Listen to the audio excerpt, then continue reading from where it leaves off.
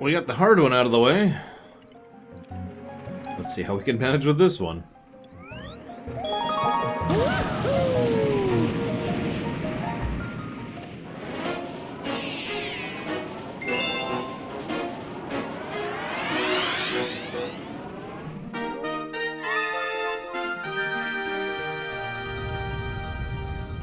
First, I think we should sacrifice Mr. Red for good RNG. Who's with me?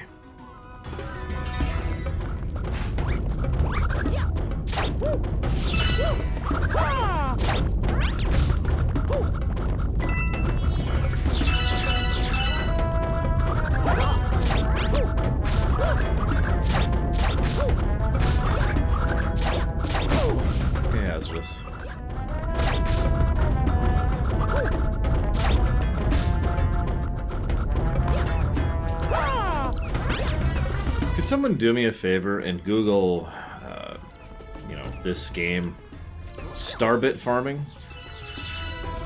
I know there's a good place to grab them, and I just don't remember it right now. What the heck is a Redis? Call him Bluso.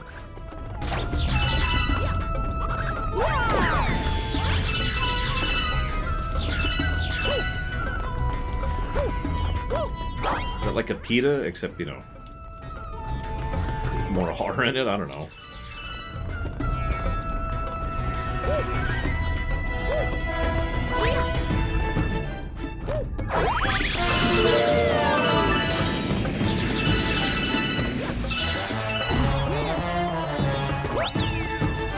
Hey, GD Wolfie.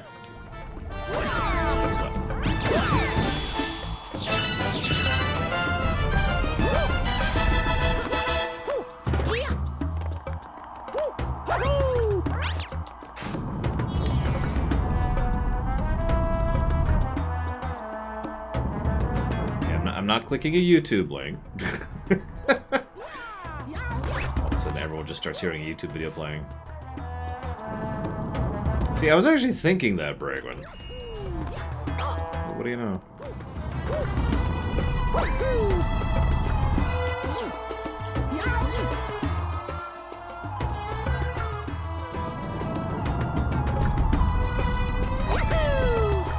I did not look that up, SA2K, but that's hysterical.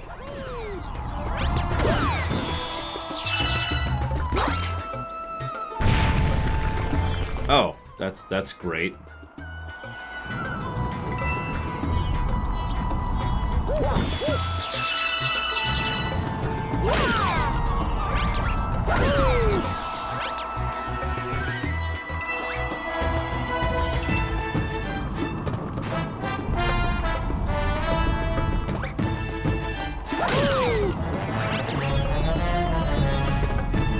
Yeah, I'm told I got a date wrong. I'm guessing I just literally looked at the wrong date when I was taking my notes or something.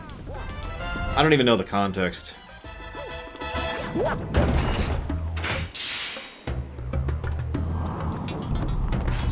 It's not as bad as the kitten claws thing, so we're okay there. Safe mode over here. Thanks for releasing me! I sacrifice myself to Mr. Red. My favorite kinds of levels. Indiana Jones levels. Yep, okay. Yep.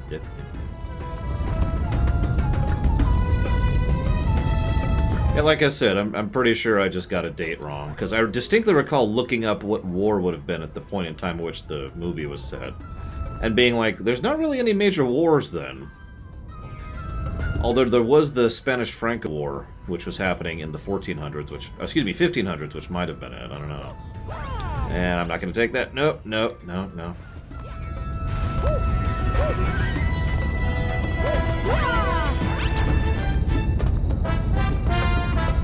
Subvert a collectathon?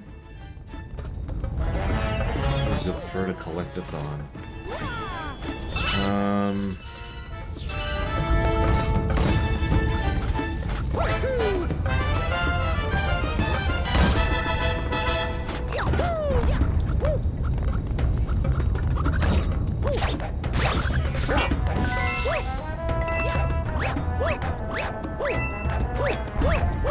Also, this is incredibly selfish of me, but I really wish I was playing Sunshiner 64 next, instead of Digimon. Nothing against Digimon, it's just, I've been in a Mario mood for like 2 months now. And this isn't helping. I mean, it is helping, but you know what I mean.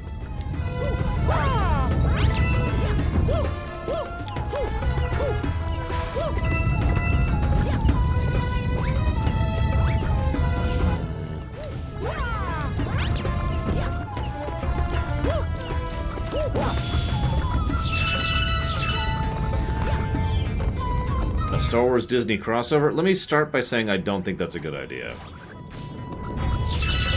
That's statement number 1. Well, the Mario games are on my list, which I need to come up with another word. What's a synonym for list? Where's this falling? Where's this putting me? Okay.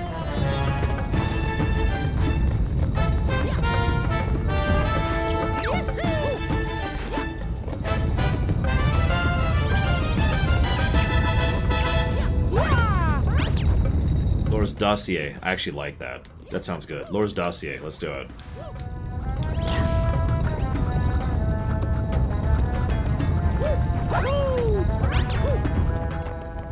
No, Sean. It's not even on the list. It can't be funded. We have 100 other games to go through before I could play another Mario game.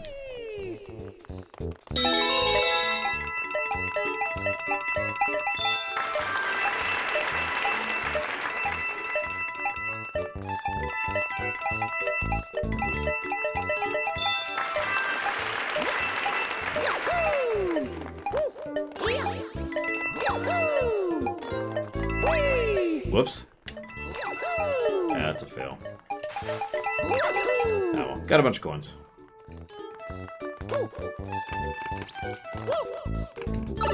I mean, I'm not actually bald. I shave. There is a distinction there. But no, you're doing incredibly wrong. Everyone kill Hazardous immediately. Oh no, he's gonna shoot me. No.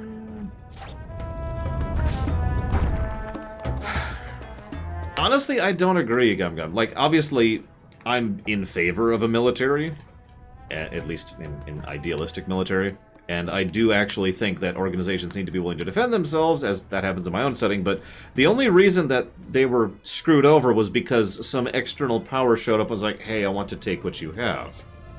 Now, you might say, well, there you go, democracy doesn't work, but that happens regardless. If the Dominion, which is a theocratic dictatorship, suddenly had some external power show up and challenge them, it doesn't mean a theocratic dictatorship doesn't work. It means an external power showed up and challenged them. So I actually disagree completely with you on this one. Excuse me, I need to dodge death. Run!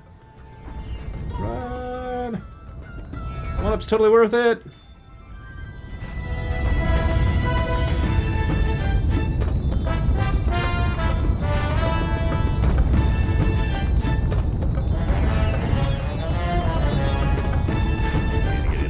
Here. This should work.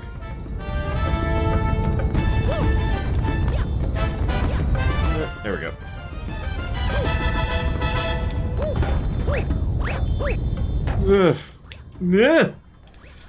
There we go. So how would I cross over Star Trek and Star Wars? Again, I think it's a bad idea, but you've handed me the challenge. Let me think of how I'd do that.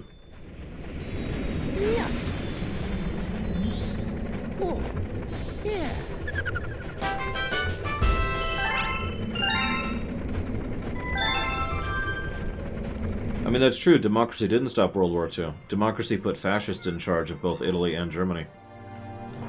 Hey, Darth Mordor. Mordor?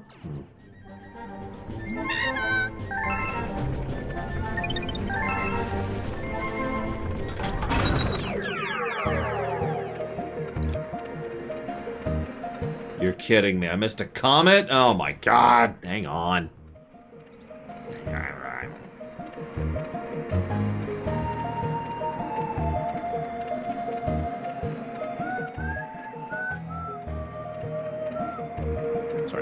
Sorry. I know I whistle terribly. I like to whistle, I'm just terrible at it. You know what I mean? I did not know that, Colin Palooza.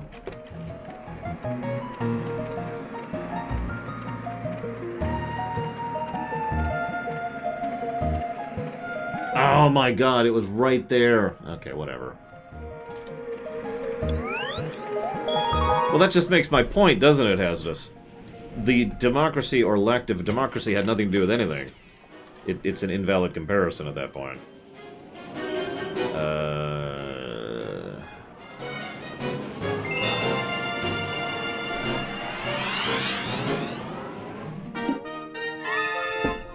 Which is why I think saying that democracy failed isn't an accurate statement.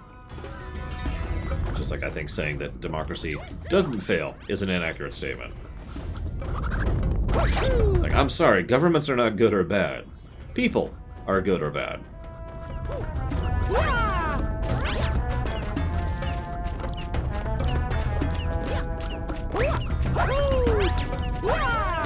The closest thing I could think of that actually would qualify as a bad government is whatever the hell they have going on in Logan's Run.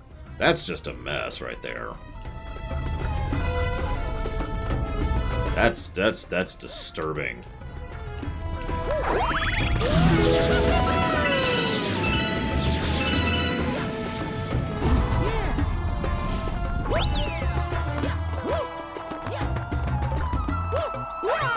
I mean, whether or not New Vegas is going to ever happen, excuse me, New Vegas 2 is ever going to happen is...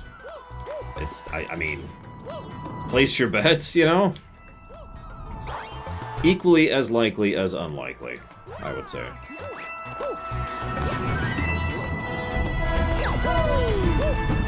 Yeah, kinda North Mordor. I mean, sorry, we just keep swaying into politics on these Mario streams. I don't mean to. It just kinda keeps happening.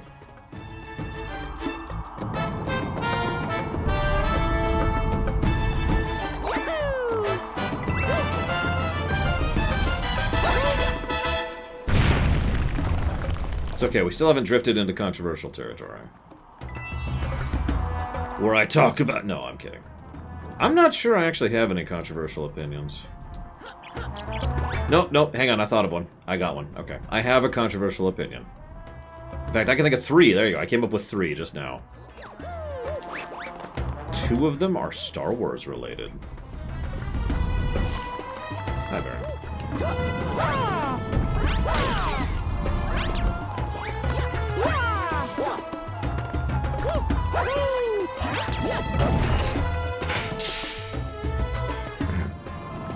I rest my case, Hazardous. Although I'm not sure what you're trying to win? You win! Congrats! Not allowed to talk about that. Right. I still haven't answered the what would I do with connecting Star Wars Trek and Star Wars. I don't know how to do it. I don't know how to do it well. They're so incompatible in almost every way. Thematically, technologically.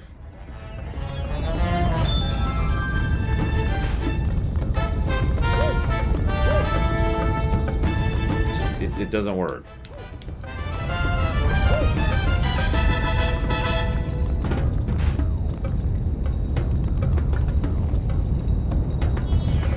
Yeah, one's science fantasy, the other's science fiction, with drifting into continuity.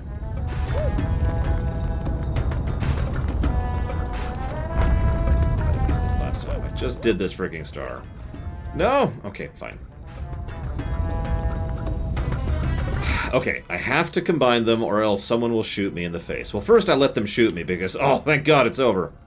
But after that, I'm brought back from the dead and I then have to combine Star Trek and Star Wars.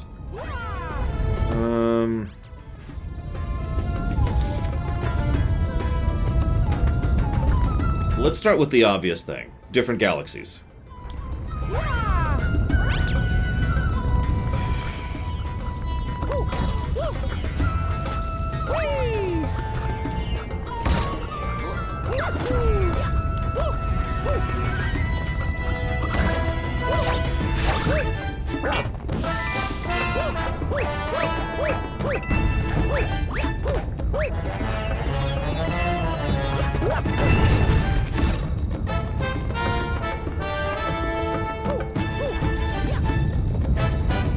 Even in Suicide Squad, Linkinski? That is controversial.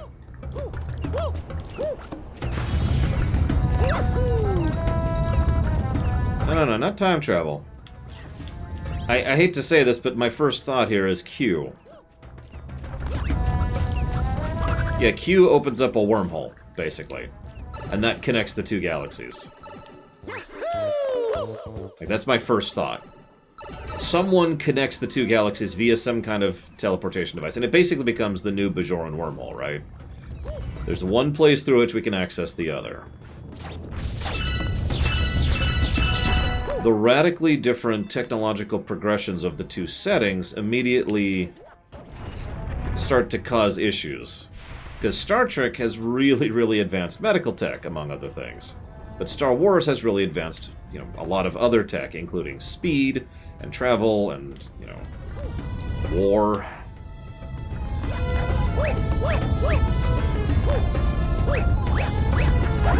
Come on. There we go. You got it, Sean. Towards Bug Fables. There we go. Now, I'm telling you, that's the Riddler, Linkinski. So that causes some initial conflicts. And... oh no, that's an interesting idea, Takoida. Of course, if they don't work in the respective settings, then none of this works because they can't access each other. So that's actually a good point, because hyperspace is actually a dimension that doesn't exist in Star Trek, and warp fields may or may not exist because subspace doesn't exist in Star Wars. So yeah, at that point, the only connector is like the system the wormhole is in here, and the system the wormhole's in there, because neither can go past that. And it becomes like a trade-off point for ideas and tourists and all that kind of stuff. Because people can go there, but this is it. Like, you can't go out unless you're using their ships, their things. And then we get like a refugee migration kind of a thing going on as several people try to flee into the Star Trek galaxy. And the Federation tries to embrace them, which leads to the potential for conflict with the Galactic Empire. But then the Galactic Empire realizes they can't actually wage war against someone they can't reach militarily. So that just leads to this weird standoff where the Galactic Empire starts enforcing military blockade on their side of the wormhole. And the Star Trek side is involved in trying to sneak people through and get people through. And so the Star Trek people send people to infiltrate the Star Wars galaxy and get a hold of Star Wars ships so they can actually go and do stuff. And there you go. There's your story. We came up with it. We did it.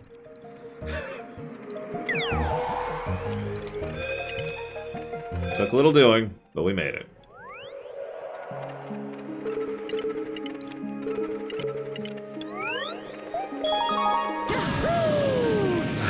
Thank you for watching my show, Colin Palooza. I put that towards dealer's choice.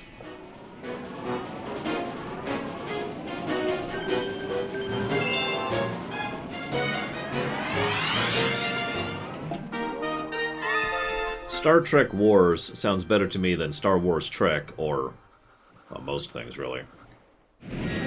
I wouldn't set anything in the sequel era if I had a choice on the matter. For various reasons. But the biggest one being I don't feel like there's any narrative potential in that era, my opinion. Oh boy, so you remember last time? We sucked at this last time.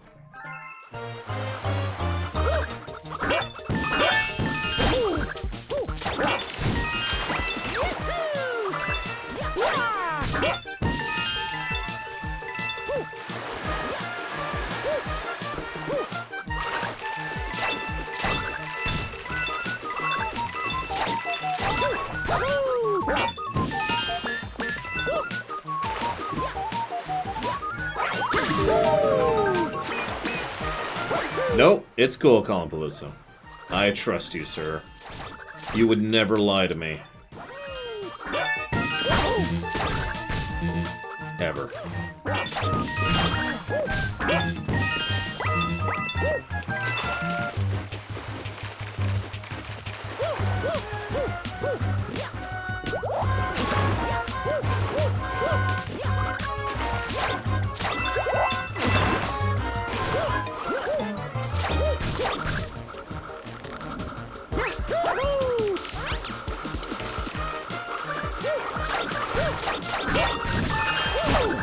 damn it! This thing is so hard to aim. Sorry, just... Fine.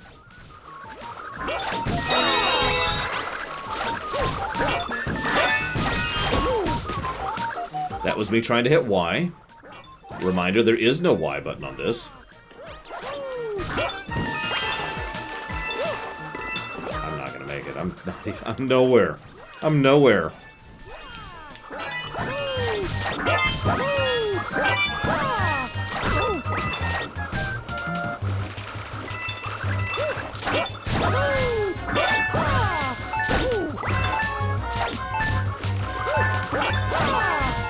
I hate these challenges so much.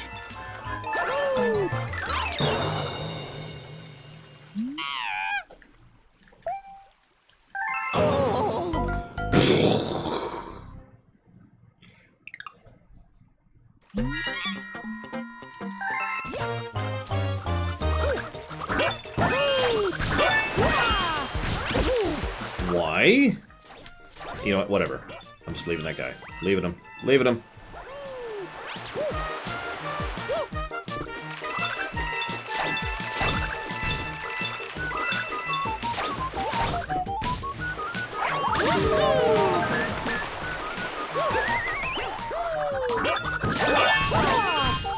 God damn it! That is so hard to aim. It's hard enough to do in a 3D Mario, but here it's insanity.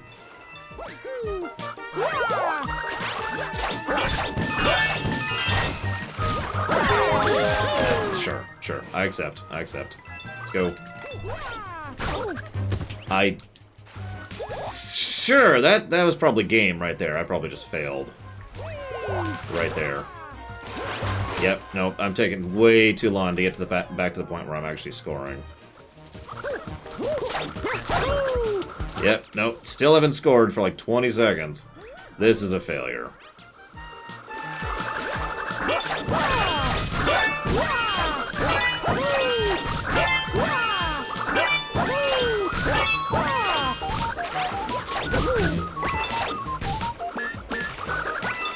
I don't have a restart option, by the way.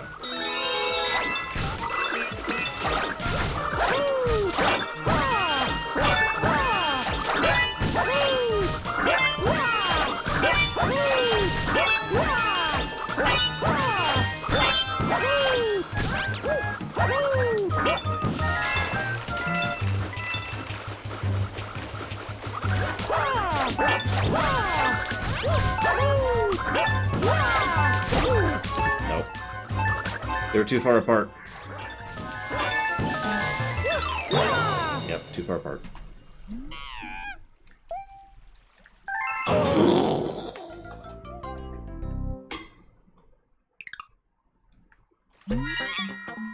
No, it didn't hazardous.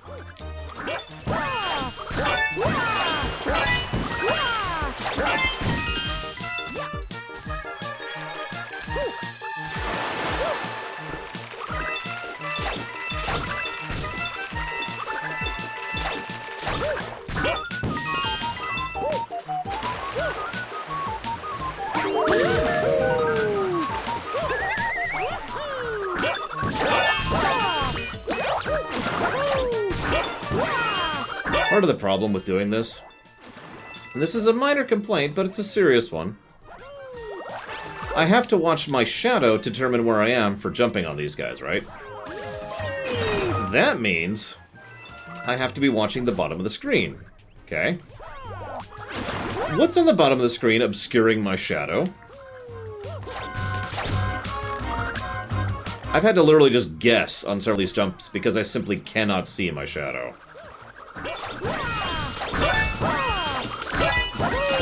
Like there.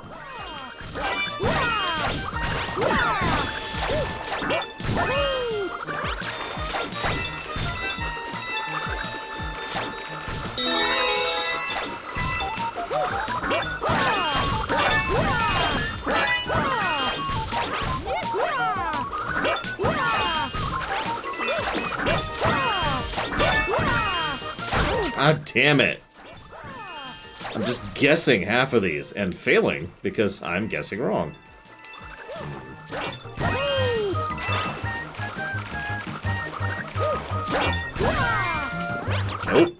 that didn't happen. I'm gonna fail the last second again. There's no way. There's no way. Yep, it's over. I failed. I have to get those combos. And that means I have to succeed at those jumps.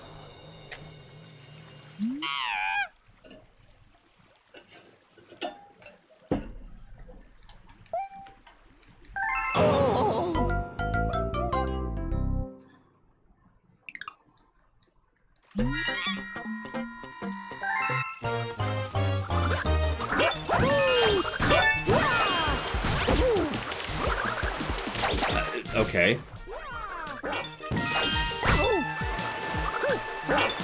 Well, I hate him less if he'd stop shooting me in the face, you know.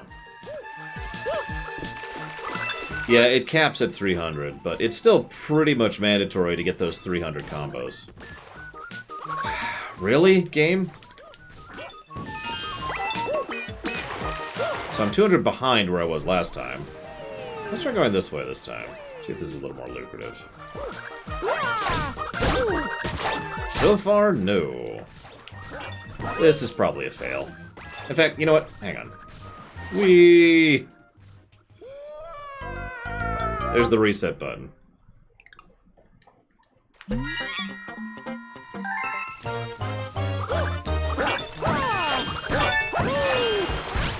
Why does that not reach?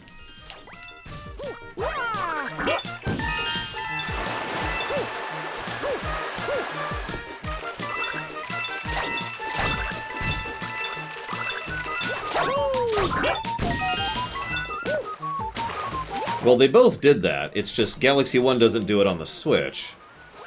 Galaxy 2 does it because it's still on the Wii. Galaxy 1 does it on the Wii.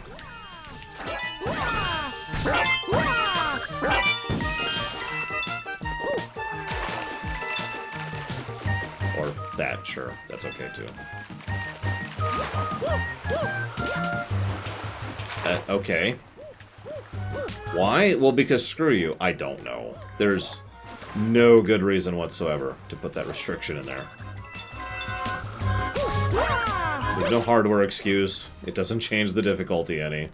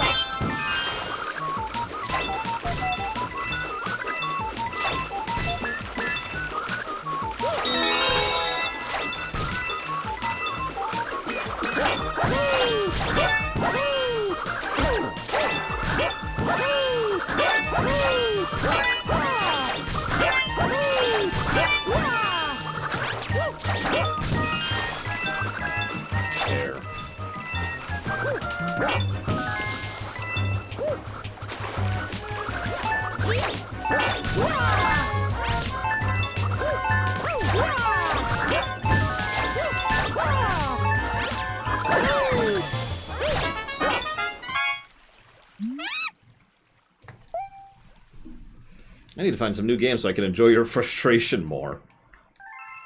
That's what he's just said, word for word.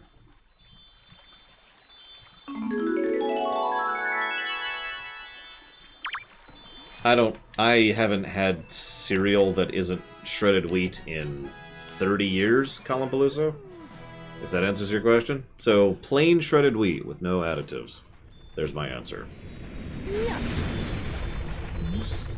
Oh. Yeah.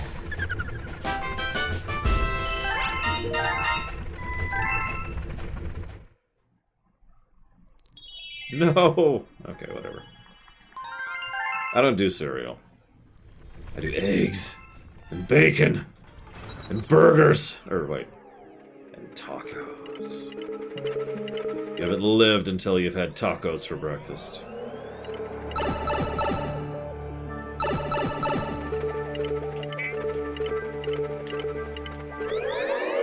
Bacon, egg, burger tacos. That actually sounds good. Get some burger meat in there, right? A little bit of seasoning. In a taco shell with some egg and some bacon. I think that'd work. My lunch was a scoop of shake. Oh my god. If this fat would go away, I'll feed you, body, the moment you start getting rid of the fat. That's how that's gonna work. Oh, geez, purple coins. Here we go. Sushi for breakfast? That's truly insane.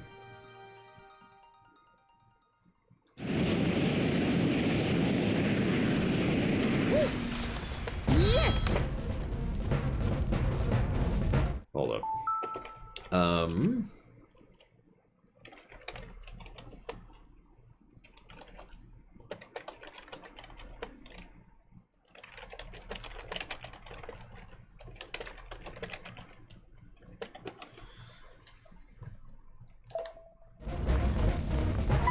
I might just straight give up on this one, to be completely honest with you.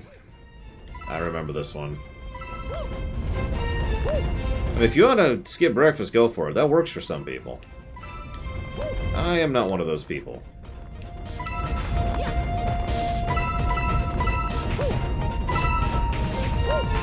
Yeah, really? Pick it up! Why didn't you pick up the coin? Why? You deserve to die, Mario! You could have reached out to the right 1 inch and grabbed the coin, and I wouldn't have murdered you. Cinnamon Toast Crunch is good. I remember liking that. And Fruity Pebbles. That was the other one I used to eat.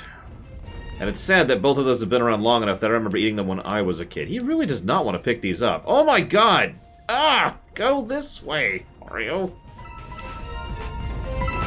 Do what I want you to do. Not whatever you think you're doing. Of course it's time, because it's not hard enough just doing this to begin with. No, screw you. He really does not want to go in a straight line right or left. That is a consistent issue I'm having here. Wow.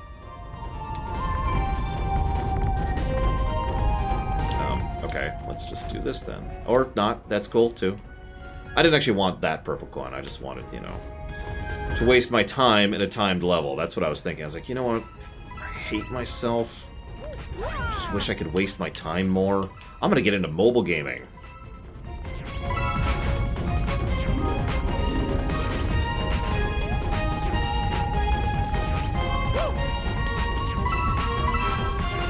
It's a good song.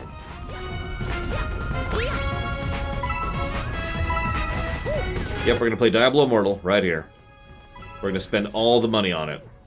We're gonna burn thousands of dollars on a mobile game because I can't even think of anything that's a bigger waste of money than that. We're talking about rich people wasting money.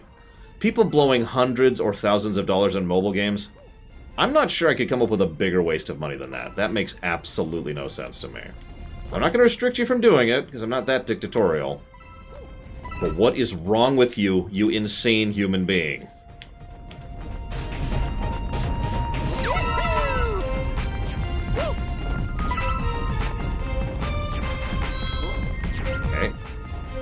Give up on that. Look, I'm not calling anyone out other than the people who do that. Those people can go to hell. Not literally, of course, because then they'd have to pay taxes and they probably can't afford that. He really just does not want to do what I'm telling him to do. I'm guessing it's just because the physics have always been a little wonky on moving slopes like this. Sliding slopes like this. Oh my god, this level.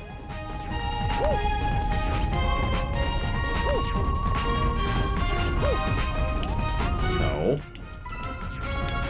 I'm going for it. Ugh, I shouldn't have gone for it, but I did.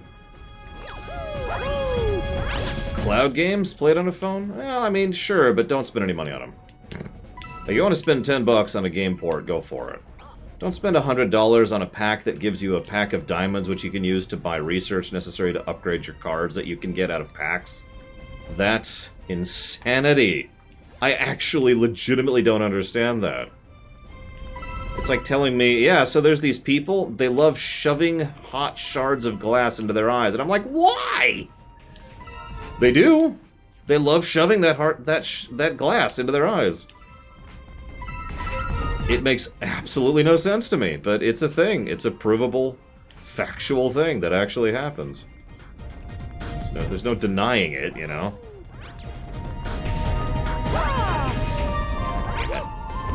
I think I just failed. I don't hate mobile games. I hate the incredibly predatory microtransaction practices which are commonplace to the point of mundane. Now, I've never enjoyed a mobile game, but that doesn't really equate with the word hate. So, again, in answer to your question, no.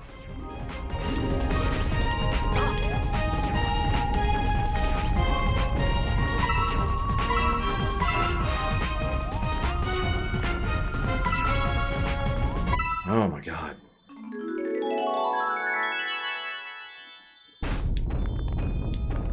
I can still fall off and die.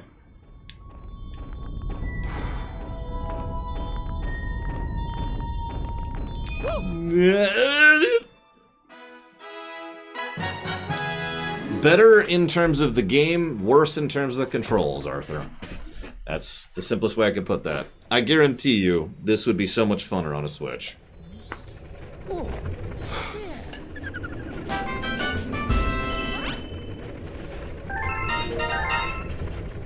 I mean, it's not just mobile games. That's why I have to make that distinction. I love STO, right? Did you know you could drop hundreds of dollars on ship packs in STO? Hundreds.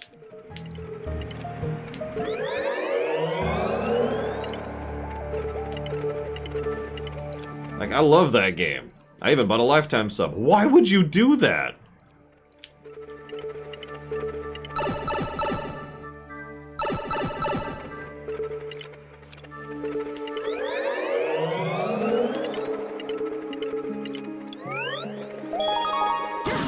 So I think I need a second Wiimote to use this strategy here. It's very simple, Arthur. What do you like about Galaxy 1 over Galaxy 2? We'll start with that. What do you value? Once we've determined what you value, we can determine why other people may or may not agree with that.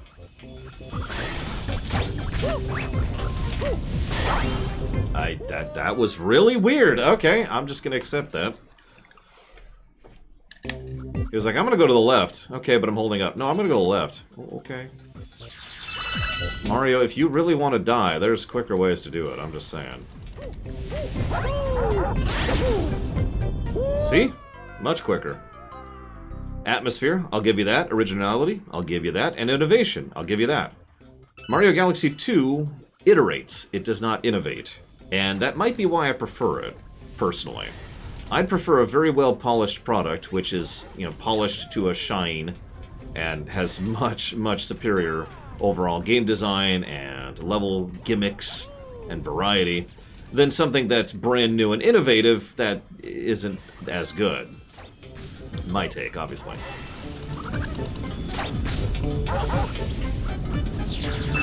Galaxy 2 takes almost every gameplay design idea that Galaxy 1 has and does something else new or varied on it.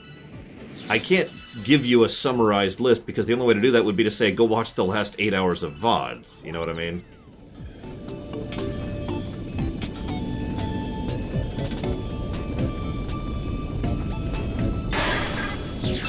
The game, so this game is neither more nor less linear than Galaxy 2. That's actually something I'm going to talk about in the rumination, or than Galaxy 1, excuse me.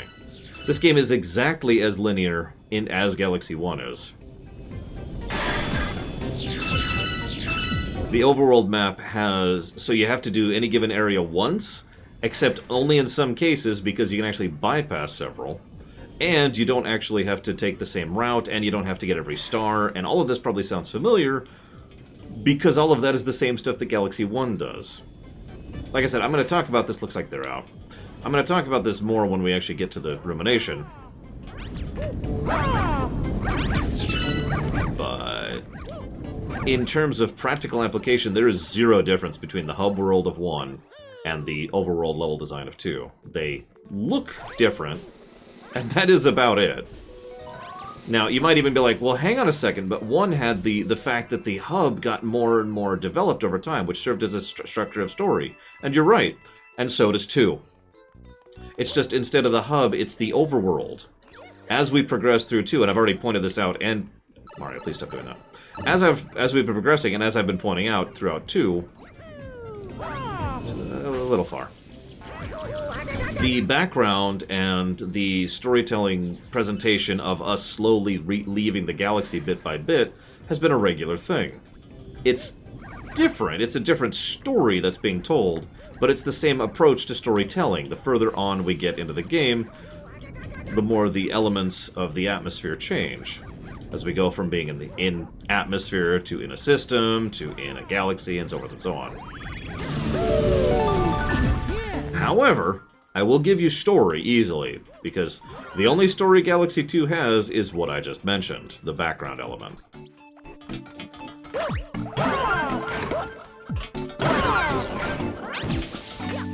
Galaxy 2 effectively does not have a story, which is part of the problem.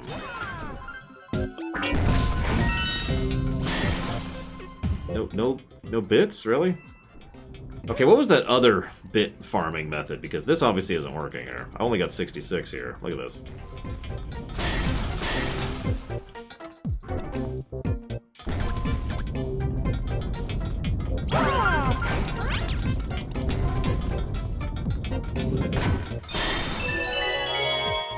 Monster Mash, yeah. No, it was Melty something, wasn't it?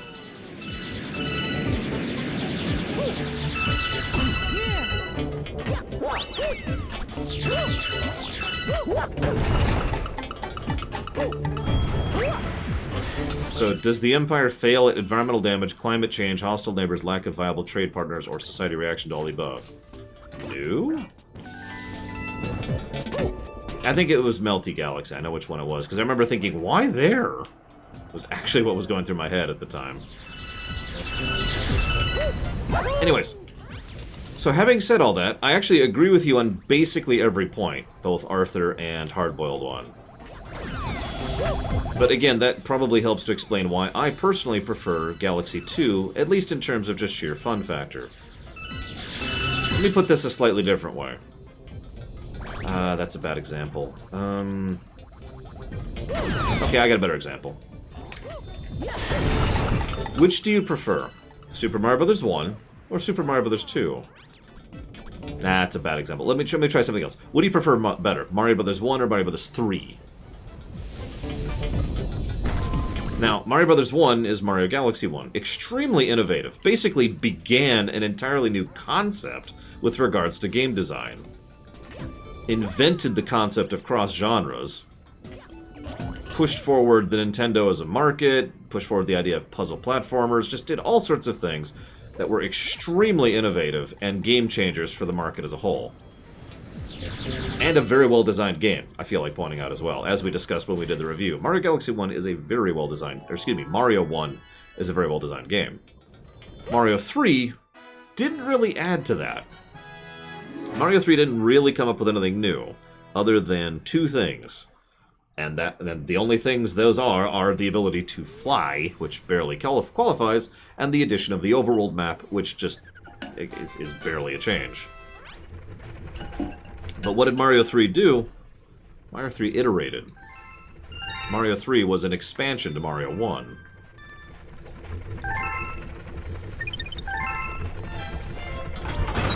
Now, you do bring up a valid point. The two games I mentioned are different enough that you couldn't really call Mario 3 an expansion to Mario 1, in fairness. However,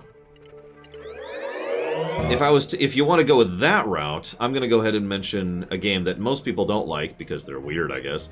New Super Mario Bros., New Super Mario Bros., New Super Mario Bros. Wii, New Super Mario Bros. U, and New Super Mario Bros. 2. What all those games have in common? They are all expansions of Mario World. I like all of those games, although New Super Mario Bros. U is probably the most polished of that bundle. Now, I'm not sure if World is better than U, and I haven't reviewed either game, so that's unrelated, but the point is U iterated substantially on the ideas of Mario World to add to the level design. Oh yeah, you guys like Mario 64, right?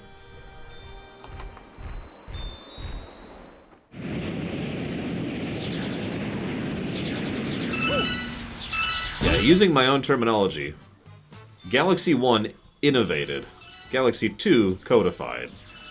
If you... people have already been saying this throughout these streams. If you pay attention to this game, you can see the bones of most of the future 3D Marios in these games. Especially this one.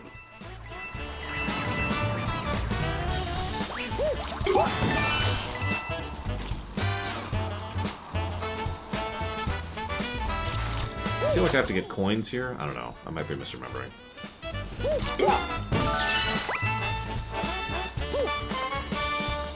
I might just be misremembering because Mario 64.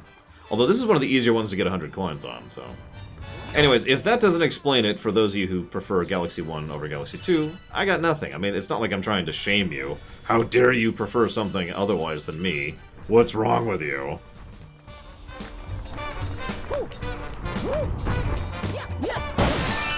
I'm just trying to give my perspective on why I like Galaxy 2 so much. And again, I can't just say, like, level design is as generic as I can get on that, and it almost conveys no information, which irritates me. Pointing to every single level and saying, I like how in this level we go back through Mario 64. I like it how we go down the sand slide. I like how we roam around on the lava field with clouds. I like how we ice skate around threats while meteors are falling. You know, and so forth and so on. I would just have to sit here and iterate is the wrong word. I would just have to enumerate all of the individual challenges and individual stars of each of the levels to explain why I like Galaxy 2 so much. Because that is what I like about Galaxy 2, the levels. Does that make sense?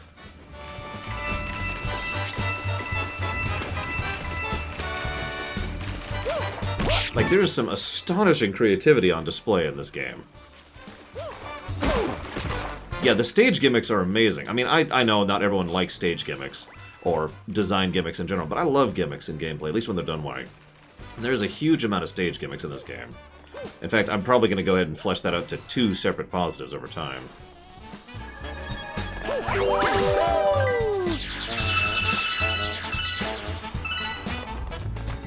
I agree completely with what Zaloke said. This game should not have had the waggle. That's why that's 2 negatives.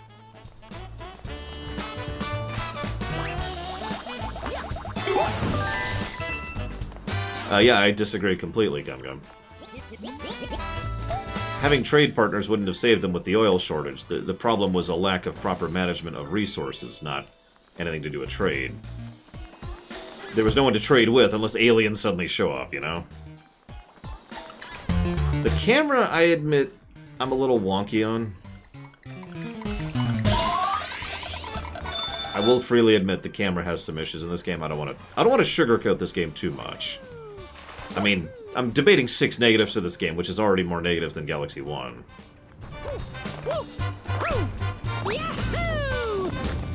Actually, I think most people prefer Mario 64 on the N64's controls over the DS's.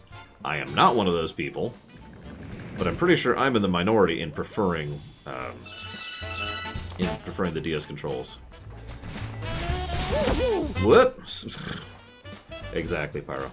Galaxy 1 didn't have any camera issues that I noticed. If they were small enough that they did not get a negative. In this game, they've been more of a problem, probably because this game requires more precision. And more precision requires you to know what you're doing more, which makes the camera more of an issue. That is speculation, of course. I don't know if that's literally true.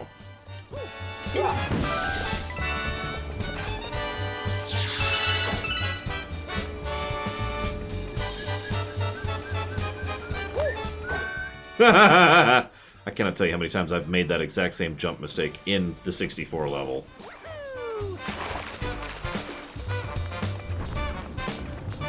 I will say this, I always feel completely out of control in Mario 64, on the N64. Like, I'm barely struggling to kind of get Mario to sort of acquiesce to some suggestions that I'm making with regards to where I want him to go. It's actually one of the biggest problems I have always had with Mario 64. I'm curious how it plays on the Switch.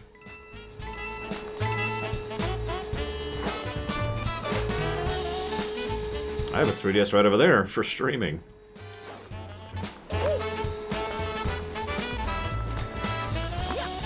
Although I will freely admit, I legitimately hope that they decide to allow 3DS games to be played on the Switch, because that would be awesome.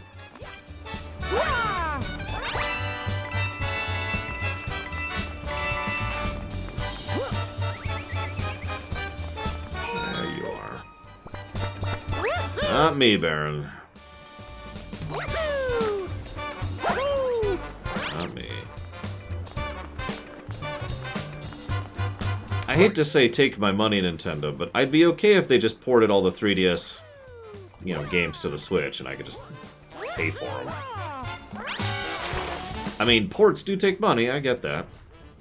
Although, again, I think a better solution would just be, you know, add a 3DS slot to the Switch 2.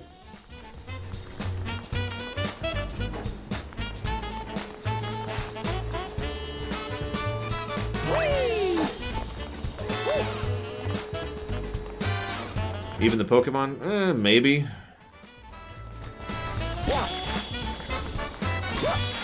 There's a few games I probably wouldn't buy.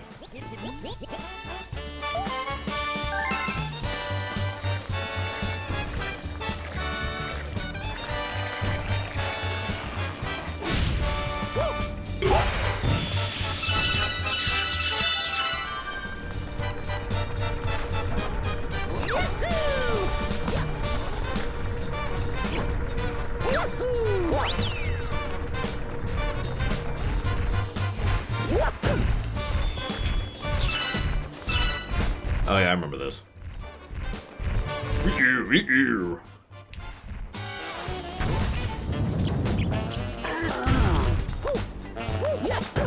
Well, that was an easy boss. Hey, Night Forger. Wait a minute, this wasn't in the original? I call shenanigans.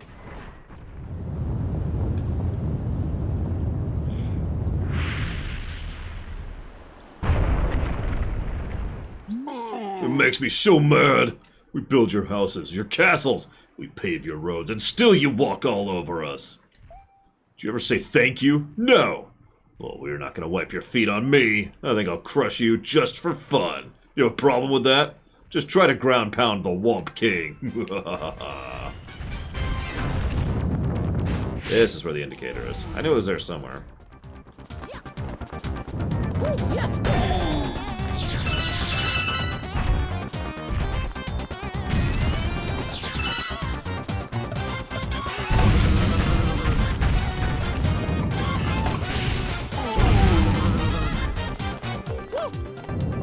Dude, what would we do with thwomps in the 4X? That's actually a good question.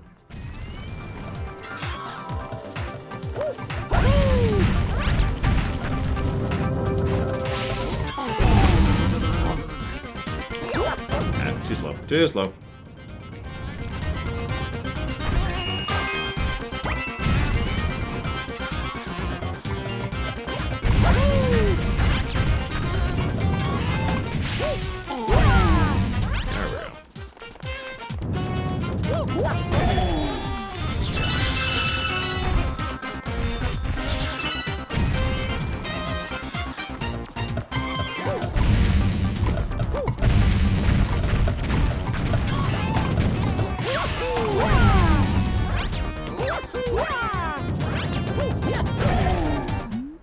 Crushed again. I'm just a stepping stone after all. I won't grovel. Okay, you win. Here, take this with you. Dang it. Then he dies.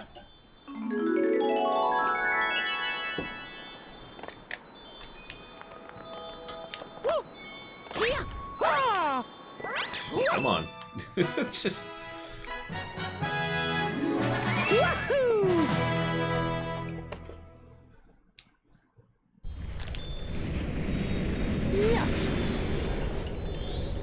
Oh, yeah.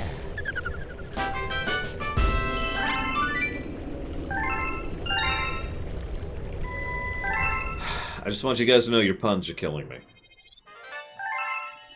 Just FYI. So, What are you doing bringing this hazardous material on board? You better make sure he stays calm. I don't want an angry bob-omb on this ship. Yeah, hazardous material. What are you doing on board my ship? God, get out of here.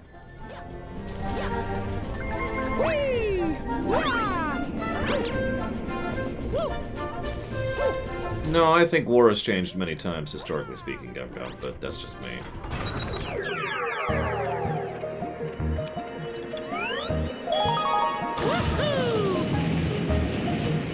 I mean, I'm pretty violently allergic to marijuana, so you could kill me with stoning pretty easily.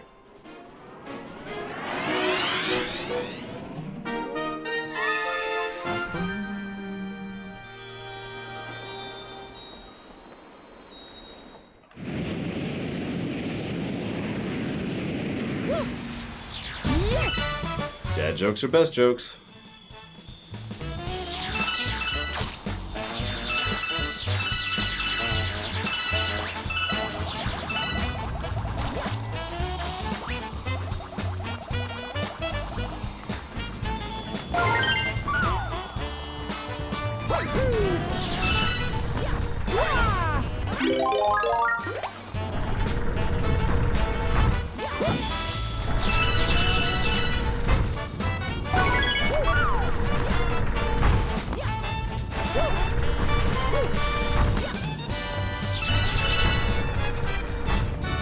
I mean, just look at the difference between the First World War and the Second World War, Gum Gum, and you will see how war changes. Those were extremely different wars. In part because of, you know, the fact that they were kind of at the turn of the new era? I don't know what to call that. Things change, yo. Look, I'm not a teacher, okay? I can't talk smart.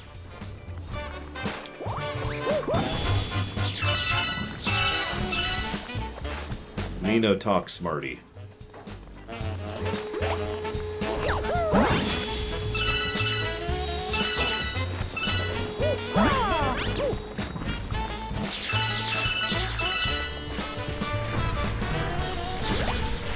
Hey, Jean-Marco. What's up? So we've got an up.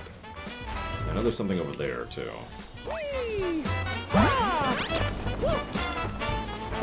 go.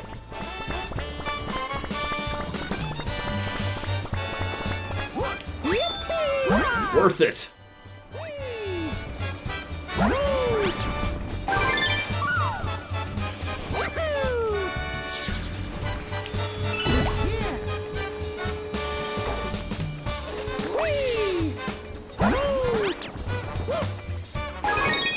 You could also go before that. Look at the Franco-Prussian War. I don't know if that's the first war where it really mattered, but it was certainly one of the earlier wars in which railroads were actually a major aspect of, you know, warfare. There's another one for you.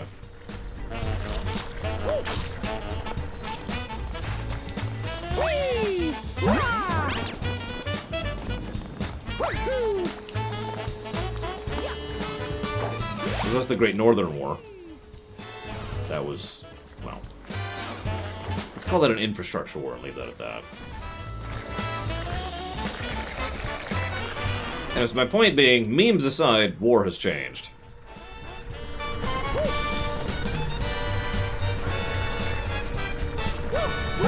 So I guess Snake was right all along.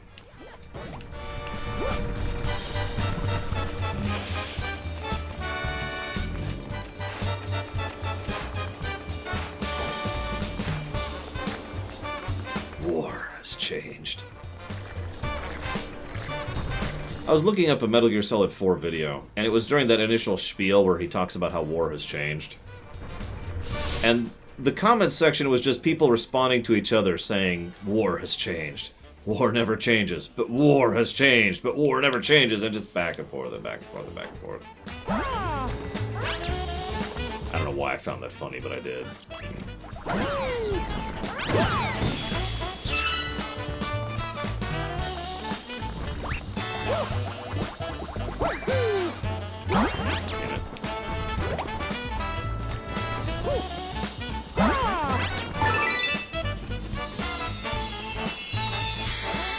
Oh, I haven't seen that, Dakota.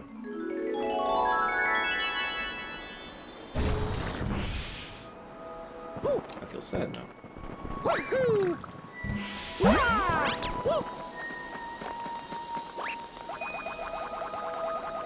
Bye, Goomba.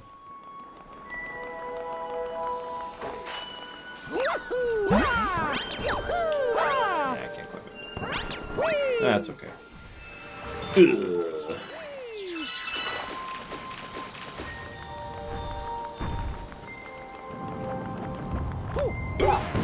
Yeah, consequently, we had that whole vote about which version of Metal Gear Solid we'll be playing. Apparently, we'll be playing the GOG version. Hope it has controller support, because if it doesn't, that's gonna suck.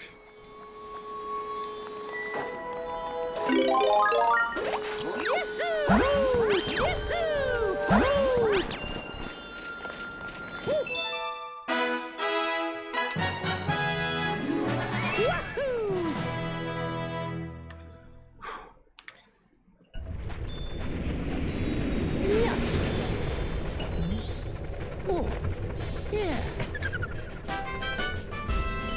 I put it up to a vote, Dream Whisperer. I don't know, dude. Don't ask me. It is also partially my fault. I should have clarified when it was first being added to the list. Which I did not do. There. To be looked at later. Thank you, Dakota. Where's my list? There we go.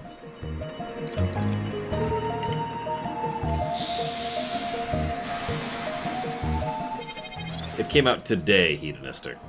It's Metal Gear Solid 2 something something. Metal Gear and I think one of the other ones?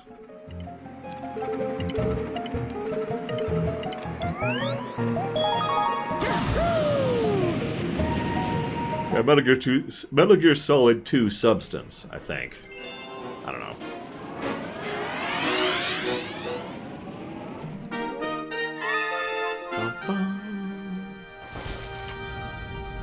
Hello, Chemic. Are you ready to kill everyone?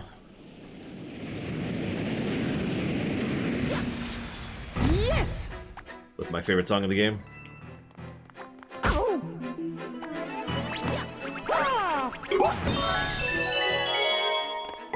Metal Gear Solid 3 is on the 3DS, Chemic. So, no. Hey. You know the only way through is to defeat every enemy, right? Yeah, no, I caught that, thanks.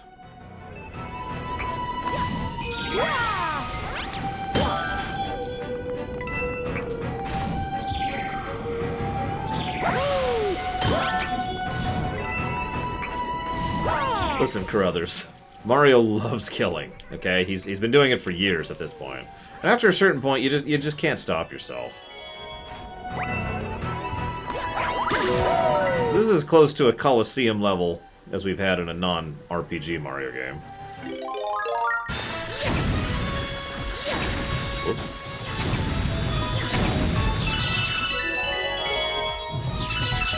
Simple, we killed the bat.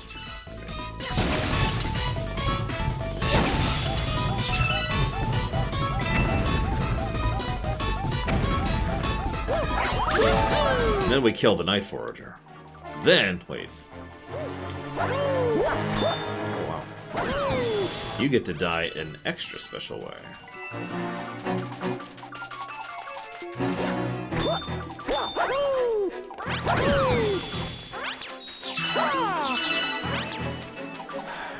You know, I never really liked game theory. I mean, it's an alright show, as long as you don't take it seriously, but it used to irritate me how many people would take their theories completely seriously. And then they did the Mario is secretly evil theory, and that was the line for me. It's like, you know what, I'm gonna stop watching this channel. And I haven't since.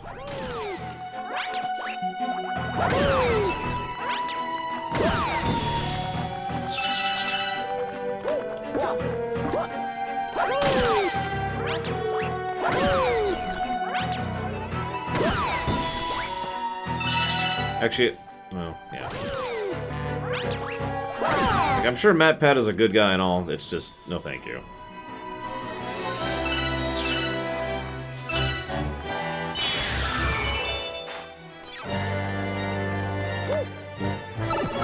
Oh no, he knows what he's doing, Zalok. It's just, you know, I would rather have actual theories than something that makes money. I know, strange, but there it is.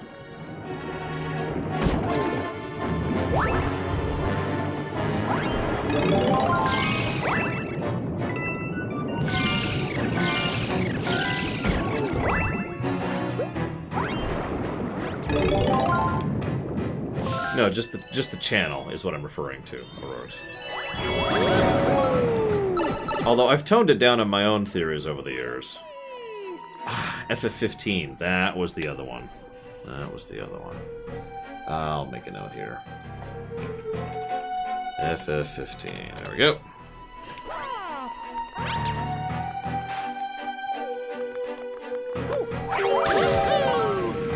I mean, we've said it before, FNAF has plenty of lore, it's just...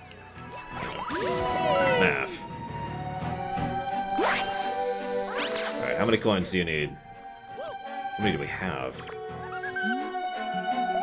We are missing 1 coin.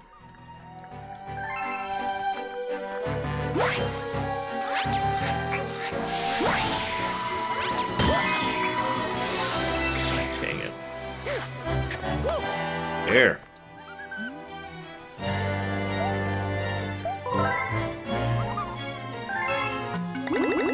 I've got a huge coin craving right now, guys.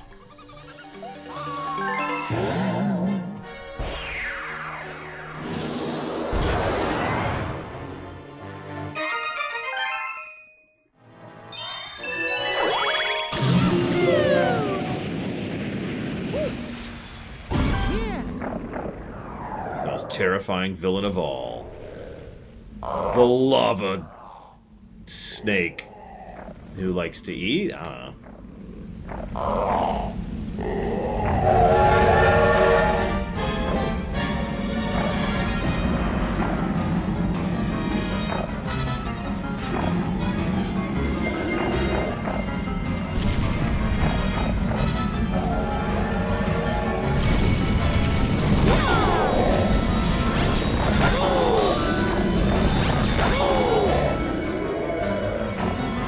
Yeah, we'll go with Worm, sure.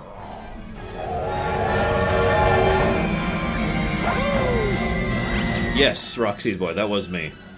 I've said it before, I would love a Mario game with Dark Souls style gameplay. And, you know, Mario lore.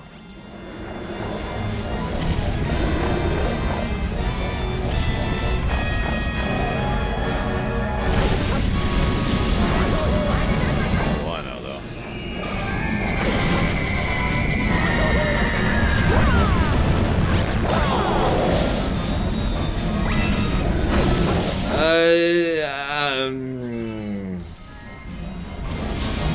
Was stamina management in Jedi Fallen Order? Because I don't think it was. But I could be wrong?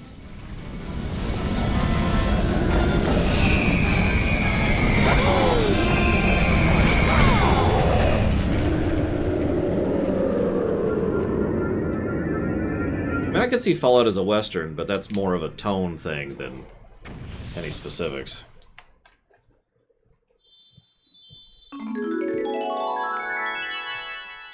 Yeah, I was gonna say, I feel like there was a sort of stamina mechanic. I'm sure there's a way to enjoy the stamina management in Dark Souls. I don't know what it is, but I'm sure such a thing exists.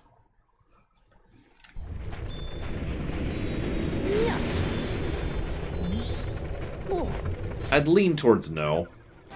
I get it. It's a resource. It's a monobar.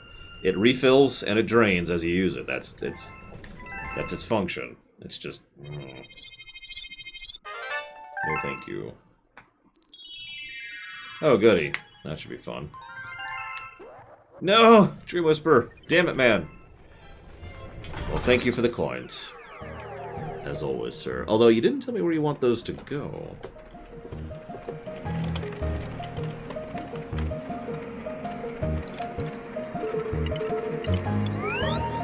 Lower choice. You got it. Why did you put it towards lower choice, Dream Whisperer? Oh god, that's terrifying, Pyro. Fallout in a nutshell? Cynical parody 50s America. I guess post-apocalypse. So yeah, there you go.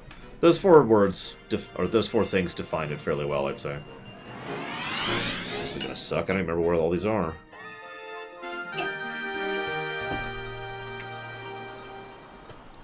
Well, we're not there yet, Dream Whisperer. Probably won't be there for the rest of the year. Oh my god, 2 minutes. Okay, so let's figure out where all these are. There's one right here. A satire, that's a better word. Yeah. So instead of the parody, we'll use satire. Because that is a better word.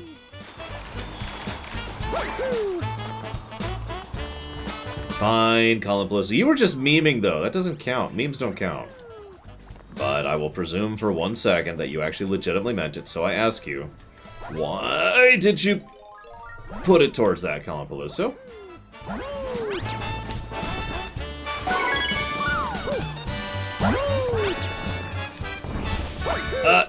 What? But why? Why? He didn't pick up the cloud, so I didn't get a refill. And by the time I realized he didn't pick up the cloud, it was way too late.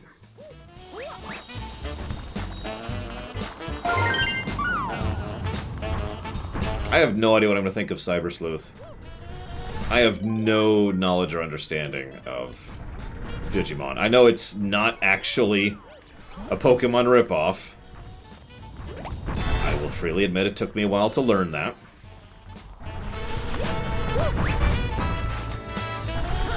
For the lols. Okay, so that's not a valid answer, and therefore it is, as I stated earlier, a meme and does not actually count. Gotcha.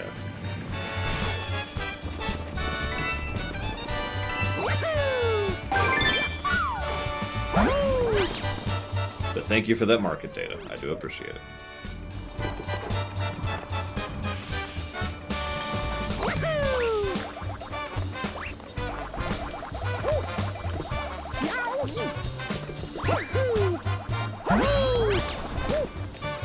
Yeah, I look forward to seeing how different it is from Pokemon, something I am very familiar with, as opposed to Digimon, which is something I know effectively nothing about.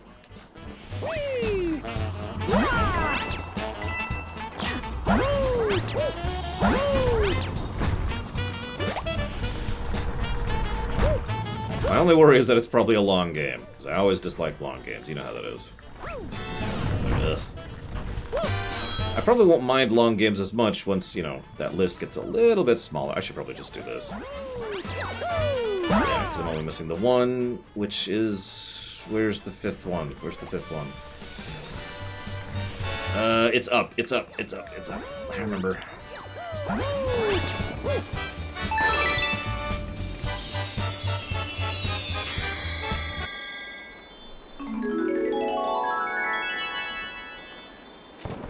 By the way, high reloaded. You need to rebrand, dude. I'm just saying. Just for me and for no other reason, you need to rebrand.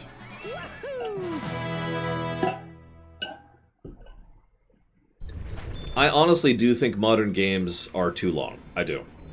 And it's not because they're too long, it's because they're too padded. I've said that, and I will say that many, many, many, many times over. Modern games have way too much gristle in them. That just pads out the runtime and reduces the enjoyment of the game. And I think that is one of the current plagues on the gaming industry. Again, all I need to say is, think about how many games list the length of the game as a selling point, as part of the marketing spiel. Over 60 hours of such and such. You know? Just making the point. Whoop, hi. Come on, there we go. Coin over here. Yeah, this open world is so huge! And Takoida does have a point. There are plenty of 90s RPGs that fell into that exact same problem. It's just, they're bigger now, so it's even worse.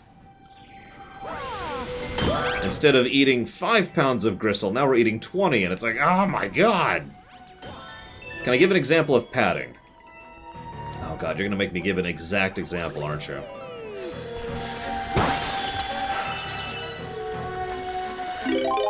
I'm gonna try not to use Arkham Knight here. Or Persona 5, because that's just too easy. Or level gating in Odyssey. Alright, fine. Those are all examples of padding.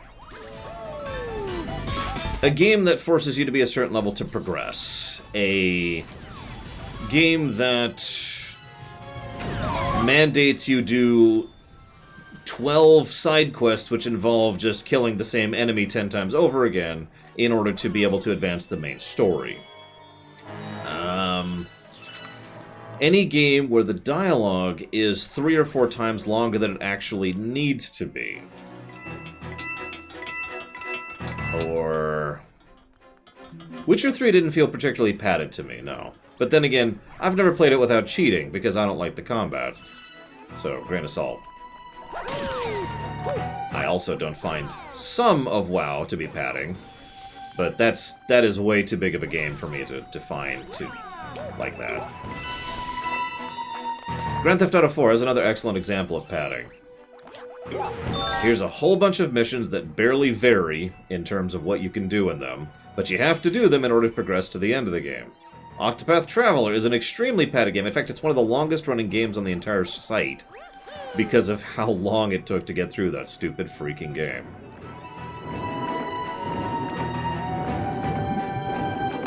I mean, it's a valid point, Pyro. There are plenty of padding elements in WoW. To even use a modern example, the Rep Gate in Suramar in Legion. That is super padding.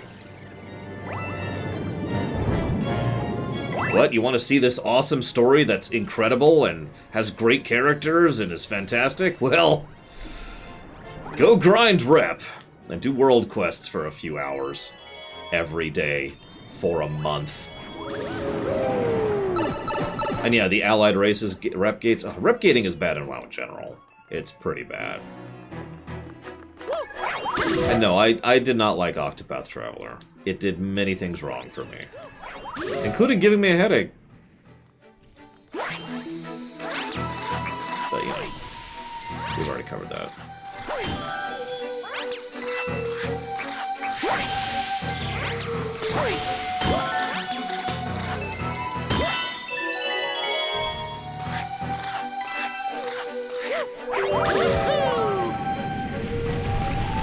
Yeah, there was a lot of face grinding in Octopath. Not in the traditional sense, because just going out and fighting enemies will actually not get you the power you need. No. Because those are romancing saga games. Or saga games, not romancing, sorry. Hang on, give me a sec. There we go.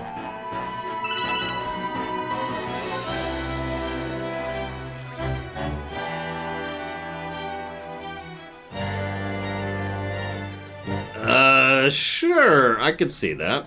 It's a little bit too generic of a statement for me, but it's still true, so I'm with it. Do I think gameplay-focused games have padding? They can, for Rorax. But that depends on the individual game. So that's actually an interesting challenge.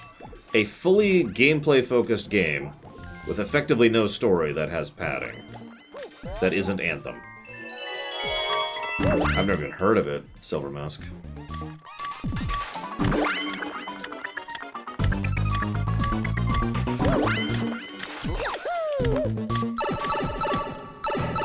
Yeah, Banjo-Kazooie. That's valid. There you go. That's a good example of that. Having to get all those stupid notes and having to get, what was it, like 92% of the whatchafigs in order to progress? That is a very padding game. And it's very gameplay focused.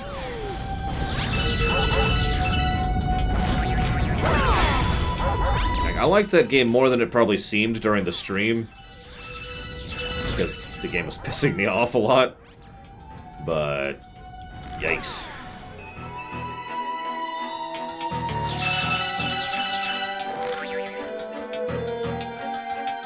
Take away Fallout's gameplay and what do you have left? A satire story about all the things I mentioned earlier? I hope I enjoy Tui. It's on the list, isn't it? Like, it's in the queue? I think? Oh yeah, Nightfall Protocol is totally amazing. Except in how it isn't, because he didn't end up with Selena! What's wrong with him?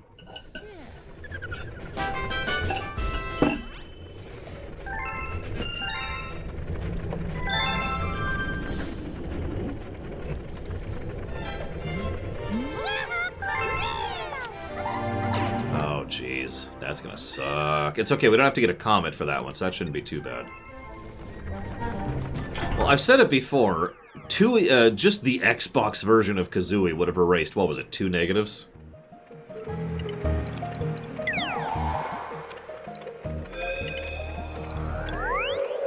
What type of game do I hate?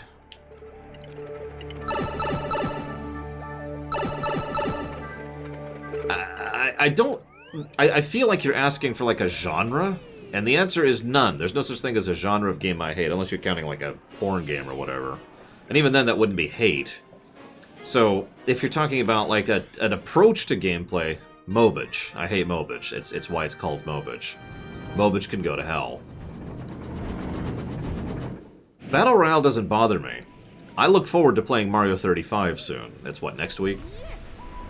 And Tetris 99 was actually pretty fun. So I'm fine with Battle Royales. Yeah, Mario 35, it's a Mario Battle Royale. It looks really cool, actually. As you defeat enemies, they pop into other people's levels, and, you know, obviously you're trying to survive, and there's different obstacles that can pop up in the middle, and all sorts of fun stuff. It looks pretty cool, that's what I'm trying to say.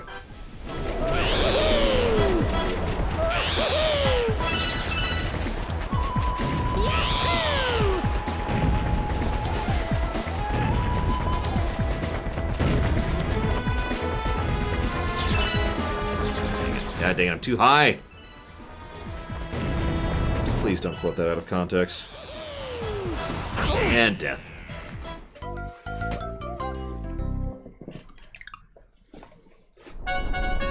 Like I said, I'm legitimately hyped to try out Mario 35. And hopefully play it with some of you guys, because I think that would be pretty cool. Like, I suck at Mario 1, as I demonstrated during the Mario 1 review, so... Dating Sim Battle Royale. How would we do that? We'd have to do it like... How would we do that? It would have to be like the more options you get right, or the more romance points you get, the more people are eliminated or something. I don't know, I'd have to think about that. There would have to be some kind of elimination mechanic, because that's kind of the main point of a Battle Royale.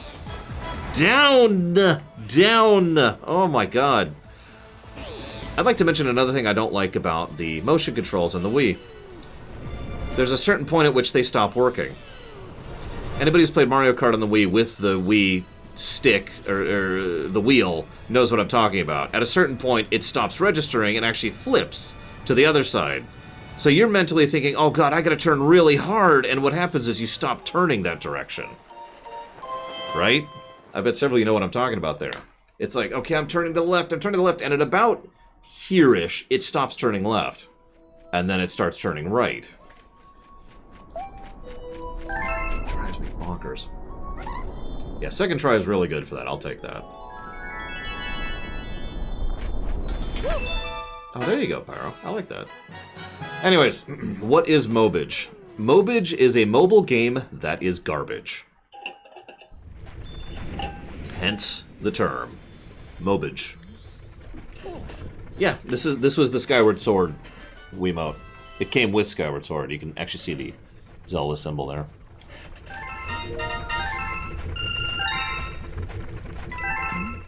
What are my takes on Superman? He's awesome. And very relatable. At least when he's written properly. Yes, I will never forget Skyward Sword and how much it physically injured me. I was talking to PAX recently. It's probably unrelated, but I never actually had elbow pain until I played Skyward Sword. And I've had to take care of my elbows ever since. Possibly unrelated, but it is still a true statement.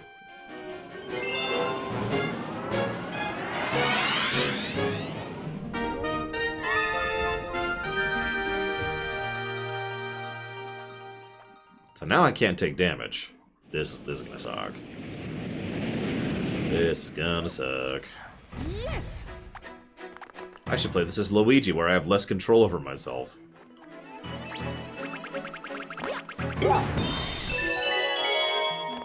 Yeah, you didn't clarify, Arthur. What do you mean by Galaxy 1 being better presented? Unless you mean on the story aspect, in which case, once again, I agree. Why aren't they giving me coins? It's almost like I only have 1 health. Whoop! That's lava.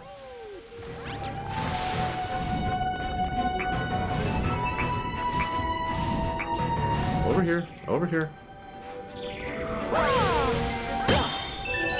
Less video game-ish. You know what? I'll agree with that. Ironically, that's also part of why I like Mario Galaxy 2 better, is because it's more video gamey.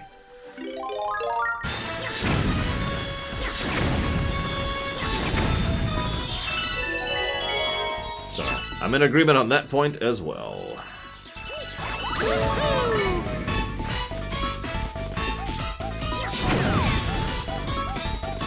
Okay, where's the other ones? No! That almost hit me.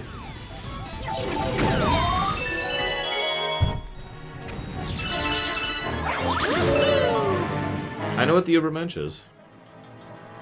Shrug. Hey, a checkpoint. Yay! Checkpoints for the win. Getting hit by spooky Goombas, not quite as cool. I get all these bits. I need 1,800. I think I actually need more than that, but whatever. If I wanted to get the ultimate thing, I'd need 9,999, which I feel like we did back in the day. It was really boring. That's grindy, by the way. It's just a cosmetic thing, too. It changes what the bank toad is wearing. That's it. Doesn't actually affect anything. But you know how those sweet, sweet cosmetics are? I'll pay $300 in order to get this slightly differently colored JPEG. And that's Mobitch for you. Alright, so I gotta be a little more careful here than I was last time. Hi.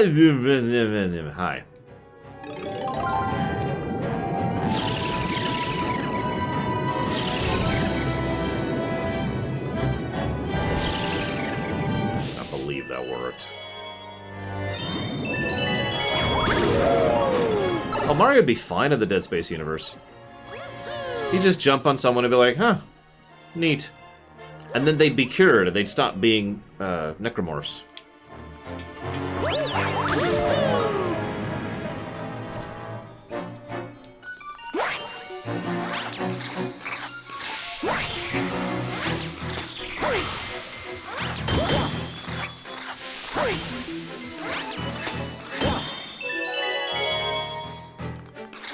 Idle games can be fine, but unfortunately, as with most things, there's idle games that are mobile games, and there's idle games that are Mobitch. That's pretty much why we came up with that term, because simply calling mobile games bad really wasn't accurate. They do try to be accurate. That was close.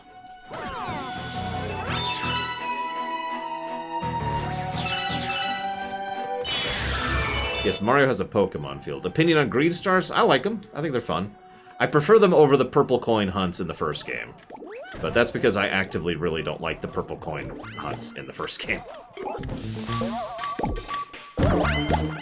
Yes, McDud.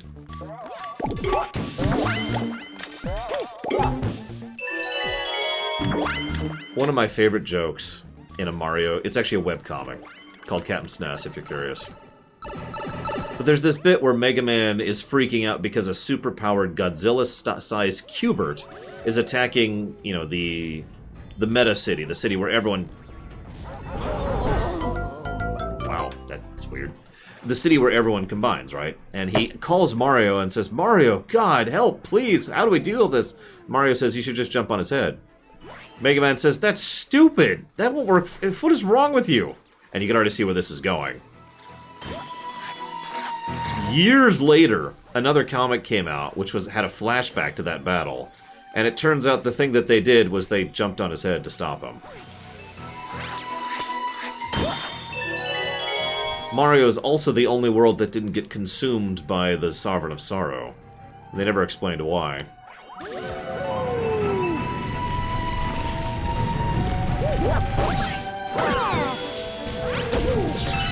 it. See, that's what I thought was going to happen last time.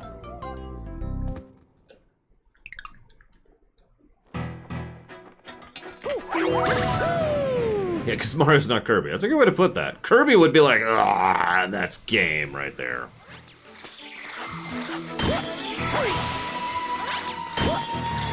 Kirby is, well, nightmarish. It's almost like having a dreamland setting, having nightmares as regular enemies is the kind of thing you would expect. It's not even a game theory. Just think about it. Kirby's Dreamland. Come on.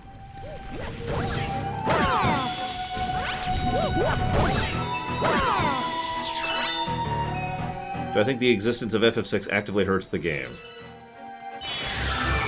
What? What do you mean? What game? And how is FF6 hurting it, whatever it is? What did you do, FF6? Oh, the phone game. No, I don't. Unless that's the only version we're ever going to get for future ports in the future, in which case that sucks. Wait, that's not cool.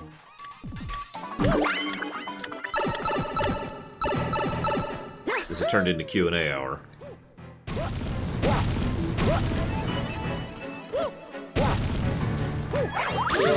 Okay, so let's realize we're on a platform this time and not freak out when we see the chomps coming after us. Oh my god! How the hell? Okay. See, I'm hesitant on 6 coming out on the Switch, and you know why? Because it'd probably be the phone version. And that would suck. That would be awful. I want you to realize what it means when I say, hey, look, FF6 came out on the Switch, and I refuse to buy it. That's how bad that would be. And for those of you who don't understand the significance of that statement, FF6 is my favorite game of all time, and the Switch is my favorite console of all time. So, picture that.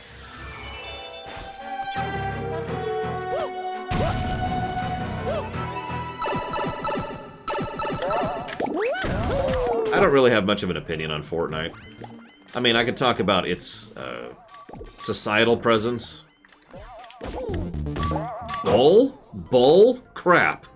I just want to say, bull crap.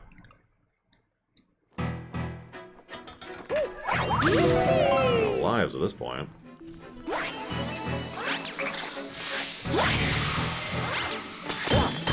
I'm not sure, Zillow. FF5 still has the best gameplay of any Final Fantasy, in my opinion. And I'm not really sure that I trust the FF7R1 team with the gameplay of FF5. That being said, they'd probably turn the story into something awesome. They did a bang-up job. I say without hyperbole that FF7R1's versions of all of the characters, basically, are my favorite versions of Barret and Tifa and Aeris and so forth and so on. If it hasn't by now, Baron, it probably won't, so no. Anyway, so Fortnite. I was talking about Fortnite, and then I got killed by some bullcrap. The simplest way I could give my opinion on Fortnite is to mention the fact that Fortnite was an endgame. One of the biggest movie events ever, in one of the best-selling movies ever, had Fortnite in it. And that is Fortnite in a nutshell. Rise of Skywalker revealed its big teaser video in Fortnite. Nip. See, I'm paranoid now because I keep dying here.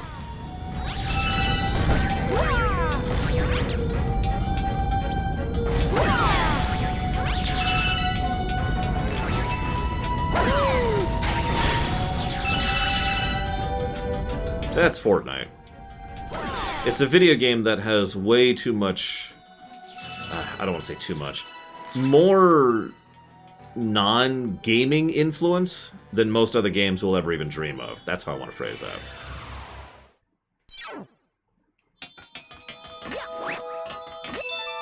Give me a sec, Gum Gum. So, to answer the second question, is the remake better? No. it's also not even complete, so how could I possibly judge that? However, I do think the remake handles the story elements of most of the game better. It's just I can't stand the ending, and the gameplay is merely okay, in my opinion.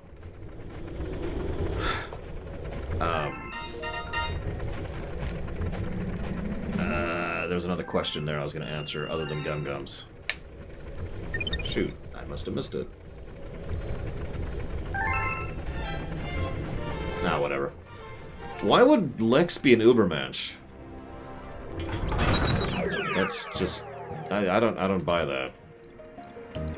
I mean, he's a self-made man, so I guess that qualifies.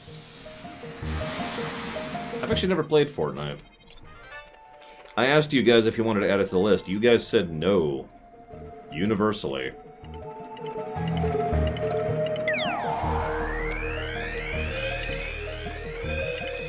Seen a lot of crowns, which is good. Crown, crown, crown, crown, crown. There's not a crown there. Why isn't there a crown there?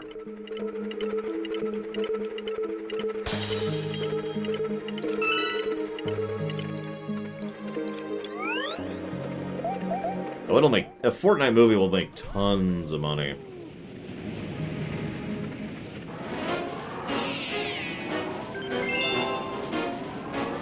Yeah, I also don't get the appeal of Fortnite, but I mean, I don't get the appeal of a lot of things. You know, that's not a big... I don't get the appeal of alcohol. But there's plenty of people who drink alcohol, right? So it's not like that's not a thing. Just, I don't get it.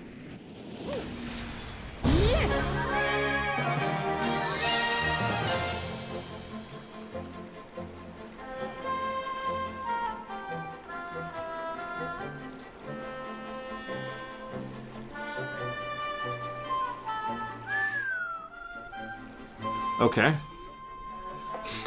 We need 100 coins, guys. This might be a thing. Yeah, but Lex... I don't know. Lex wasn't born that way. And usually I think of the Ubermensch as someone who was born with all those natural advantages. Lex is like the opposite of that. Lex started with nothing and worked his way up from there. I guess that could be argued? I don't know. By the way, my niece prefers playing Minecraft, but let's not go into that. Yes, I'm proud of that. No, I don't care.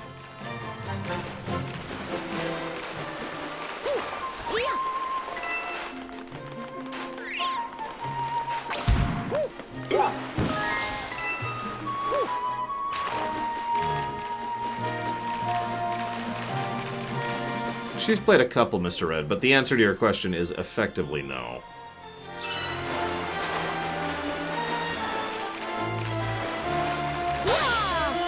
But yeah, I've actually heard from several people that they loved FF7R1's ending, so that's not really a surprise to me. As always, just because I say I don't care for something doesn't mean something is absolutely true. I know that's strange, hearing that on the internet, but there it is. For example, I can't stand Chrono Cross.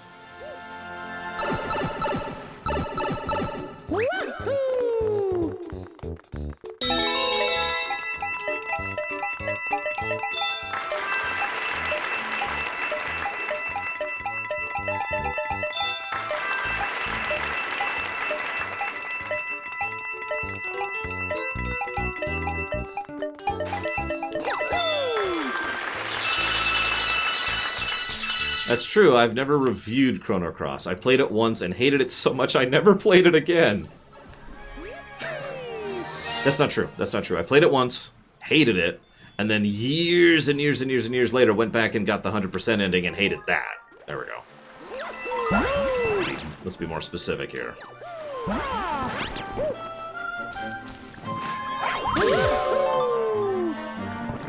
Is that game? Hello? So this is the guy... Oh, Jesus. I was not ready. Was not ready. I'm going to have the 100 coins, though. Oop. I beat the game in 2004. I can tell you that because I know exactly where I was living at the time. So I got the secret ending in 2004. And whenever the game out is when I played it for the first time. Which I don't know that number off the top of my head.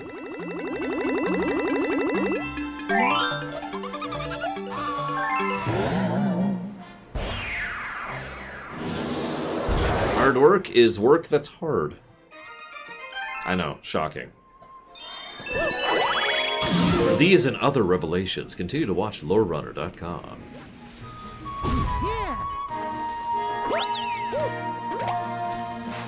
Yeah. 2004 was a long time ago. It is possible my opinion will change. I don't think it will, to be completely blunt. Somewhat recently, in preparation for the Chrono Trigger run, I refreshed myself on the lore of Chrono Cross. And that reminded me of why I don't like Chrono Cross. Holy crap.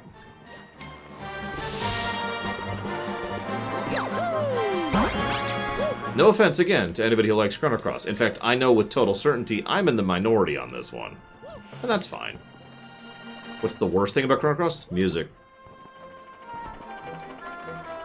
Also, the secret ending. I'd probably make the secret ending worse than the music, now that I'm thinking about it.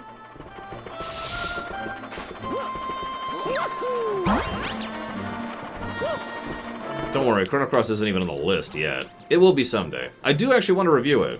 I want to look at it with a modern lens. See what I think of it now. That's a good question, Roxy's boy. Yeah, Shala going to Tokyo in order to look for Surge is probably canon. Spoilers. The composer was the same, and I believe it was the writer or the director. I'm not sure which, Arthur.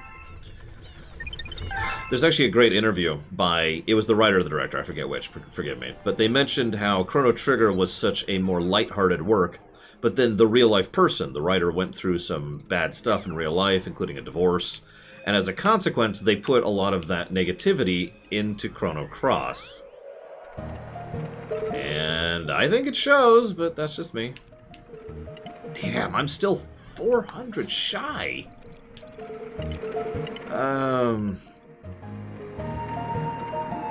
Where would I... Mr. Red, where was the thing in Melty Monster? Because I need 400 bits.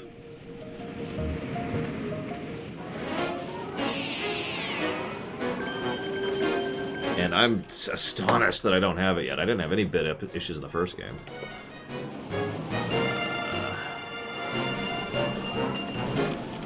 I'll look it up, I'll look it up.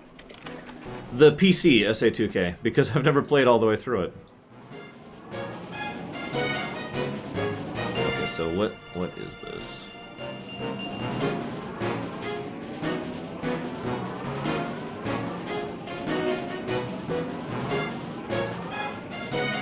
Hang on, hang on. Give me a sec.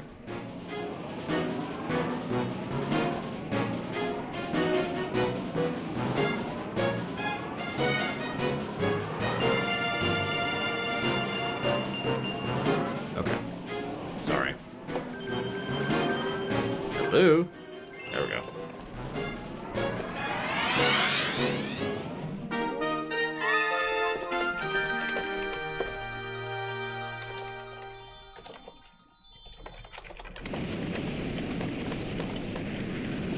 Go.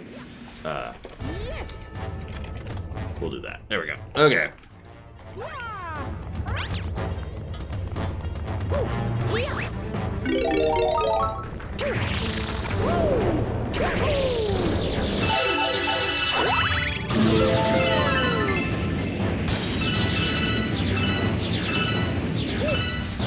Let's see how long this takes us, shall we?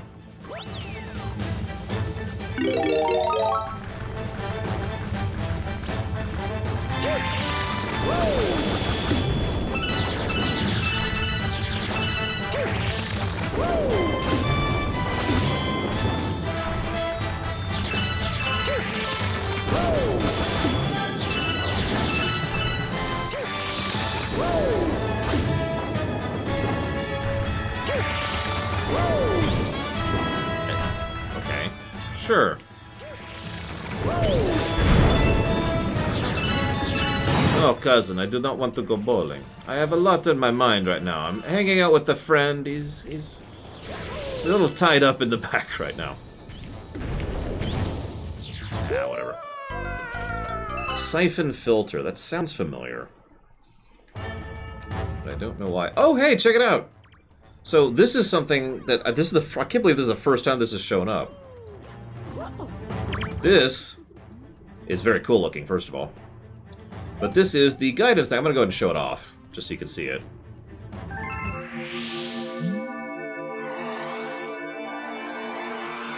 So if you die several times in a level, this happens. Now, I'm not controlling at all. My hands are off the controller right now.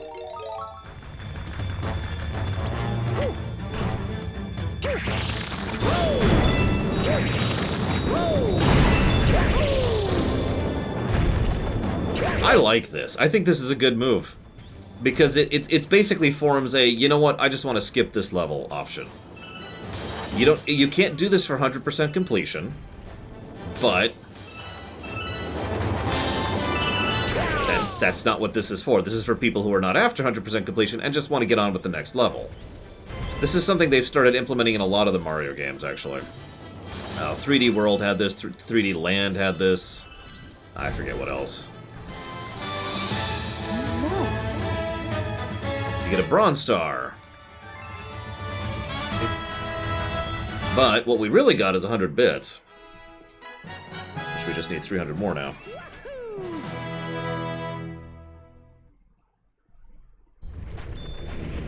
I should have actually died. But yeah, that's that. I wanted to point that out. Yeah, the only thing that would make that better is if it was just a straight-up button. A boop. I'd like to skip this level button. And obviously Bronze Stars don't count for completion, like I said, so it's not really for that. Anyway, so, that's cool. Super Guide is what that's called.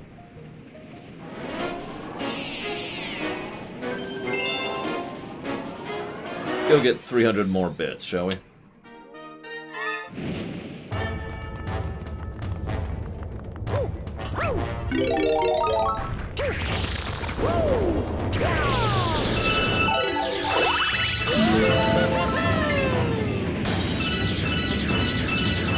Hey, she's still there. Holy crap.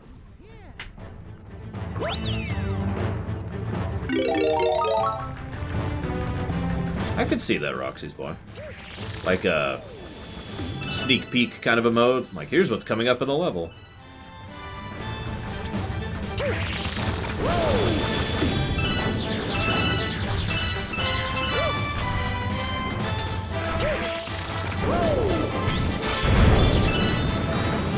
Yeah, this shouldn't actually take all that long, believe it or not. Having seen out the format here.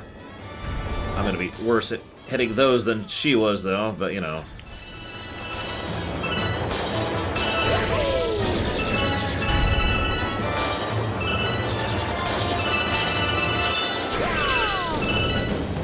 Since I'm not actually trying to live.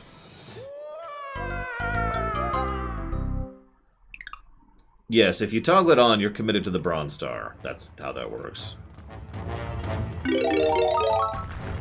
Also, and another thing that makes the Super Guide awesome, I don't know if you noticed that, you can disable it at any time.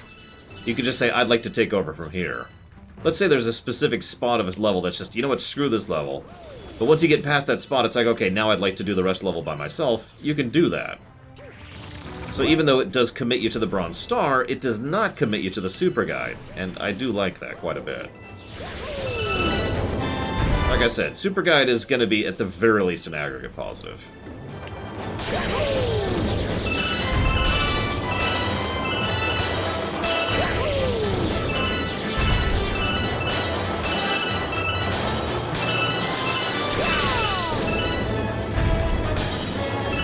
And death. Hello, Nemesis. My secret nemesis. The power of the Q, Mr. Red? I mean, it's what I ask for every year. I haven't gotten it yet. Honestly, I'd like more power than that if I really had a choice, but let's not go into that.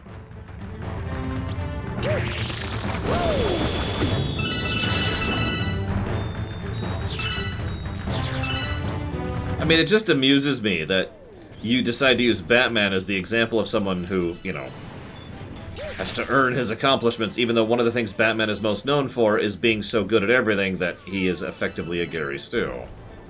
Now, obviously, Batman who is written well is not that, but he's problematic at best, as we talked about during the Arkham series runs. Bats also is rich, while we're on the subject. One more run should do it. What would I do with the power of the Q? Many, many things. But you want to hear about the boring stuff that I would do. So after all of the standard stuff, you know, fix the atmosphere, fix the soil, fix the water, clean up the oceans, completely restore the, you know, everything. Just fix the planet, right?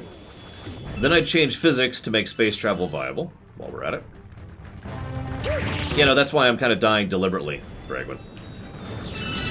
Anyway, so after I've done all of the basic boring stuff, next thing I would do with the power of the Q is I'd make stuff. Hear me out for a second. You ever watch Star Trek? Imagine if you could go onto a holodeck and design a TV show. Holonovels? Right?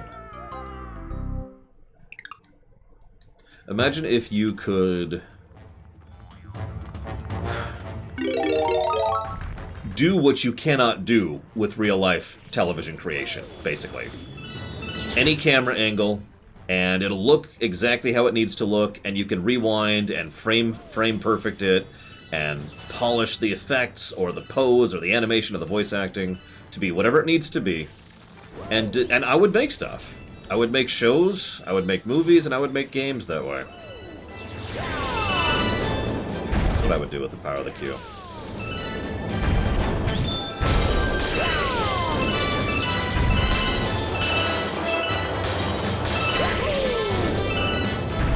I mean, there's other stuff, but that's the main stuff.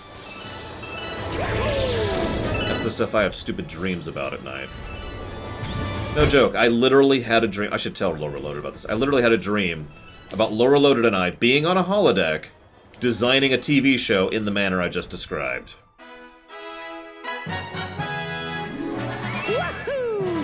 I would not give humans holodeck technology. Not unless there were some very serious limitations on it. Oh, yeah. How many of them are there? So aren't there like 8 now? Oh yeah, the Star Trek remaster project, or the Star Trek... Shoot, what did I call it? The Star Trek rewrite Star Trek... The rewrite Star Trek project is something I would do with the holodeck. But I'd ask them first. Like, I'd reach out to Kate Mulgrew and be like, hey, are you okay with me using, you know, the image of Janeway for this? I wouldn't reach out to the companies, because who gives a crap about them? I have the power of Q. But I would reach out to the individuals and say, are you okay with me putting Janeway into this? Are you okay with me putting Tom Paris into this? Are you okay with me putting Tuvok into this? And so forth and so on. I'd ask the actors if they were okay with effectively being replicated in the show. And if they said yes, then there you go. If they all said yes, then we'd remake Voyager in the holodeck.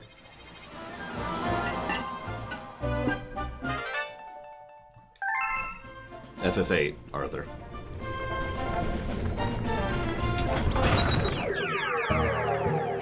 Okay, so now, the funny thing is, this is a good level, too. That's one of the reasons I wanted to do this.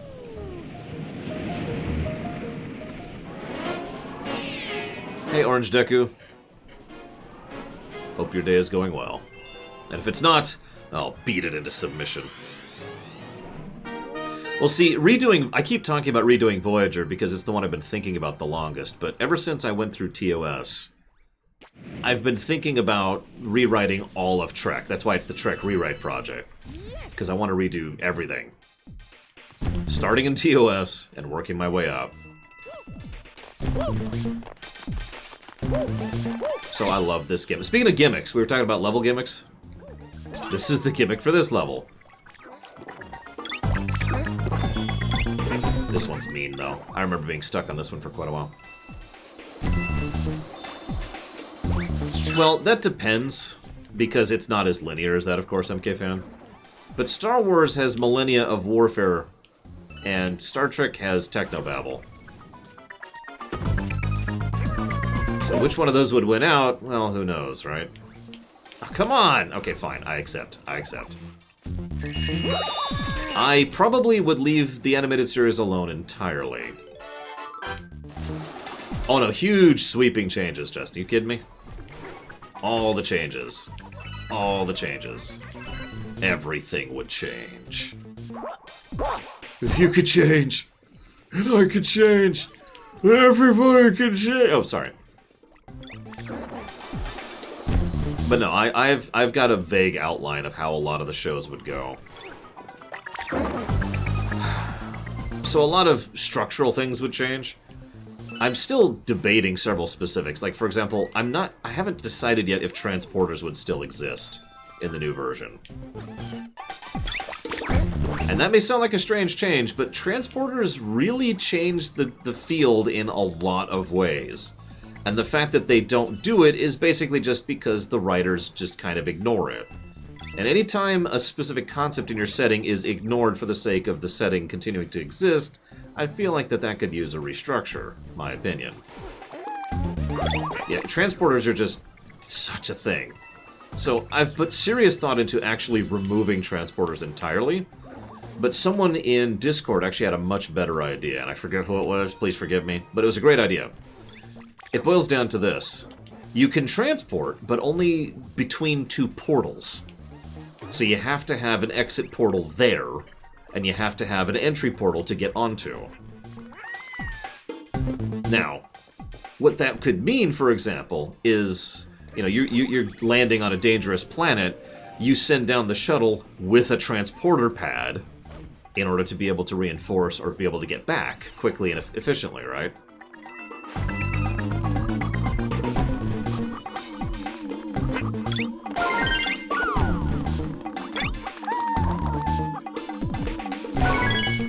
That could also be a military tactic if you want to go into one of the battle episodes. Because at that point, getting a beachhead would involve getting that initial pad on there, at which point you could reinforce.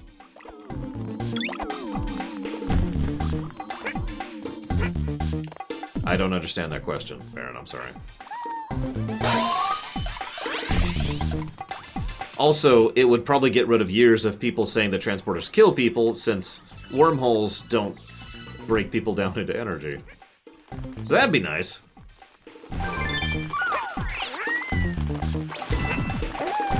Whoa! Oh, wow. Bird blocked the way. The end. What else? I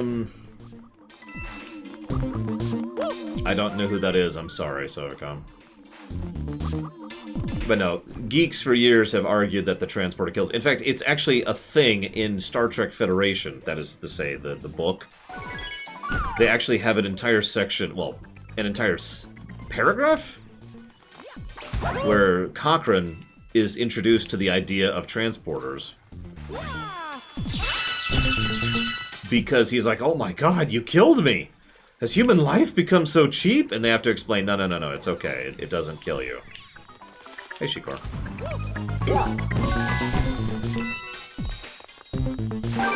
I would redo the Borg.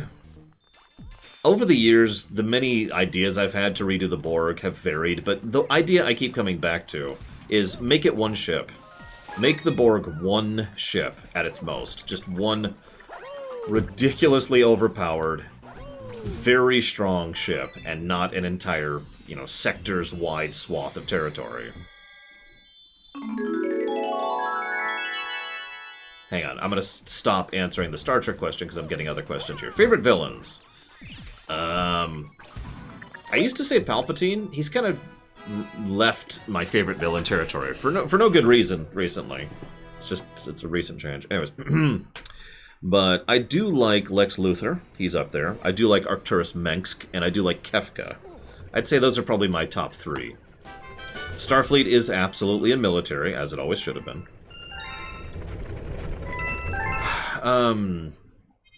What's the hardest Final Fantasy to me? Let's change that question around. Do you mean which Final Fantasy do I have the hardest time with, or which do I think, objectively speaking, is the hardest Final Fantasy? Those are two different questions. No, there would probably be kids on different ships depending on the ship, Savicom. Remember, the Enterprise D is the golden era, right? The golden age of the Federation. All of their major enemies are defeated, they're not at war with anyone, they haven't been at war with anyone for years. Having children on the Enterprise D makes perfect sense, because it's effectively a cruise ship. Yes. And I don't mean that as an insult. As I've said many times, it's the apartment condo complex in space.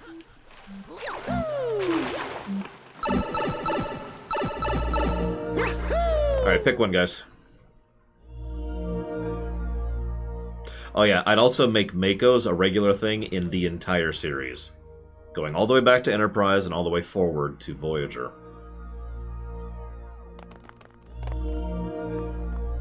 Back middle? Okay.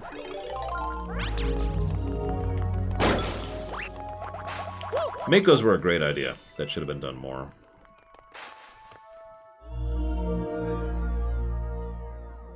I mean, I don't know about the love triangle, because I don't give a damn about the love triangle, but I do think Superman is relatable entirely because of his human element. So I'm gonna pick another one. One more. If I could introduce a brand new villain into Star Trek? Oh, geez, I don't know. The Bombinators!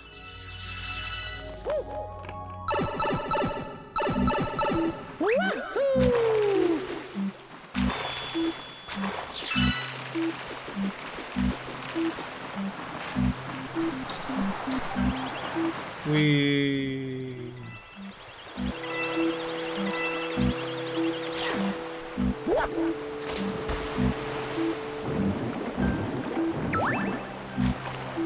Yesterday's Enterprise was a separate timeline.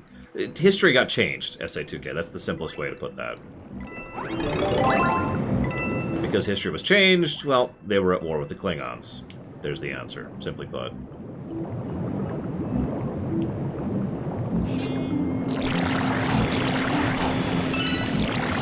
I remember getting the comet sucked here or something, I don't know. Maybe I'm just an idiot because it's right there. No? Okay. I remember something about this galaxy sucked.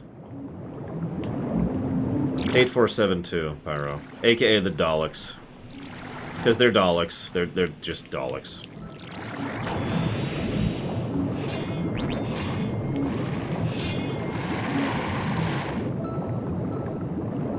Oh yeah, I'd fill in a lot of gaps, absolutely.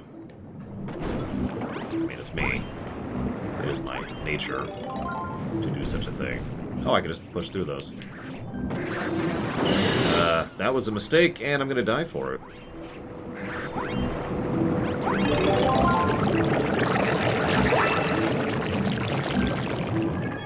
That's more of a fan theory than a codified fact I'm kicking in. Although, depending on what you consider codified fact, I mean, Roddenberry himself did say that he felt like the Borg are the ones who caused V'ger, so make of that what you will.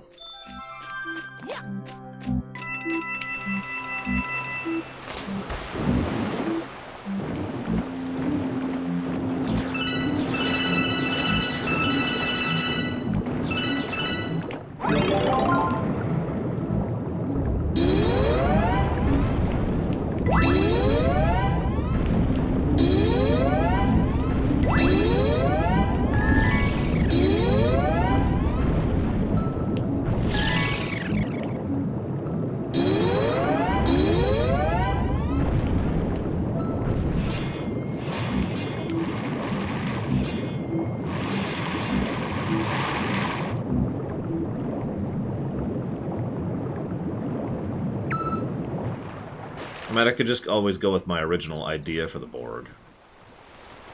They were started by Starfleet. In the future. Thanks to time travel.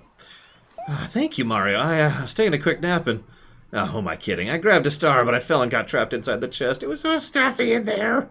Thank you for saving me. Why don't you take this star? Just please don't tell the other toads about this.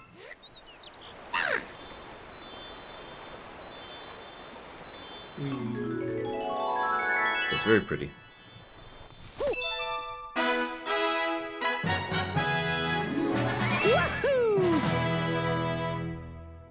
Hello, Neopretis.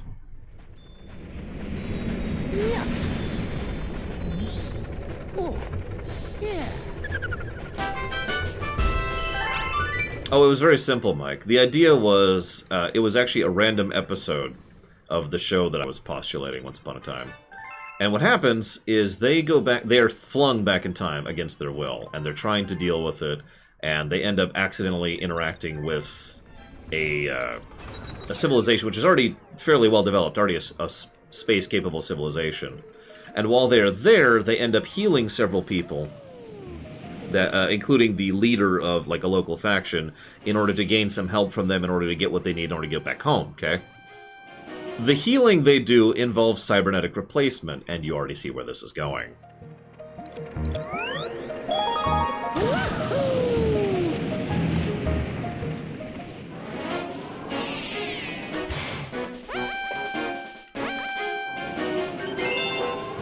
Oops, that's an L. There we go.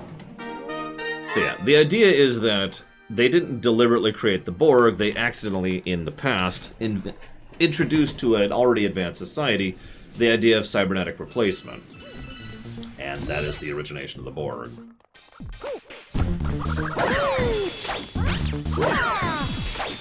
That is not an episode in TOS, no. It's not an episode in anything. Except in my head, which does not count.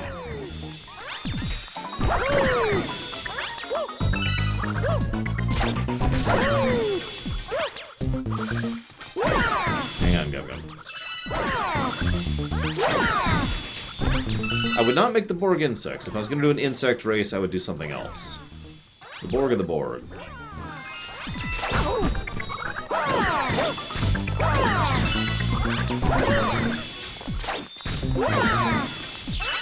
For the same reason that it might create the Borg in real life, Larian.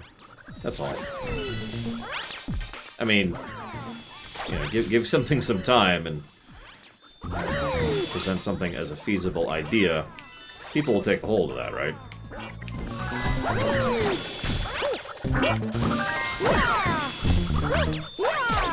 Besides, what we have right now is not cybernetic replacement as far as I'm concerned. I'm talking something more like cyberpunk levels of cybernetic replacement.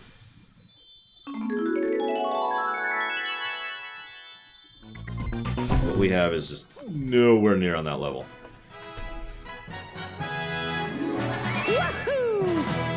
Man, I don't agree with any of that. Come. No. Clark's just a dude. Yeah.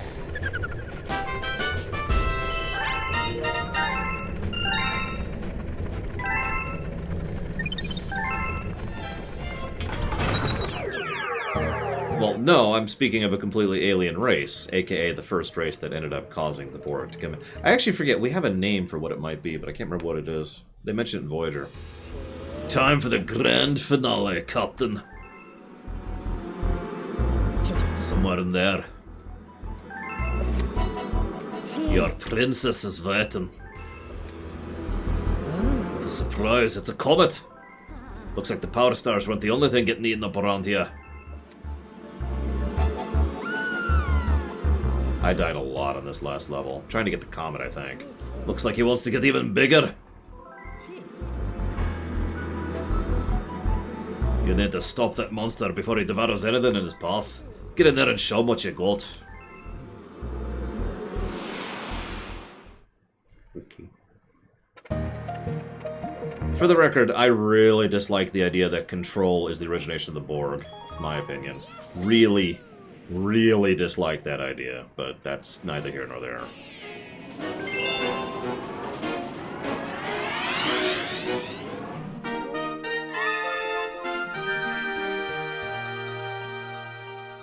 Let's see how many times we die here.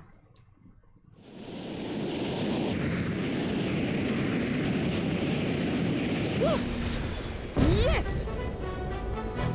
At least we have a new song.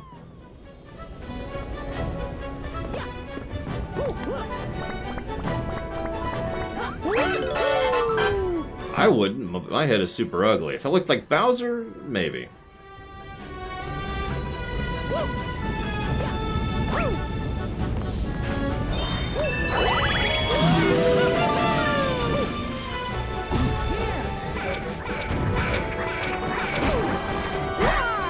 There's is a Daredevil challenge in this one, isn't there? That's what I'm remembering.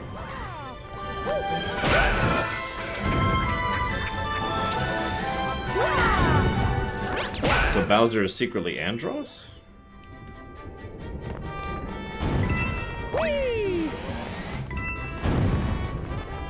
I should probably look up where the comic coin is. See you around, Baron.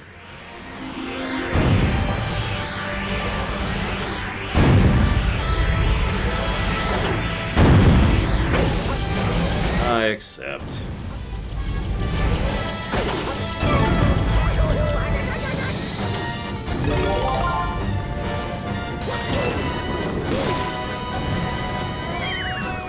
I mean, I can't predict trends for human beings, obviously, since, you know, human beings make no damn sense.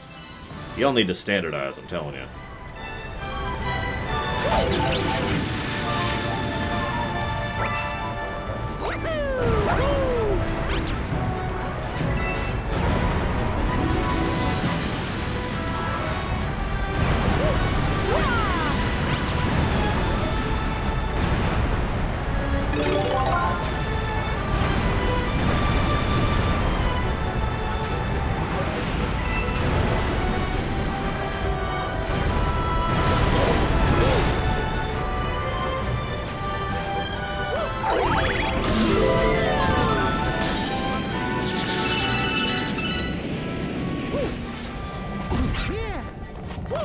I was actually thinking, if I was going to do the Borg, I'd probably turn them into the collective, or, excuse me, the cooperative after a while. Which is an idea I've liked ever since, God, I don't even know, Voyager? Something like that. It's been a while, is what I'm trying to say. No.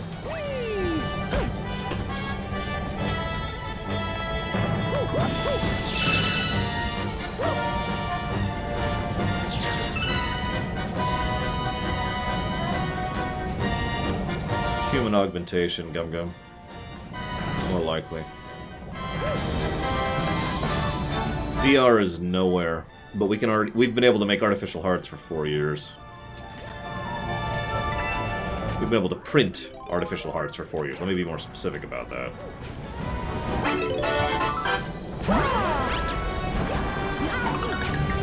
That's not standardized, though, Shikar. That's uniform. There is a difference. We actually had a whole discussion about that one stream. Whoa!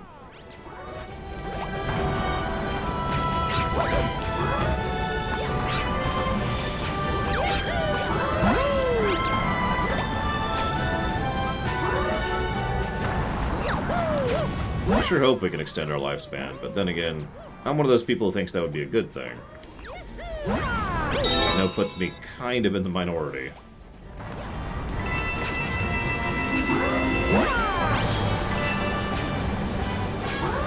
We are absolutely nowhere towards artificial brains and death. Or maybe not.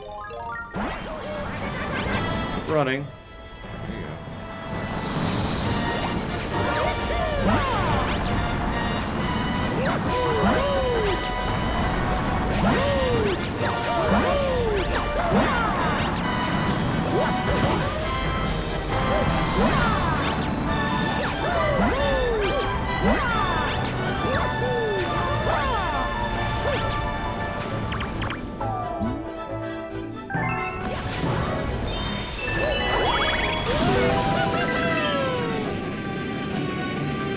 I love this level. This is going into the positive territory.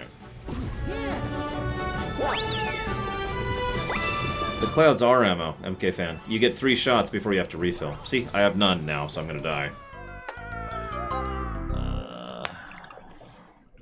What's the name of this level? Bowser's Galaxy Generator. There we go.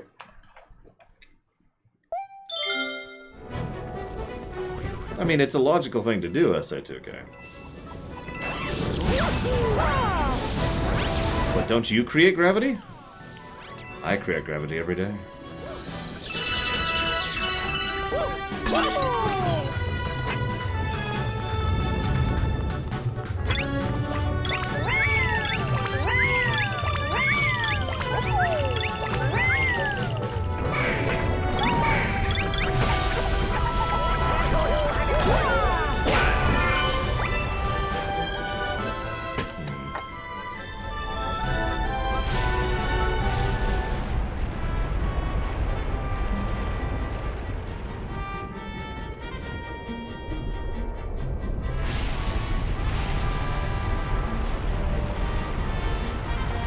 It's okay, it's Star Trek, we're not supposed to follow through on things. That's another thing I'd change, by the way.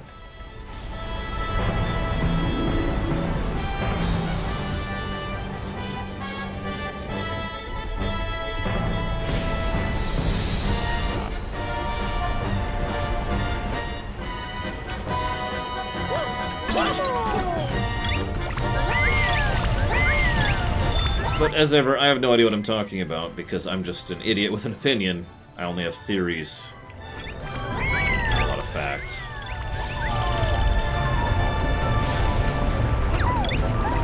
I have a feeling I'm going to get a lot of questions during Polemic Day, and my response is going to be, oh, to basically all of them.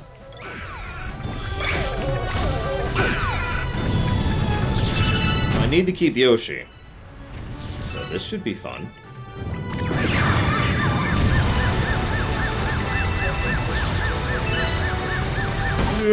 Too slow.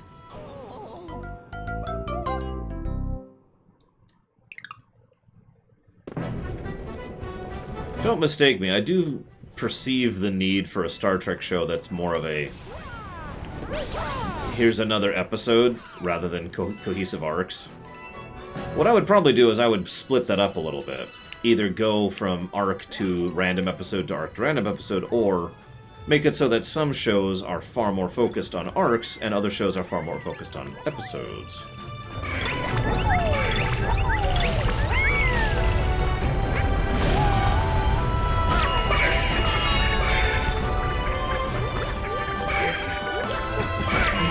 Come on. Hey, really? Really?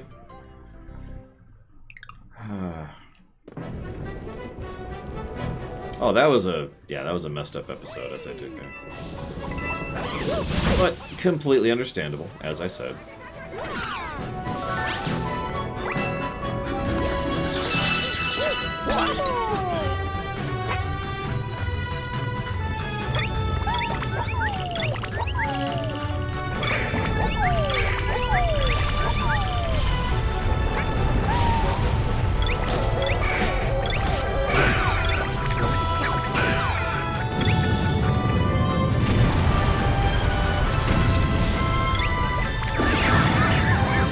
Yeah, the Pike series is going down that route.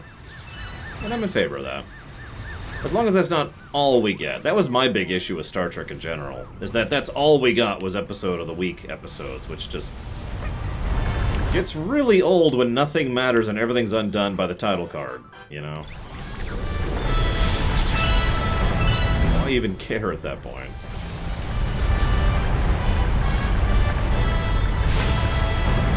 It's like if someone walked up to me and said, hey, here's a steak, and I'm like, oh, cool, thanks for the steak. And they're like, yeah, by the way, this is the only thing you're ever going to eat ever again. And I'm like, oh, that sucks. Can I eat something else? No. Okay, I guess I'll eat steak then. Thanks. You're welcome.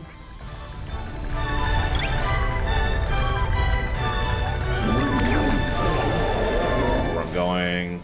I guess I'm just going up and over. I don't know where I'm going. Yeah.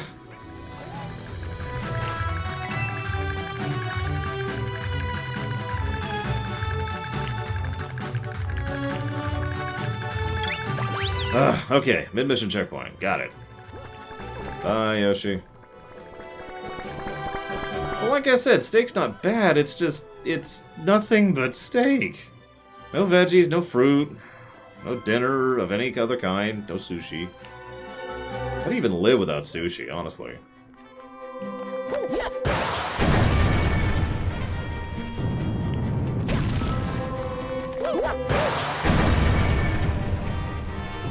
But yeah, there's nothing wrong with the status quo. You're quite correct, Mr. Red. Quite correct, Mr. Red.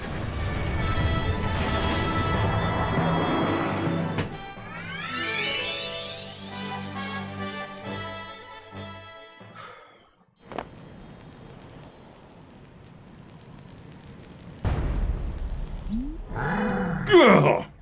Give it up already! Why won't you stop trying to mess up my awesome master plan? Building my new galactic empire right here, and you can't stop me. Why don't you just run off and go find some green pipe to hide in? Oomph. Months ago at this point, Dream Whisperer. It's been a while. I think I got some around the Persona 5 run, whatever that was. Can't you see I'm busy here?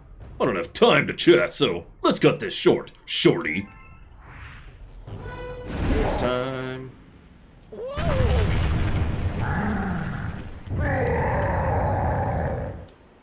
I mean, I already disagreed with it, Gungam, so I don't have anything new to say to that. Yes, I continue to disagree with that.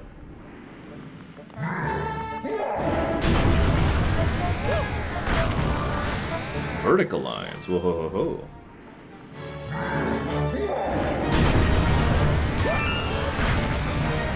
Wasting my coins.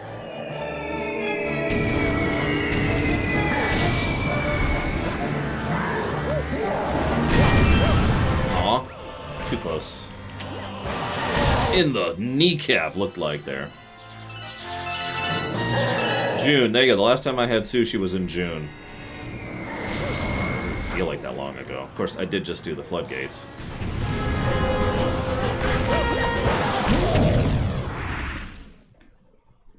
I don't know, Roxy's boy. I guess you could watch and find out. Only you can be the judge. Any coins left? Probably not. Doesn't look like it. Sound like it? I don't know.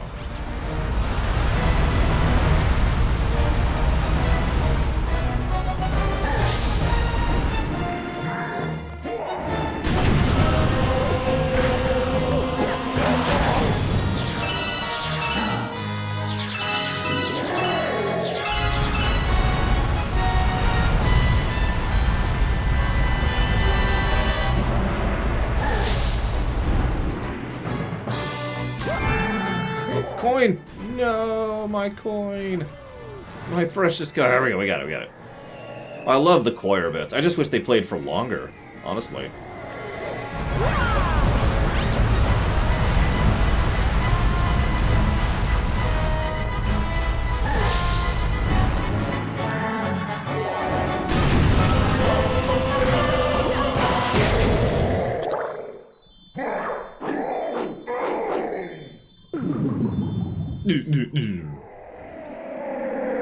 Sorry, Roxy's boy! It's okay, Bowser's gonna die horribly. Probably. Just like in Galaxy 1. Oh, right, I know what you're talking about. It's okay, we beat the game, guys, we did it.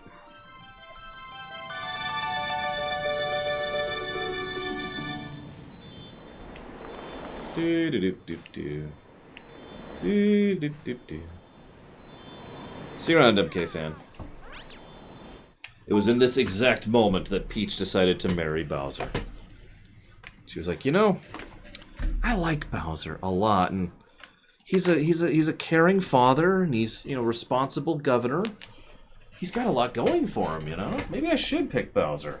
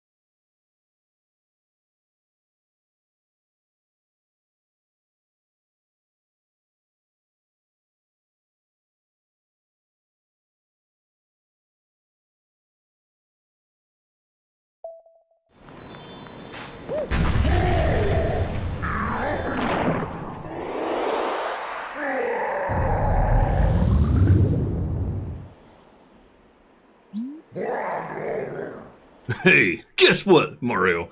Breathe a sigh of relief, because it'll be your last. You know why? 'Cause this is finally the end! And canonically, he's right, because in the lore of Galaxy 2, which I remind you is separate from all of the Mario series, he does kind of die here.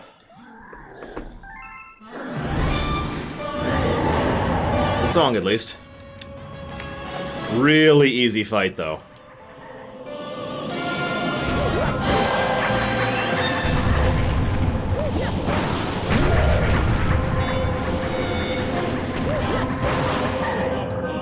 Well, if I let the song play, I have to do the other fight over again, and I kind of don't want to, so I'm just gonna shut up. You can hear it.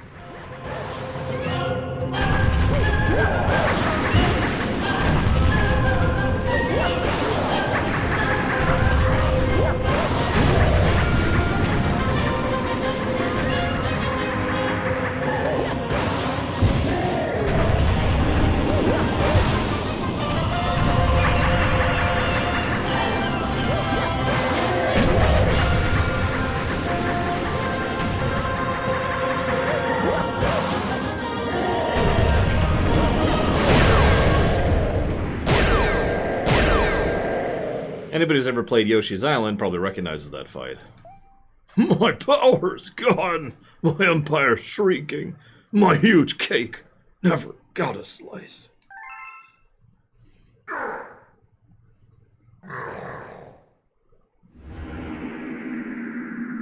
The level's great. The boss is just not great. But the level's good. I think I already wrote it down. And that's because I did. Huh? Remember her? Yeah, I don't either. Oh.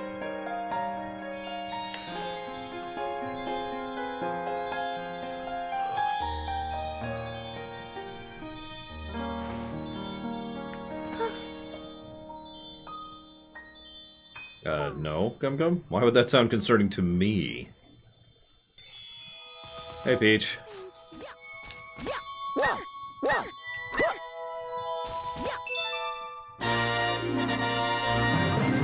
Favorite Bowser moment? Probably one from the Mario RPGs. I'd have to think about that. There's a lot of good ones. If I have to pick from the main Marios? Oh, that's a lot tougher.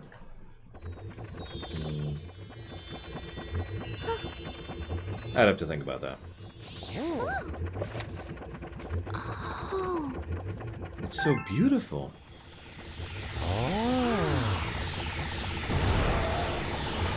Spoiler alert, it was the observatory that he was trying to consume.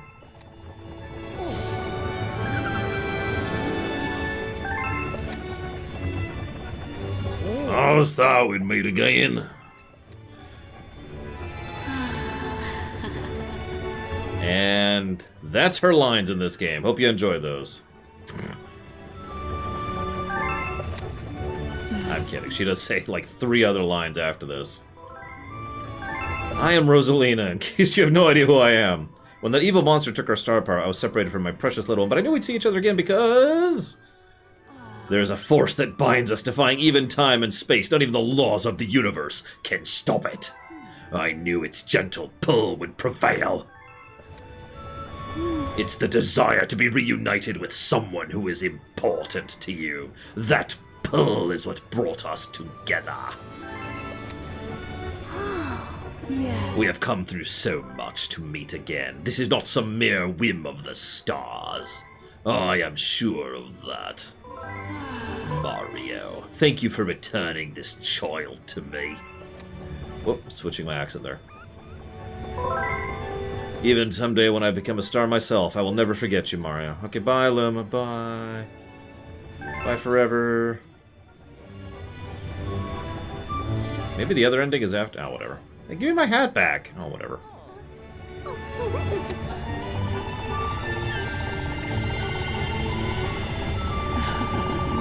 May the stars shine down upon you. I mean, I can make up lore if you guys want me to. It's really easy. So, Rosalina got access to some super tech that was made by the, let's go with the Chozo. as an accident as she was traveling the stars with Illuma. In the process, she ended up augmenting herself and becoming superhuman, elongating her lifespan and giving her the power of the observatory itself, which is something that enables it to regulate and pattern the construction and making of planets and stars throughout the galaxy. Bowser, of course, wanted the observatory for himself, since that would be the source of that ability, and that would then give him the power to reshape the cosmos as he wanted to in order to try and move forward. However, he didn't want to do this because he's evil, he wanted to do this because he's Bowser, and he thought it would be rad. This is also why his primary plot involved kidnapping Peach, because he wanted to show off to her how rad his new plan was. Hey, check it out, Peach! I'm gonna remake the whole cosmos! Isn't that great? I mean, you can picture it, right?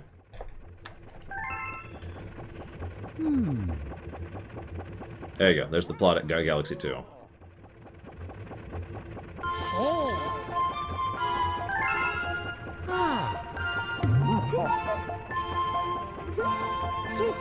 Alright, you two, time to get back to your home planet.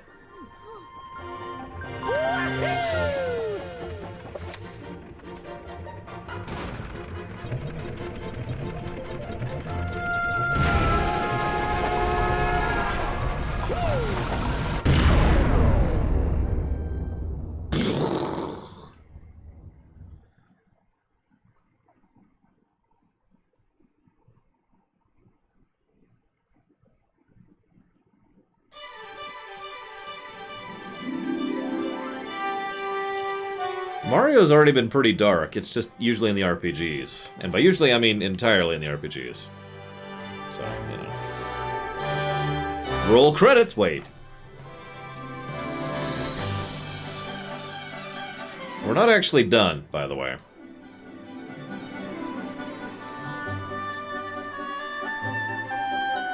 Looks like we can't skip. Nah.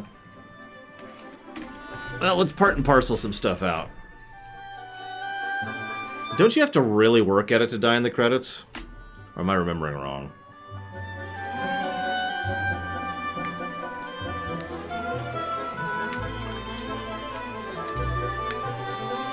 No, whatever.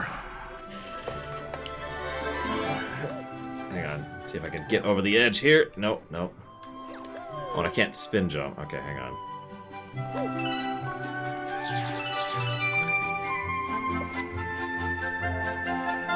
Hey, Peach. Die, Peach. This was a good idea, by the way. They actually made a playable credits. There's nothing that really matters here. It's just something to do while the credits play. But, I mean, come on, right? It's something. And it's better than 99% of video games ever. Like, how many other games can you list where there's something to do during the credits other than sit there and watch? I can think of one off the top of my head. I'm sure there's more. I can think of one. Two. I thought of two. Do we have, like, infinite stars here? I think we do.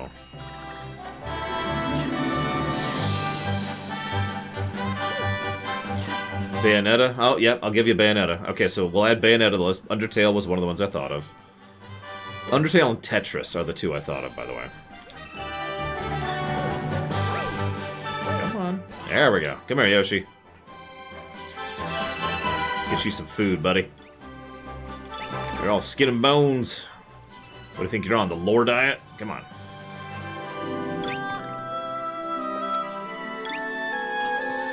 Devil May Cry 4 did that. I think 3 did as well, but I know 4 did.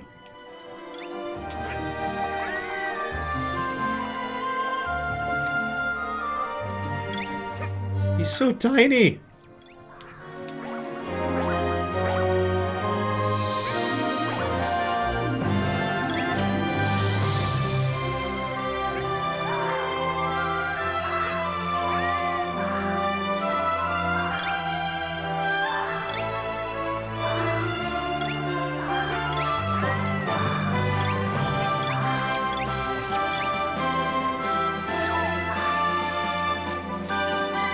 Cake! Yoshi's gonna eat it all. Or just get his tongue all over it, which is just as bad. That's how you claim a cake right there. You just lick it and nobody else will want it at that point. Don't do that. It's really rude. It's an offense punishable by death by Snapination.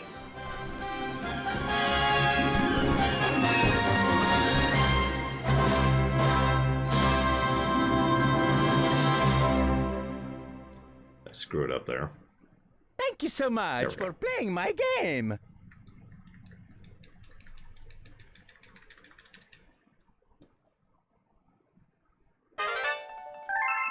So yeah, there's another world.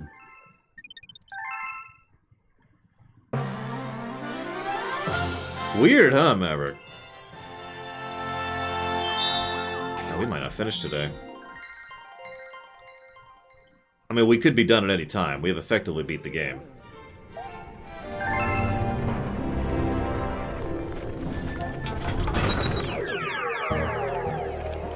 So here's the special world. But first we're going to do something that's going to make me hate myself. With low lives, too, which is the worst possible way to do this.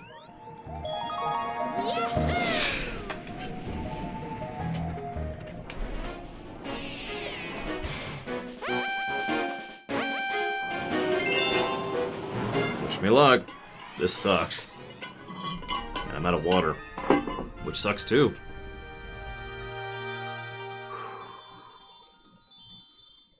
I died on this level so many times, it's not even funny. I died on this all the time back in the day.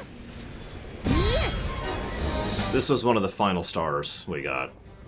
Even after we finished most of the special world.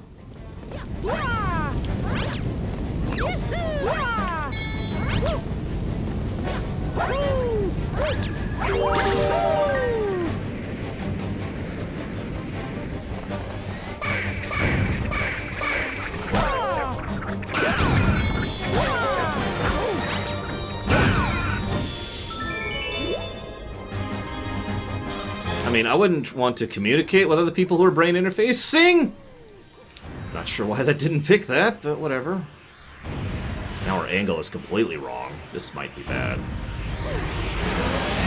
Oh, yeah, it's bad. Our angle is utterly wrong. Look at that. Have to make do.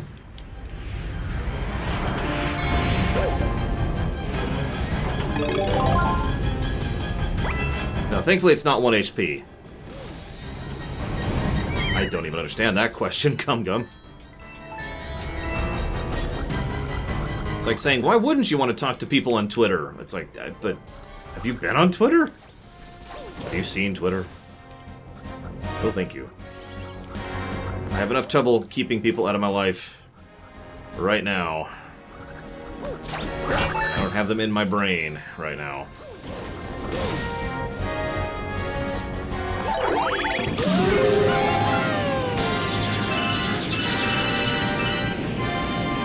By the way, it's a timed level, which means no checkpoints. This is a long level, too, by the way. You remember how long this level is? Because I do. Nope, that didn't work. I'll just live with that. That should be good. It's perfect, I'll take that.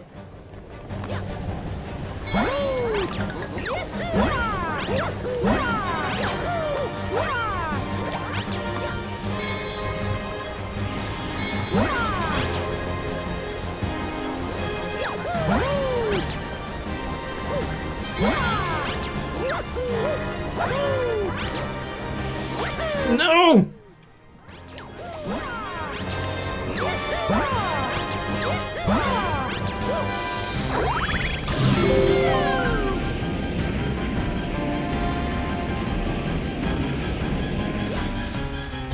Oh my god, a checkpoint. I was wrong. I've never been so happy to be wrong in my life. That's not true. I can think of worse. Go away, go away, go away, go away, go away. Nobody likes you, Kamek. You're not even a Kamek. You're just a Koopa. Now you're Yoshi food.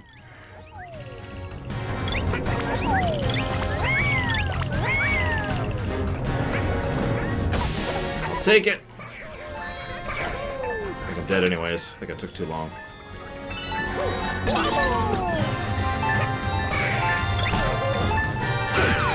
And dead. Wow. Yes, Kameks or Koopas. I lied. I have more water. Actually, I didn't lie. I just forgot about it. And that's... I was actually going to jump over the edge anyways. That's a failure. You notice our lives get reset right before we unlock this level, so that's neat. That's cool.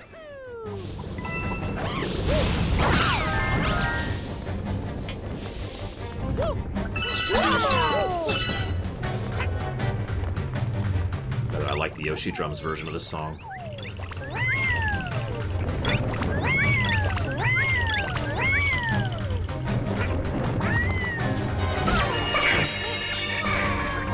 Ugh.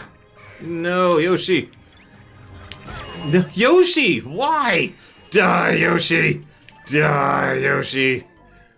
I'm taking you with me, Yoshi. Fling him into the lava. Jackass. Okay, take 2. 3, 8, whatever we're up to. It's okay, we'll have to do the earlier section again pretty soon because I'm about to be out of lives, and we'll finally be able to show off the game over screen. This is hard, by the way.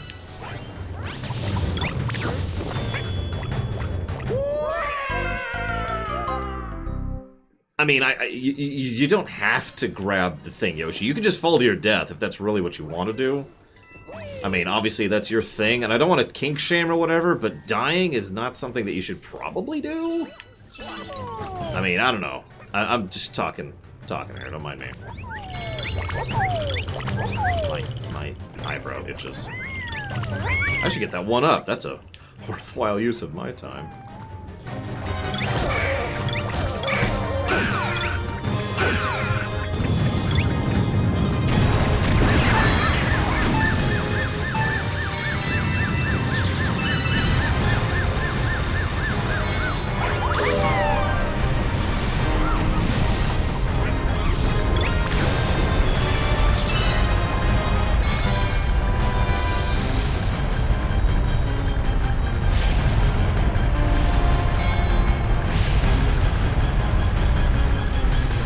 Bro, it's just so much.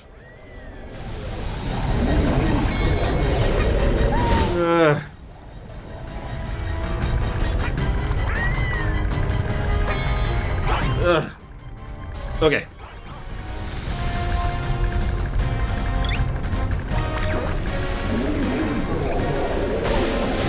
Well, that sucks, but whatever.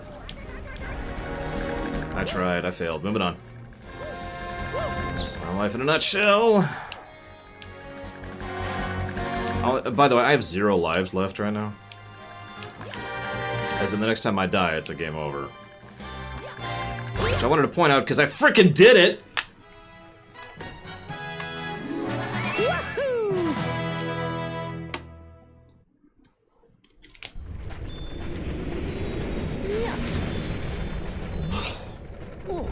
Oh my god.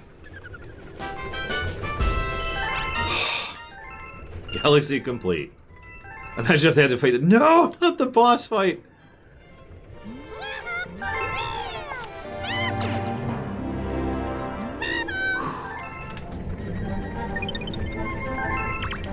Okay.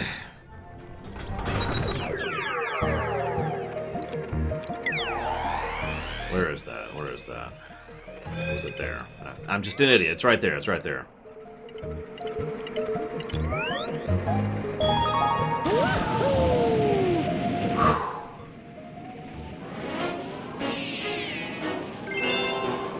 I do think comets deserve a second plus, because I do love comet levels. The mutation concept is awesome, and they do some much better stuff with it in this game than they did in the first game, in my opinion. Especially since the comets are much more optional in this game than in the first game. In the first game, you had to go spend bits to bypass a comet. Here, you just select it on the level screen. So who's ready for the worst mini-games in the game? Hey, you're doing okay out there, but it takes more than a few lucky jumps to impress the chimp. See you around, John Michael. Think you can get 10,000 points or more? If you do, maybe I got a star for you. This should be fun. Don't worry, I'll die here, Lord Aramont. Because he'll shoot me when I fail to get 10,000 points. That's what's gonna happen here. Can't see, can't see, can't see. Thank you, camera.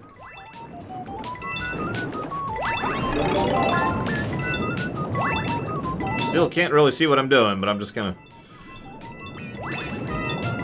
following the vibe here, so to speak. Oh, this is what I remembered so badly, isn't it? It wasn't the comet, it was doing this freaking mission right here. Yeah, this is probably what I remembered badly. We'll go right.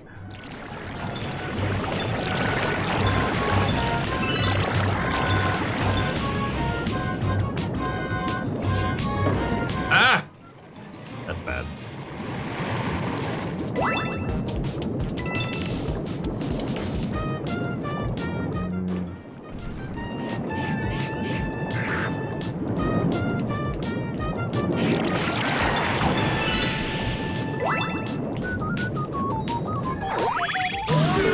Not looking like a good score so far, but we got a little bit more time left.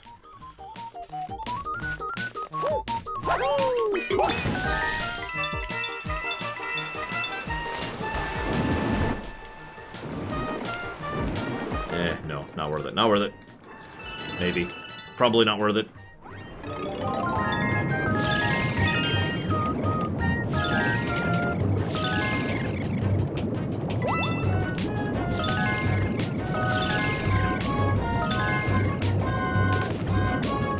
I should stop trying to even get the coins and just focus on killing. Who needs the money? I just need the kills. I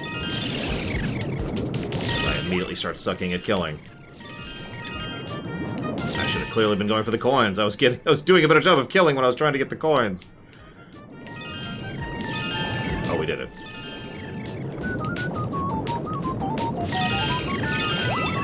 Well, I guess that game over screen's gonna have to wait a minute.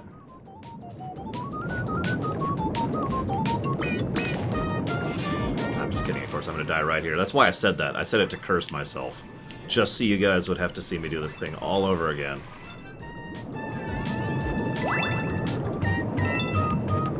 Well, unfortunately, I'm playing a platformer, Lord Harriman. I'm actually good at platformers. So, you know, it's part of the problem.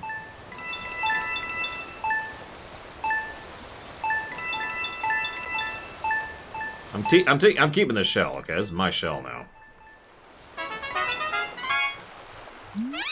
Wonderful! 12,370 points. You're my greatest rival when it comes to gaming skill. I take this star as a token of my respect, and maybe you can teach me some of your moves sometime. Show me your moves! Oh, that would be horrible, Roxy's boy. All that does is encourage you to strategically suck. You know what I mean? Like, it's like, okay, I need to succeed just enough and then immediately fail. That way the next time isn't as bad. Okay, next level I'll die, Lord Harriman. It's totally happening. It's coming. Yeah.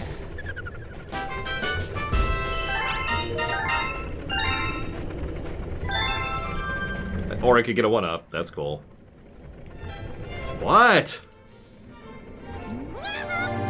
Here's some bits that you don't need or care about. Thanks.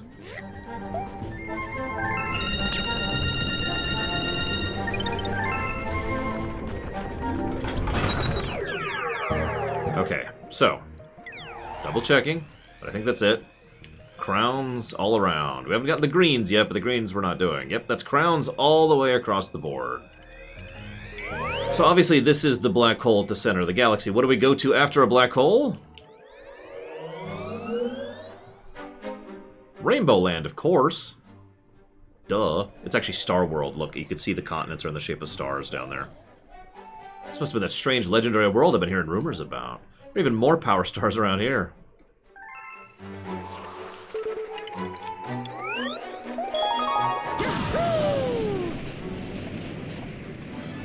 Nah. Let's do this. It's time to make Mario a star. He's too indie, okay? He needs that popularity boost, I think. I mean, the poor guy can't catch a break.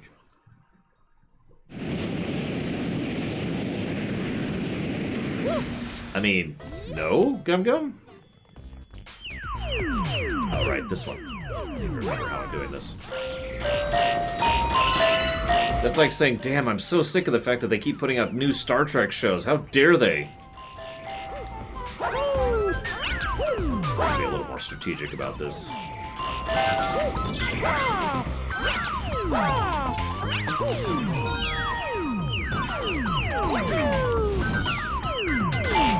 Let's go this way. Yeah.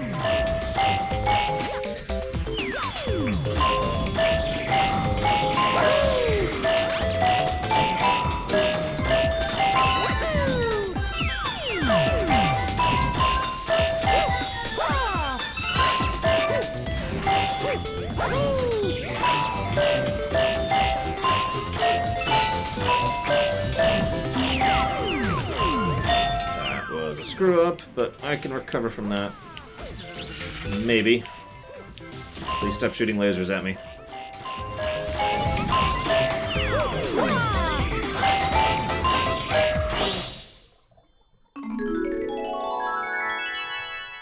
No, I get it, Gum Gum. It's just, you know, I've heard that opinion before and I've never really agreed with it. It's like saying, damn it, I hate having a franchise continuing to put out works. You know, I don't get that.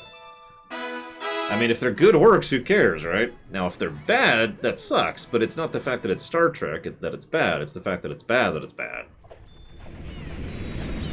Remember, I still haven't seen Discovery, Lower Decks, or Picard. I'm gonna have to add 2 other shows to that list in the future, jeez. Next. So, how about doing that, but worse in every way? This should be fun. We got this.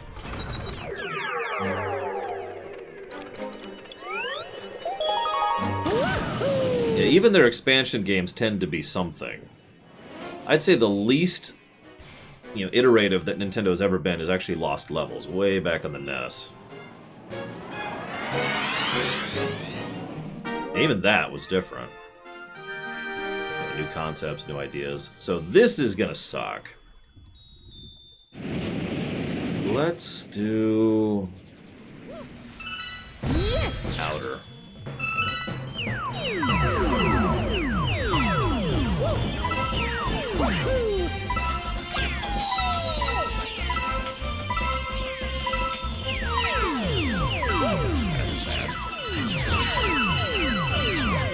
Yeah, that might be an unrecoverable.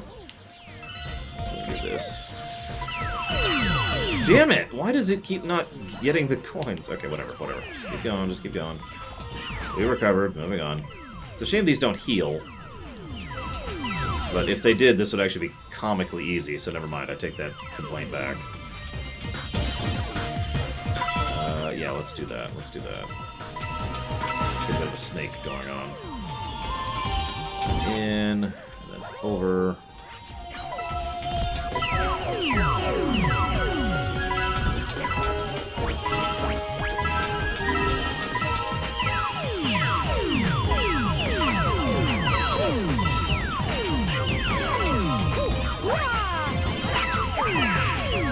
That's awful. That might not be recoverable. Yep, nope. That was not recoverable. Yeah. So, same strategy, let's just suck less. As my old raid leader used to say, suck less! Same attempt, but suck less.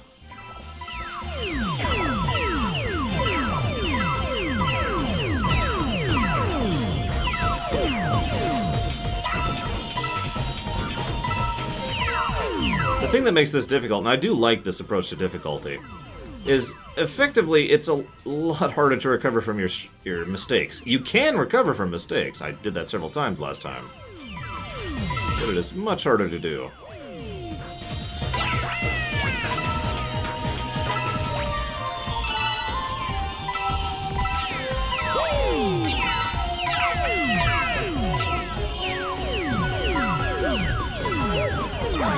I went completely the wrong way there. I'm not sure I'm going to recover from this.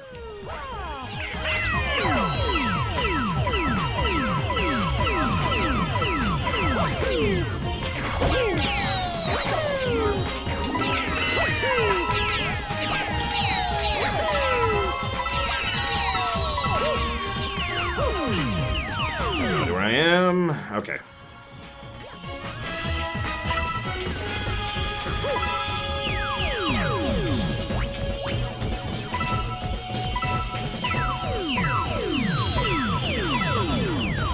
I'm gonna just pray that there's more than 100 here, because if there aren't, I've already lost.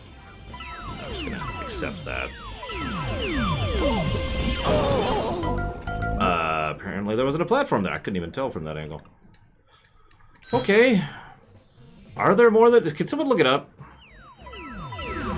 If there's only 100, then I do have to get all of them, and that's just kind of that. And that's fine. You know, that's what I was doing originally. But that does substantially change the strategy.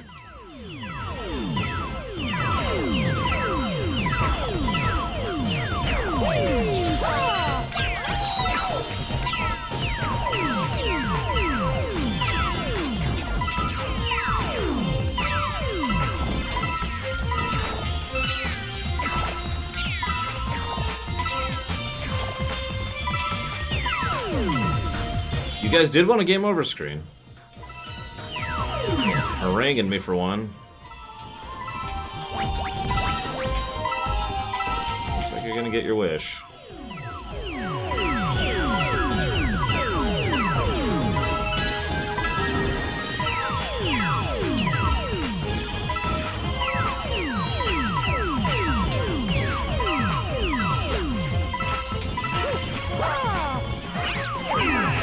That's bad. Yep, that's a game over. And so is that. Death. There you go. So here's the game over screen. I made a mistake, and that's a game over. That's how that level works. You've been through a lot lately, huh? Maybe you should just take a break a little while, Captain. And we're back here. And that's game overs. It effectively reverts you to your last save. Yes, Mike. I stream for 4 hours, take an hour break, and I stream for 4 hours.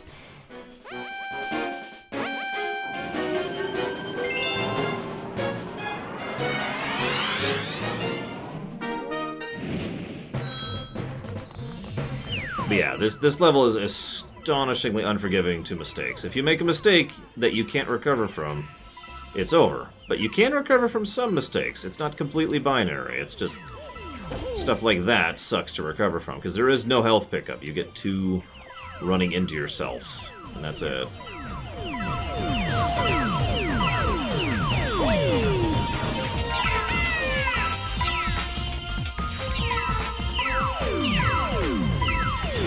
Exactly, Pro Axel. In fact, I listed that under a quality of life change for this game. Because it is.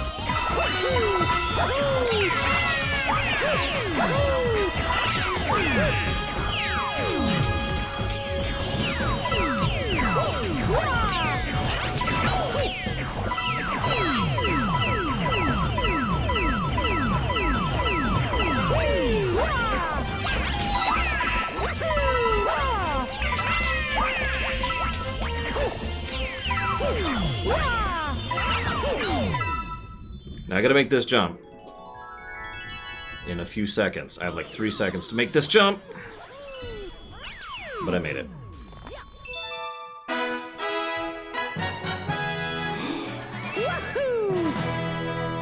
I left that platform there to make that jump. You gotta plan ahead on those levels.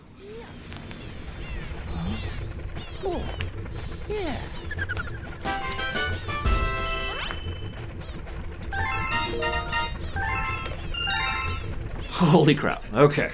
Well, Exhibit A, Juju's. Next.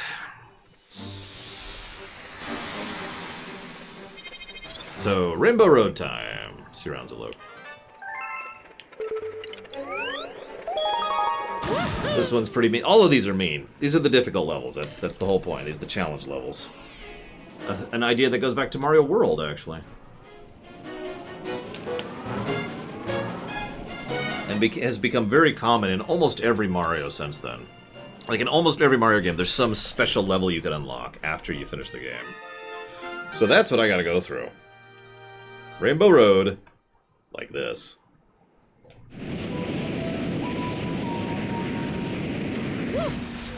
Yes! Wish me luck. I'm gonna need it.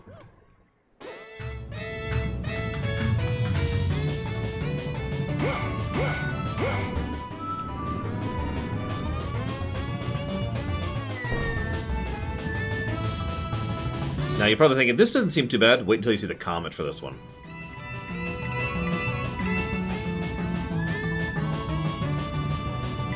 Oh, I know. Don't worry, this game will come out on the Switch. I'd bet money on it. Literally, I suppose, since I will buy it if it happens.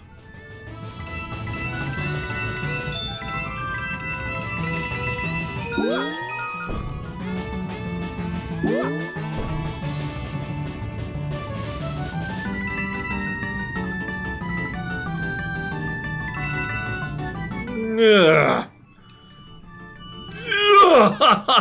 Damn it!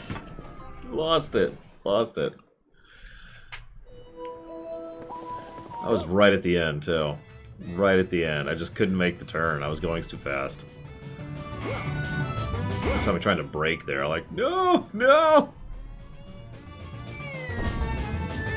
I suppose I won't go the expert course this time. You saw that, right? Experts go right. I'm like, yeah, sure. I'm arrogant enough to do that.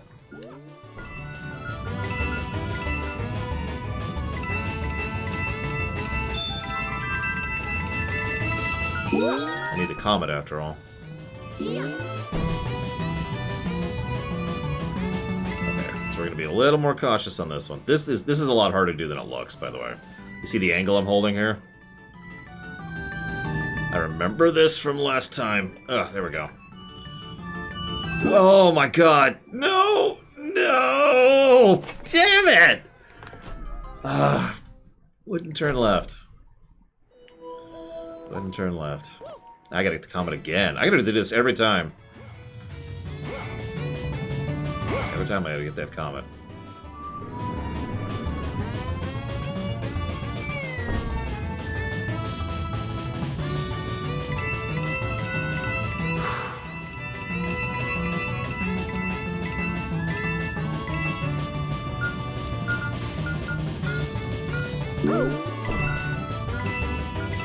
No, G-Juice, we definitely didn't finish reviewing it 2 days ago. I mean, I know you don't watch my streams, because nobody actually watches my streams, but, I'm sorry, I'm just messing. I wouldn't want to live at the place I work. That's insanity. Oh, I see, just ignoring your streamer. I see how it is, G-Juice. You know, let's just tilt into this. Let's do a different strategy. Hi. Oh god, now the hard part. Yes, that's right, we're not actually at the hard part yet. Okay, we're okay, we made it. We effectively made it.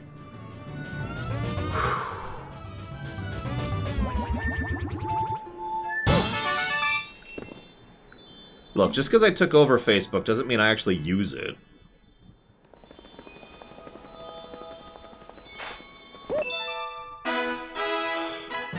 Now the hard mode.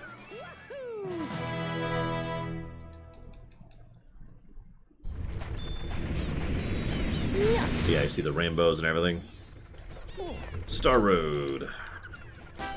Or Starland, or Star World, or whatever you want to call it. It's World S, is the literal term. Comet. Yeah, every one of these should be a comet as we go. By the way, I'm gonna try the last level like 3 times. And then I'm going to quit and say we're good. Okay? That's the deal, alright? I'm gonna make an attempt, but I've done it before. I do not need to prove I can do it again. And non-checkpoint levels suck.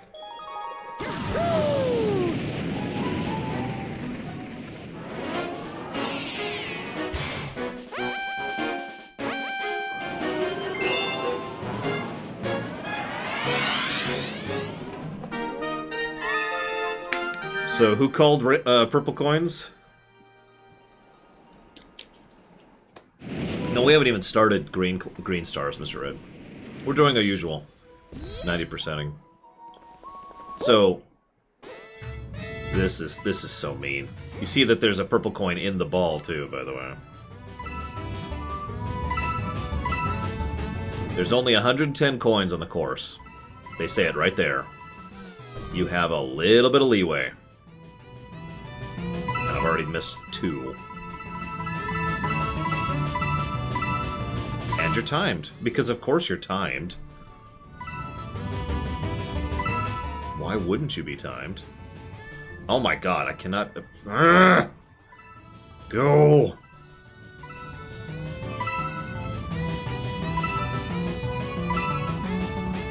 So far we've missed 2. I need to keep track, legit, because it's part of the setup on this one.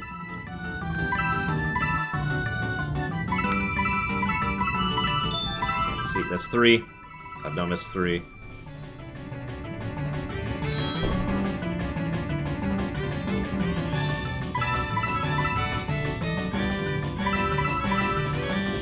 Ugh! 4. 5, 6, 7.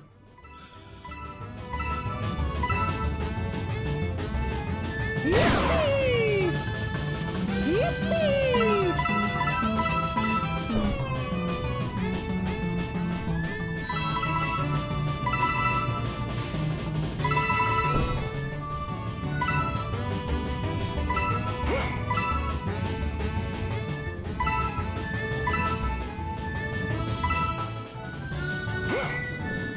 That should be it. That should be it. That should be it.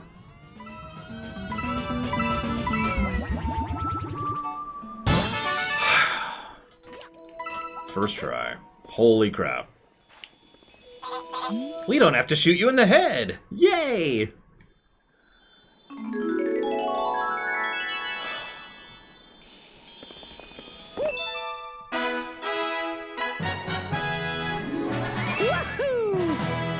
That was stressful as hell. Yeah, I'll take a flex on that one. I'll take a flex on that one. Holy crap. Oh, wow. Okay, don't worry, they get harder from here. You remember Mario Sunshine, right?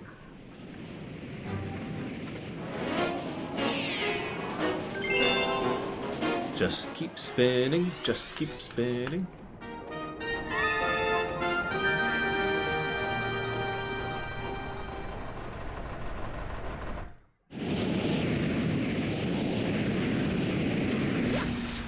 Yes! I suck at these levels in Sunshine, by the way.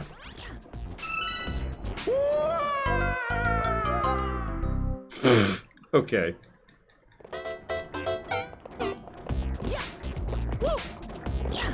Okay. What? He wouldn't go left! He was like, no, I'm just gonna stand here on this spot until I fall to my death. Okay, fine, I'll wait 2 seconds, game. Making me wait. Worst sin any video game could ever make. It's making me wait.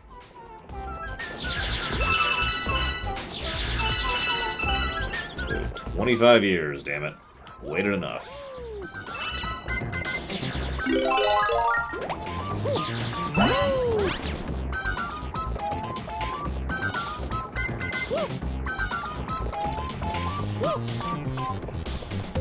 could probably use that.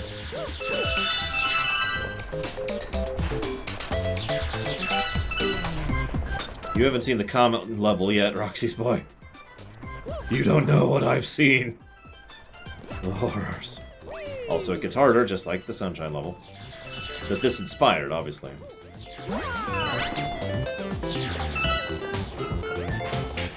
Oh, I don't know. A month or two, Silver Mask, something like that. Okay. We recovered. I thought that was death, honestly. There? Okay, I can make that work. Yeah, that's easy enough. No! And death. Yes, it does, Roxy's boy. Yes, it does. And it's mean. It's the one I said I would only give 3 attempts at. Why? The game really wants me to wait these 2 seconds, doesn't it? And I'm not gonna. Death to waiting 2 seconds.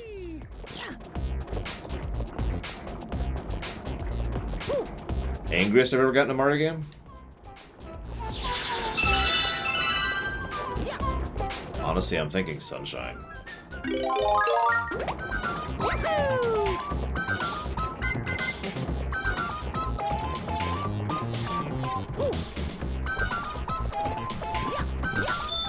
Sunshine has some levels that pissed me off hard.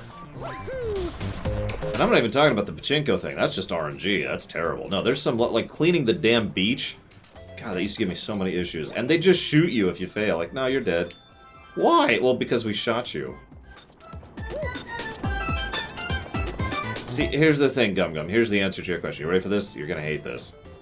Being a CEO is whatever you want it to be, depending on the company. Okay, so, yep, that's why we kept those clouds. This is for recovery. That was right here, too. Jesus.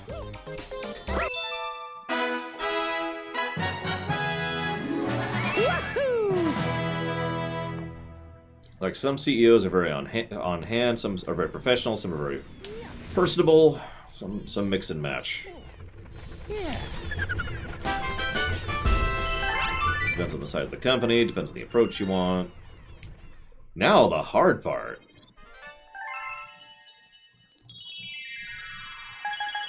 That's just the whole special world, by the way. And now the hard part.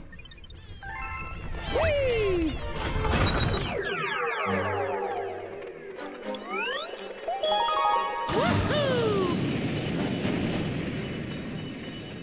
Yeah, I know, you just said that, Gum Gum. I stand by my answer.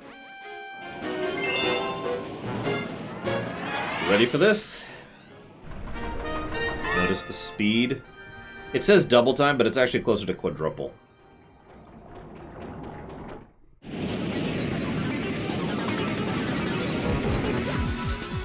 Yes!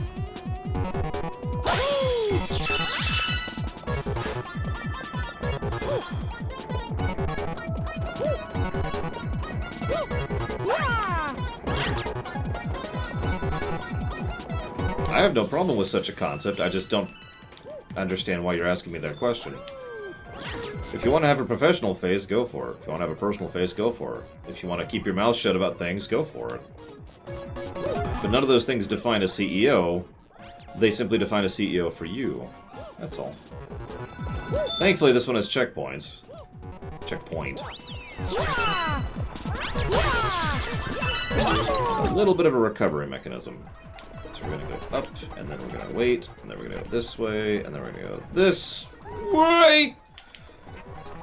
We're gonna make it, because we're baller. And then we're gonna run for our tiny little lives. This is what Bowser was talking about, right here. Oh, Jesus, that was close. Then we're gonna go this way, and then we're gonna abandon Yoshi into a bottomless pit. And we're gonna fail at a jump, but it's okay, because we're recovered. We're gonna go for the one-up, because we're stupid. And then we're gonna be like, oh, right, that's right, it's not over yet, because screw you! Now we have the quadruple version. That was the double version, which we just went through. It should be pretty obvious that this is quadruple speed. Oh my god. You'll notice how many lives they're throwing at us here? They're easy to get, too, that's how you know. I'm gonna die getting this life now that I said that. Just because I said that. I had to say something. It's okay, we got this, we got this, we got this! We totally got it. Oh my god.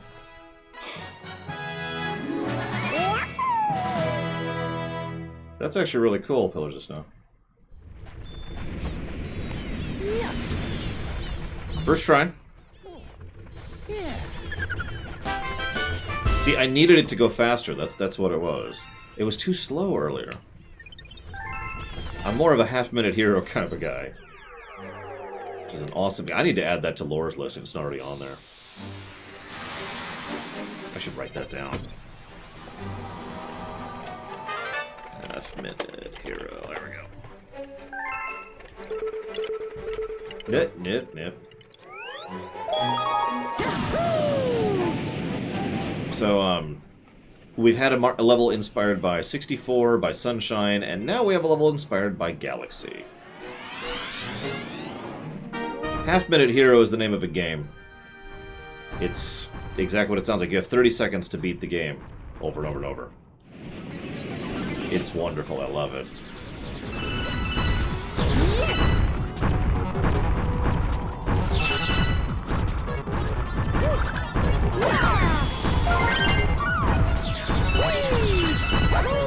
And death. Yes, this game inspired Galaxy.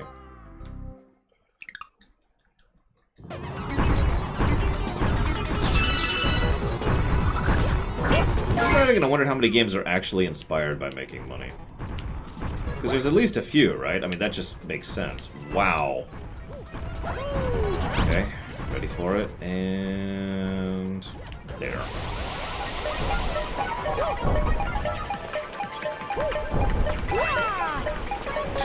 Wow, I couldn't make the jump.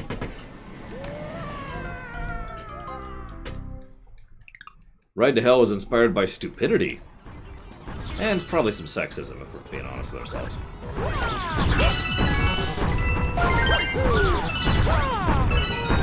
There we go. Okay.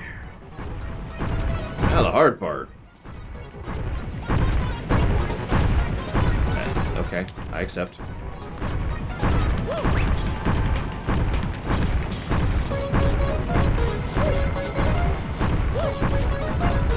Oh, there's one up here. Run, run, run, run, run, and get killed. God damn it.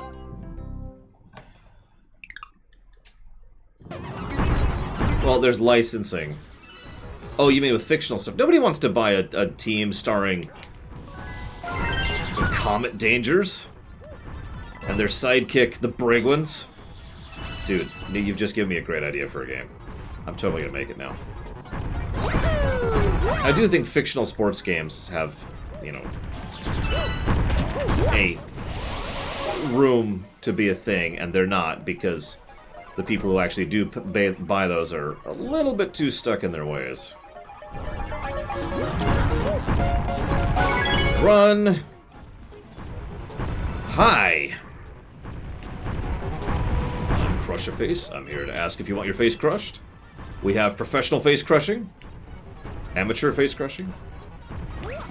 We're here to serve your face-crushing needs. God, getting the comment on this level is just a thing. You see why I was going for it first? Ugh.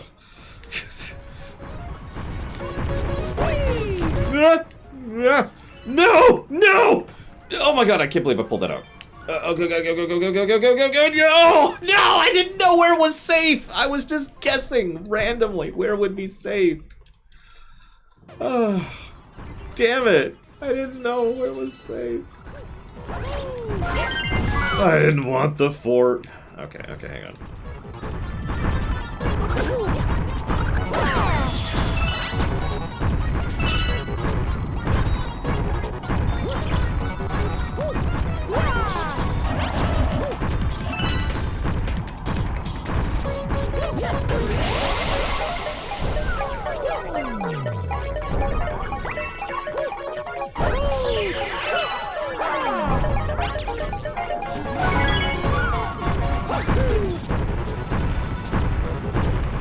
Face crushing.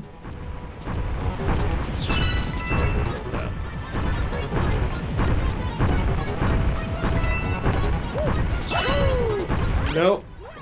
Nope. Nope. Nope. I made it. I made it. Holy crap! I jumped for like a half a second and I'm dead. Okay. Hi. How are things? Oh my god. This might be it. This might be the wall. Like, we only got half an hour left. I'm cutting off at the half-hour mark, guys. I'm sorry. I got a rumination to do about this game still, remember? Then we gotta start off, Digimon tomorrow.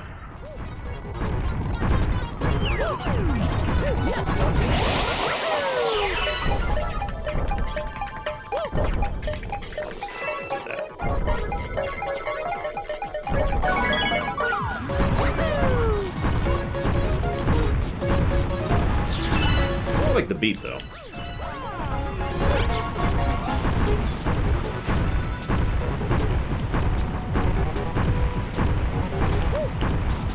Well, that's death.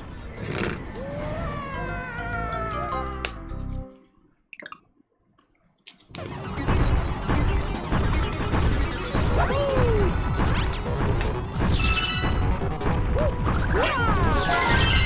gonna go back to our original method.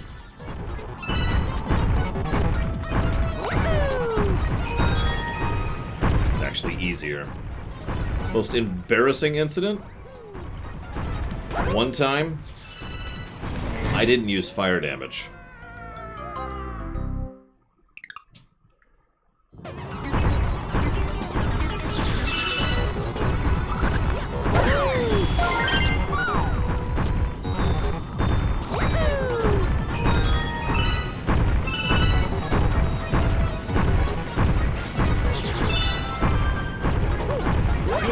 What? Why? Why didn't you jump? Why did you decide to die? Mario! We need to talk about your suicidal tendencies. You're worrying me, bro. I'm here for you. I'm a Luigi. Number one.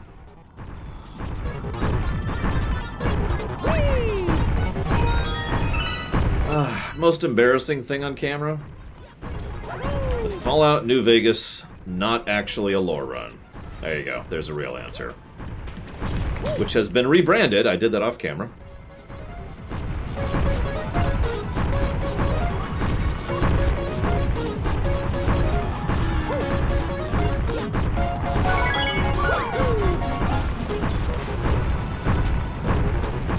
And I'm going to get rid of the Tor stuff off camera as well. And the FF15 run. We're safe. They're safe. Matters since I'm fine now. This level's already nightmarish, and then you add the silver stars to it. It's just so mean. I feel like I missed one.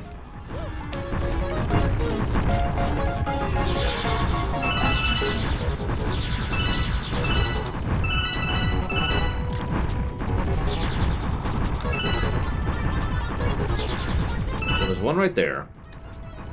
So if there's a fifth, then I'm okay, but I don't see a fifth. Oh, hang on, let's do this.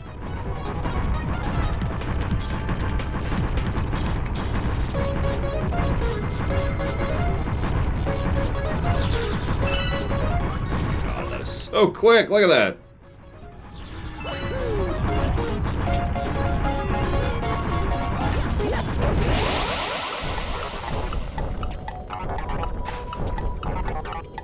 Really well, holy crap.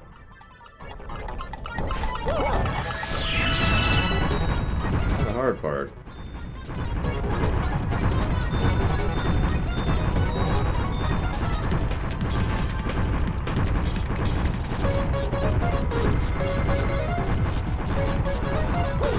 There it is.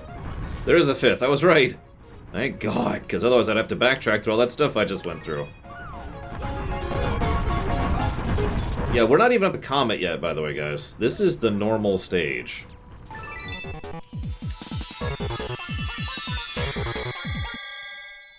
Oh, don't fly away, don't fly away. Oh, thank God.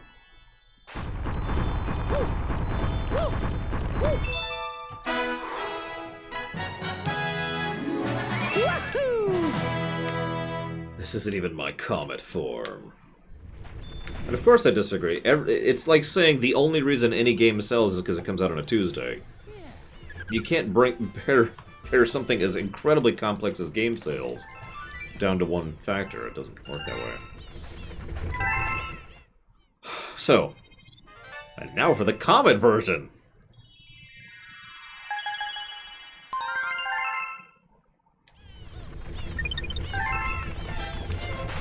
Are these lives? I will take lives. I will take your lives. Give me your lives. It's okay. It's a Luigi. Completely worthless. Nah, I'm just kidding. Luigi's awesome. Unlock that. Over here. Yeah, we're not gonna finish. We're not gonna actually finish everything. If nothing else, we need 2,000 bits. We only have 800. He's a Luigi, #1. So ready for comet time.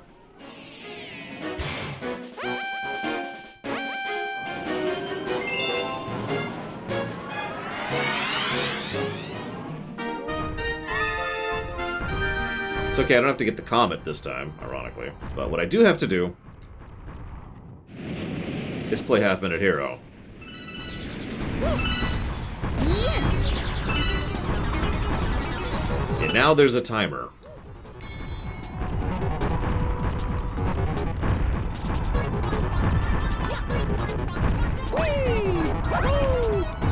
I had the angle completely wrong there, which I did.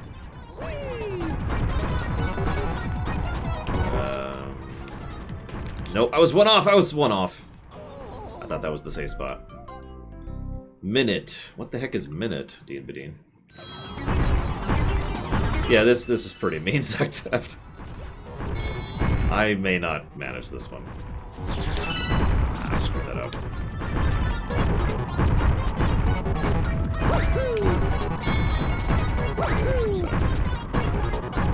This one's the safe one.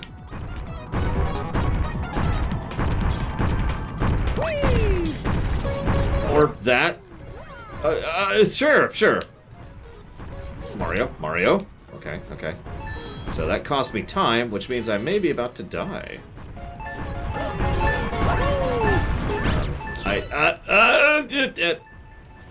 Death. I don't think I've even heard of it, Dean Badine. I've heard of the premise. It sounds like a familiar premise, but I've never played whatever the specific game is. You know what? Comet strats. Why I didn't just do that to begin with? E up. Okay, that was a little close.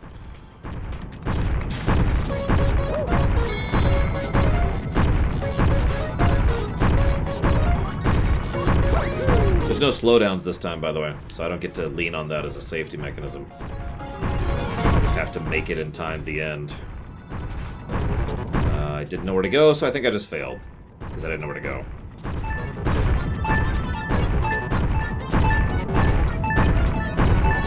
That was a failure. If I had known where to go, if I'd known where the safe spot was, I would have made that.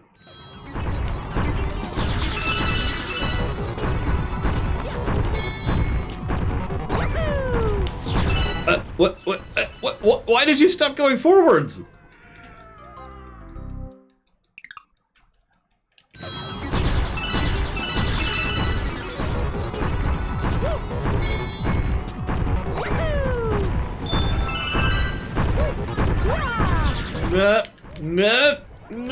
Nope, death.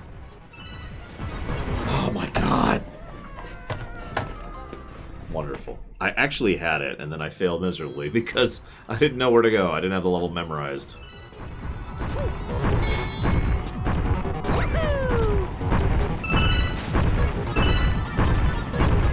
Take my time, but that's how I'm gonna guarantee I make the jump, so whatever. Let's go.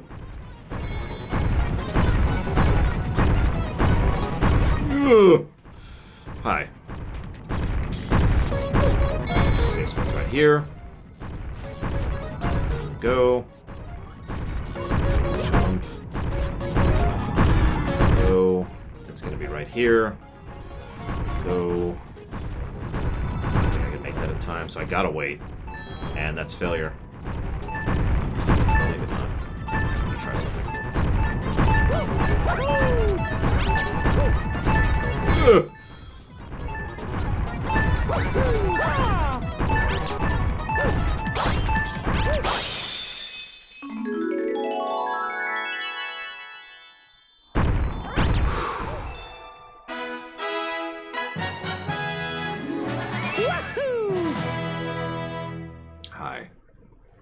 times the lore runner. I'm, Yeah. Oh. Yeah. No, that makes perfect sense, Gum Gum. Now for the actual hard levels. No, it's okay. We actually can't do the hardest level because I don't have 2,000 bits. So this is going to be the end right here.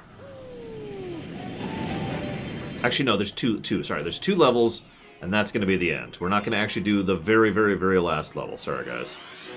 It's okay, I wouldn't succeed at it anyways. The very, very, very last level is just all the hardest levels strung together and no checkpoints. That's all it is.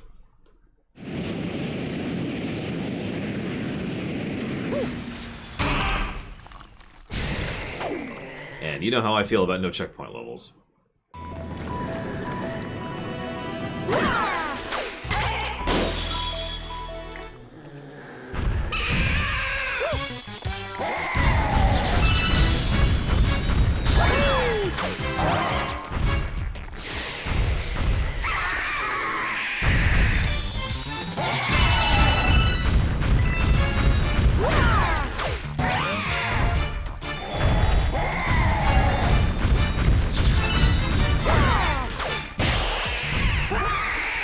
Next.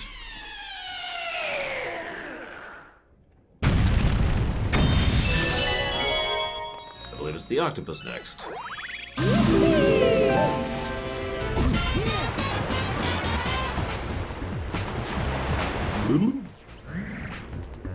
I mean, I have Dean Bedine, I've tasked them. And by tasked, I mean, you know, played with save states.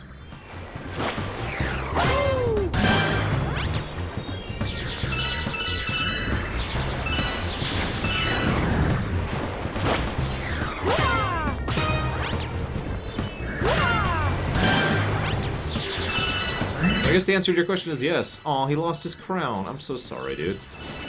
That was probably a really expensive crown, too.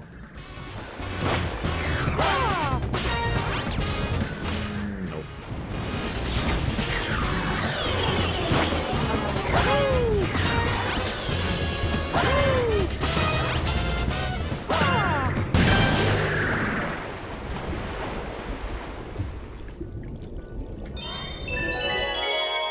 Actually, Blizzard games have patched on Tuesdays for like 15 years, Gum Gum. That's pretty old at this point. Save states, aka the things basically every game should have.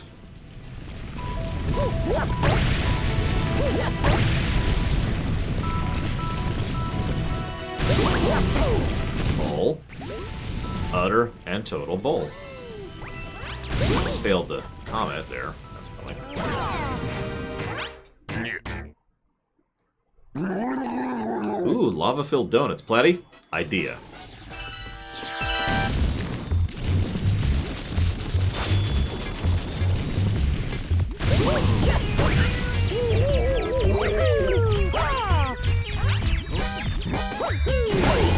Damn it. No, there's a bunch of people who try to get in at the last minute on Sunday evening. At least in MMOs. I don't know about other games.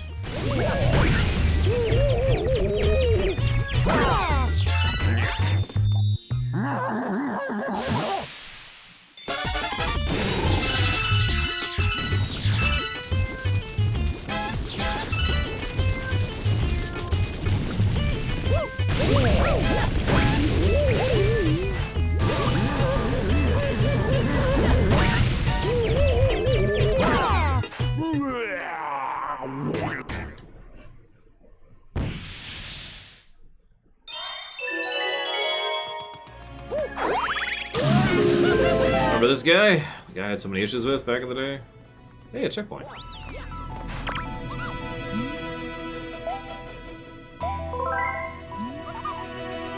I'll take life, please. Can I buy a life? It's only 30 bits.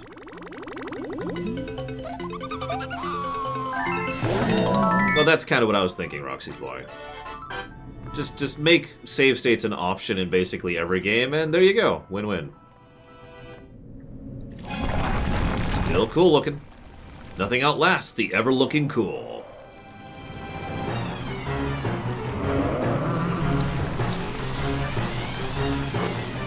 I mean, Iron Man mode's a thing if you really want to never save or load. That's fine. I'm totally down with the options.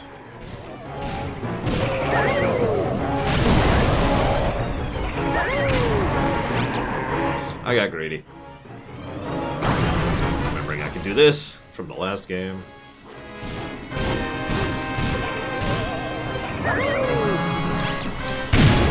And most people I know who do permadeath in Fire Emblem just reload when someone dies, which always makes me laugh a little bit. It's like, why even... Okay.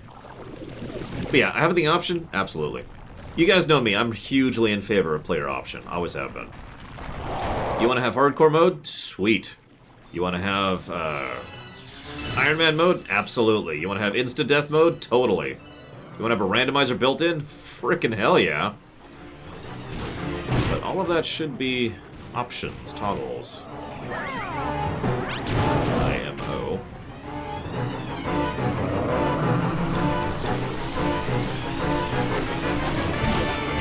Playing Suikoden 5 not too long from now. That'll be interesting.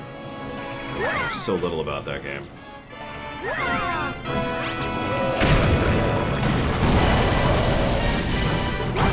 You got it, SA2K. I'm gonna do that. Oh, you do that. Sorry, I thought you asked me to do that. Well, I mean, some people, you know,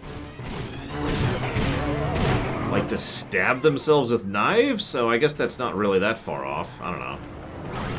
Look, all I'm saying is that you're completely insane, SA2K, and I think we might need to have you institutionalized. That's all I'm saying.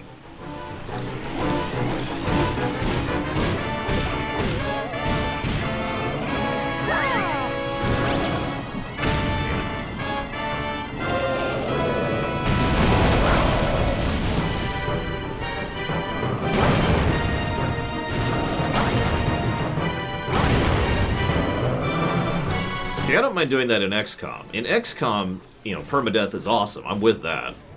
But it's also recoverable. If you permanently lose a character in Fire Emblem, all you're doing is losing content, you know? Because you don't get to see their cutscenes, you don't get to see their parables or parablacks, or, well, God, whatever they're called. Pericles? Pericles? You know what I'm talking about. The character-specific stuff.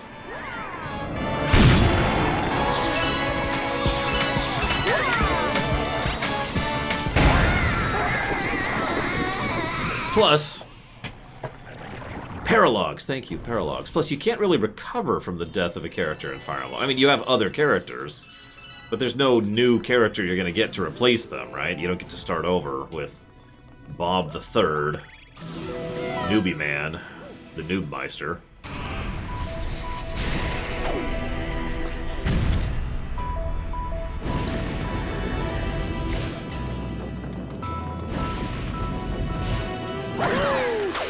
But yeah, I stand by my statement. I'm down with options. SA2K wants to do hardcore mode. Sure, absolutely. Why would I try to restrict? You know what? No. I disallow you because I don't like that thing, and therefore no one else should ever be allowed to have that thing. That's how the internet works, sir.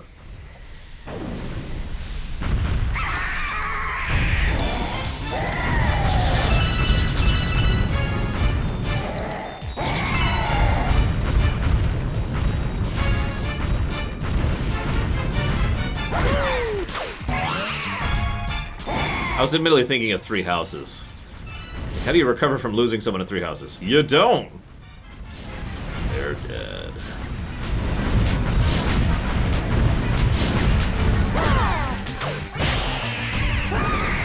There are people who like that thing! I like that thing! But I don't like this thing. What? I hate that thing! That thing freaking sucks! Whoa. I'm sorry, that is still the best video he's ever made ever because it is so relevant so much of the time. I apparently can't get a star. Wahoo!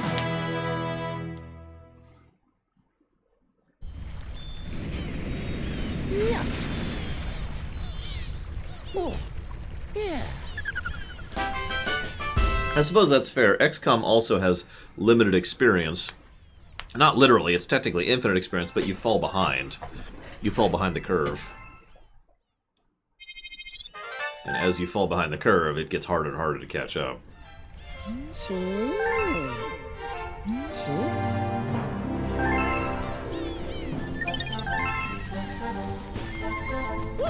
didn't see a comet unlock. Oh, I didn't get the comet in the state. Oh god, I gotta do that all over again. Where was the comet? I missed the comet.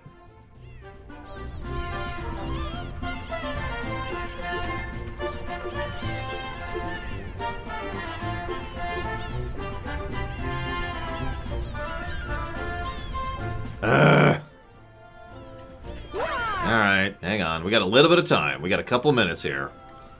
I'm just gonna destroy my life tonight to get this done. I'm gonna not eat dinner. No, I'm kidding. I'll have dinner. I'll have dinner. Just have like a shake, which will take me 5 seconds. Oh, I can't wait, SA2K. There's nothing I like more than doing something over and over and over, especially on stream.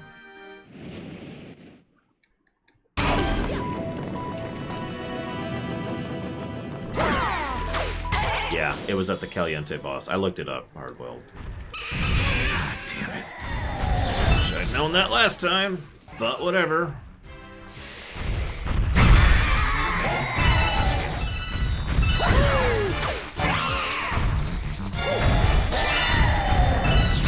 Can anyone guess my first Fire Emblem? Just out of curiosity. For those of you who don't just already know the answer to that question.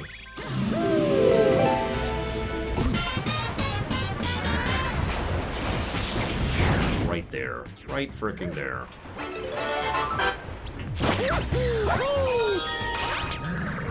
Well, okay, yep. 7 was my first Fire Emblem, the GBA one. Not back in the day. Nope, I played that whenever the Rumination came out. So the year before the Rumination came out, which I think was 3 years ago? It was pretty recent.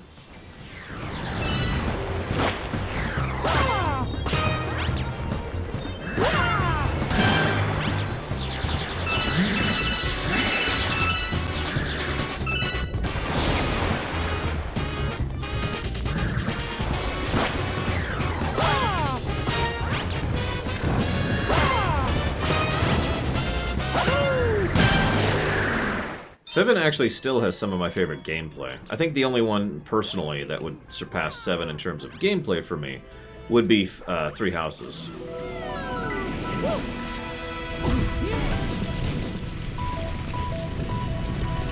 Because Three Houses was amazingness in terms of gameplay.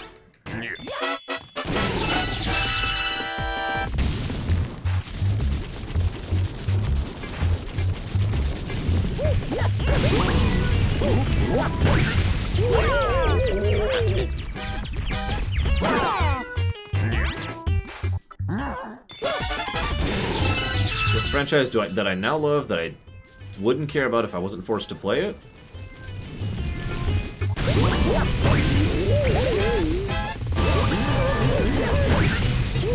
Yakuza. It took me a second.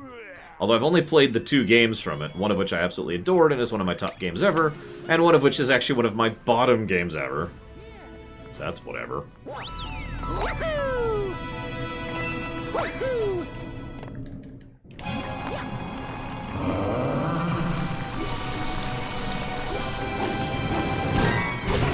Who knows what we'll think. Yakuza Kiwami isn't too far from now.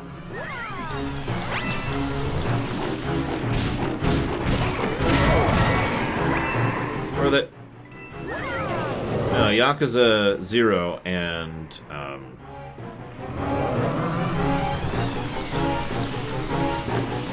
It was a really good game, SA2K. I mean, the story was nonsense and terrible, but, you know...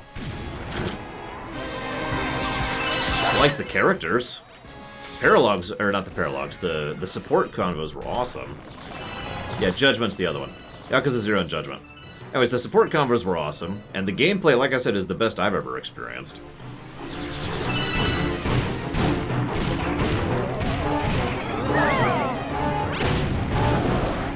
Hell yeah.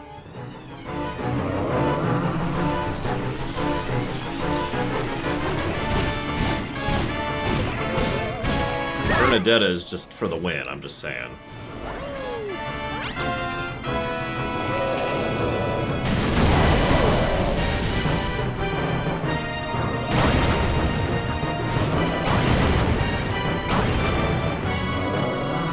Which one was Lindhar?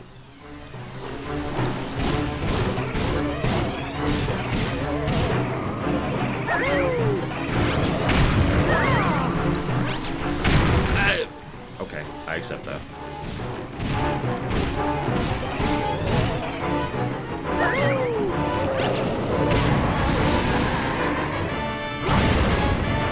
Really pretty boy that loved sleep. I don't even really remember him that much. I'm guessing I never recruited him successfully.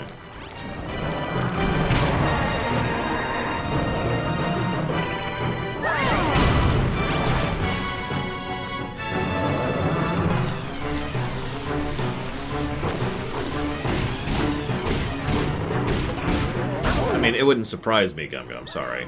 I mean, that sounds like pure speculation to me, but it wouldn't surprise me if it happened.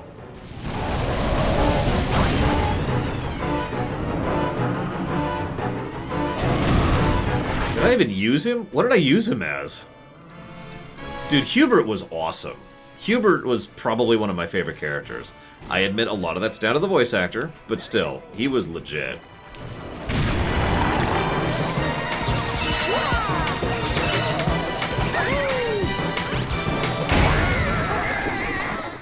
Pure evil, but awesome. I wanted to like Edelgard. That was more of a tricky one, but Hubert was awesome.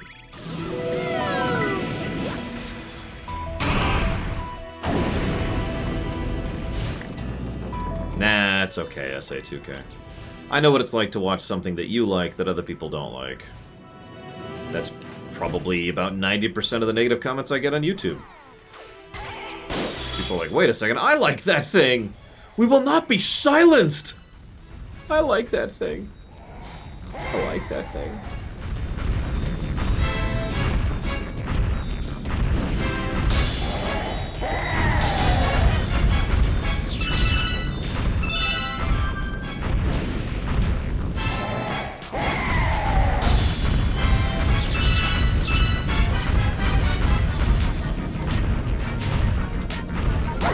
I highly recommend you at least watch the last FF15 lore run video if you get time for it. Because I got to talk about the New Dawn story arc thing, which I can't remember the name of. It wasn't called New Dawn. It was something that I can't remember the name of right now.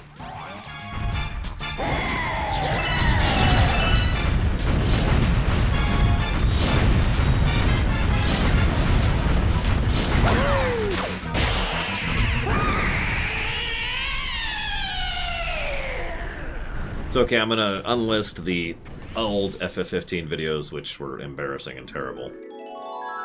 And have been invalidated by the FF15 lore run.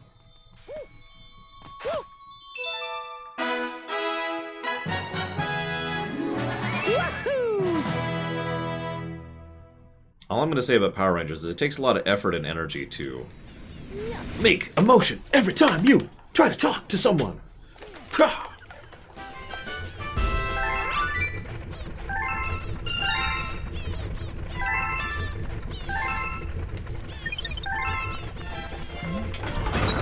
Alright, this is it. Final thing, probably. No? No, I think that's it. I think that's it. Because all there's left is the green stars, which we are not doing. And that, which requires 2,000 bits, which we are not doing. So that's it. That's Mario Galaxy 2. We're done. Right after I put this money towards Fire Emblem Three Houses, Golden Deer. Okay. Give me a second. Let's tally, shall we? Let's see what we got. Let's see what our final score is. Alright, so this was a 2-day game. Well, thank you, Papanix.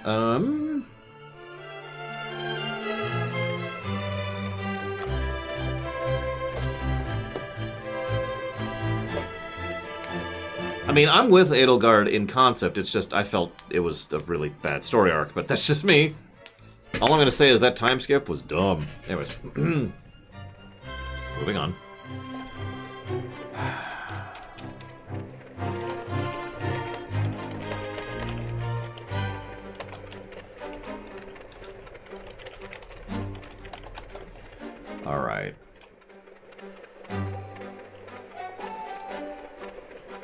need to look something up. Give me just a second. I need some precedence in my life here. And that means I need to check my own notes, which are way back. Where the heck are my notes? Did I delete my notes? Where are my notes? My notes are gone. I actually did. My notes are not here. Okay, well that's okay. I have another place to check them. Good night, everyone who's leaving, as we figure out the final score here.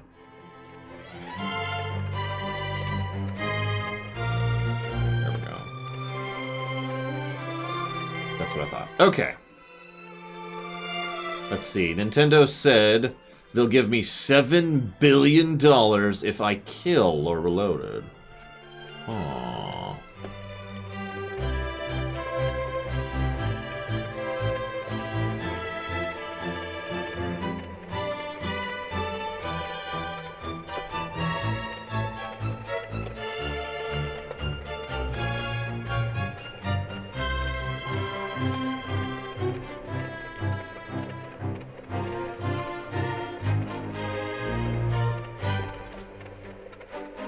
Okay, and then we're gonna the bosses weren't as good, so we're not gonna group those together quite the same way.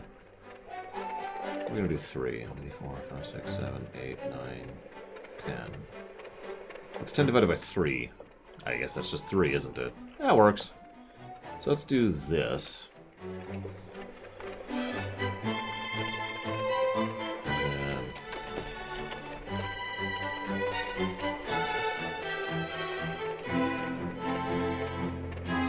Yeah, that makes sense. There, we'll do it that way. Yeah, what's up, Reloaded? Other than you're awesome.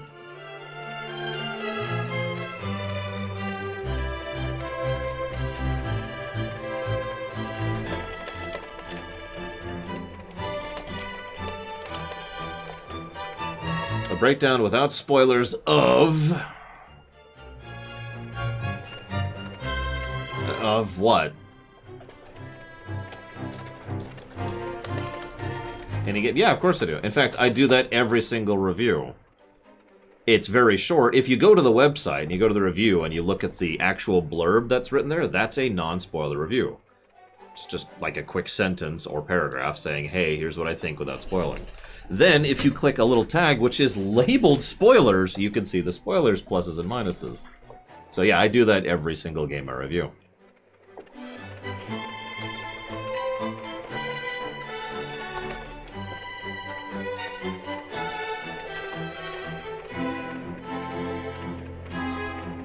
Honestly, yeah, we're gonna do this. We're gonna bake those together into an aggregate. Okay. I think we're good. I think that's all our pluses and minuses. Now, I don't remember what Mario Galaxy 1 got, which is important because I don't know which one's going to win. So at current, for story, we have the visual continuity, the backdrop thing, which is awesome, and the loads of empty text for Lubba, which is terrible, leaving a net score for story of 0. So Galaxy 1's definitely better there. Gameplay-wise, we have music, Yoshi, gimmicks, Clone Mario's, exploration, indication, checkpointing, power-ups, tutorialization and gameplay, gravity mechanics, hints, sound design, visual design, comets, HUD and UI, quality to life features that they added. Scroll down a little bit. World S in its entirety. I did enjoy World S quite a bit. I could probably split that into 2 positives if I'm being completely honest with you, but whatever. Several levels, levels, bosses, super guide. Now that's all the positives.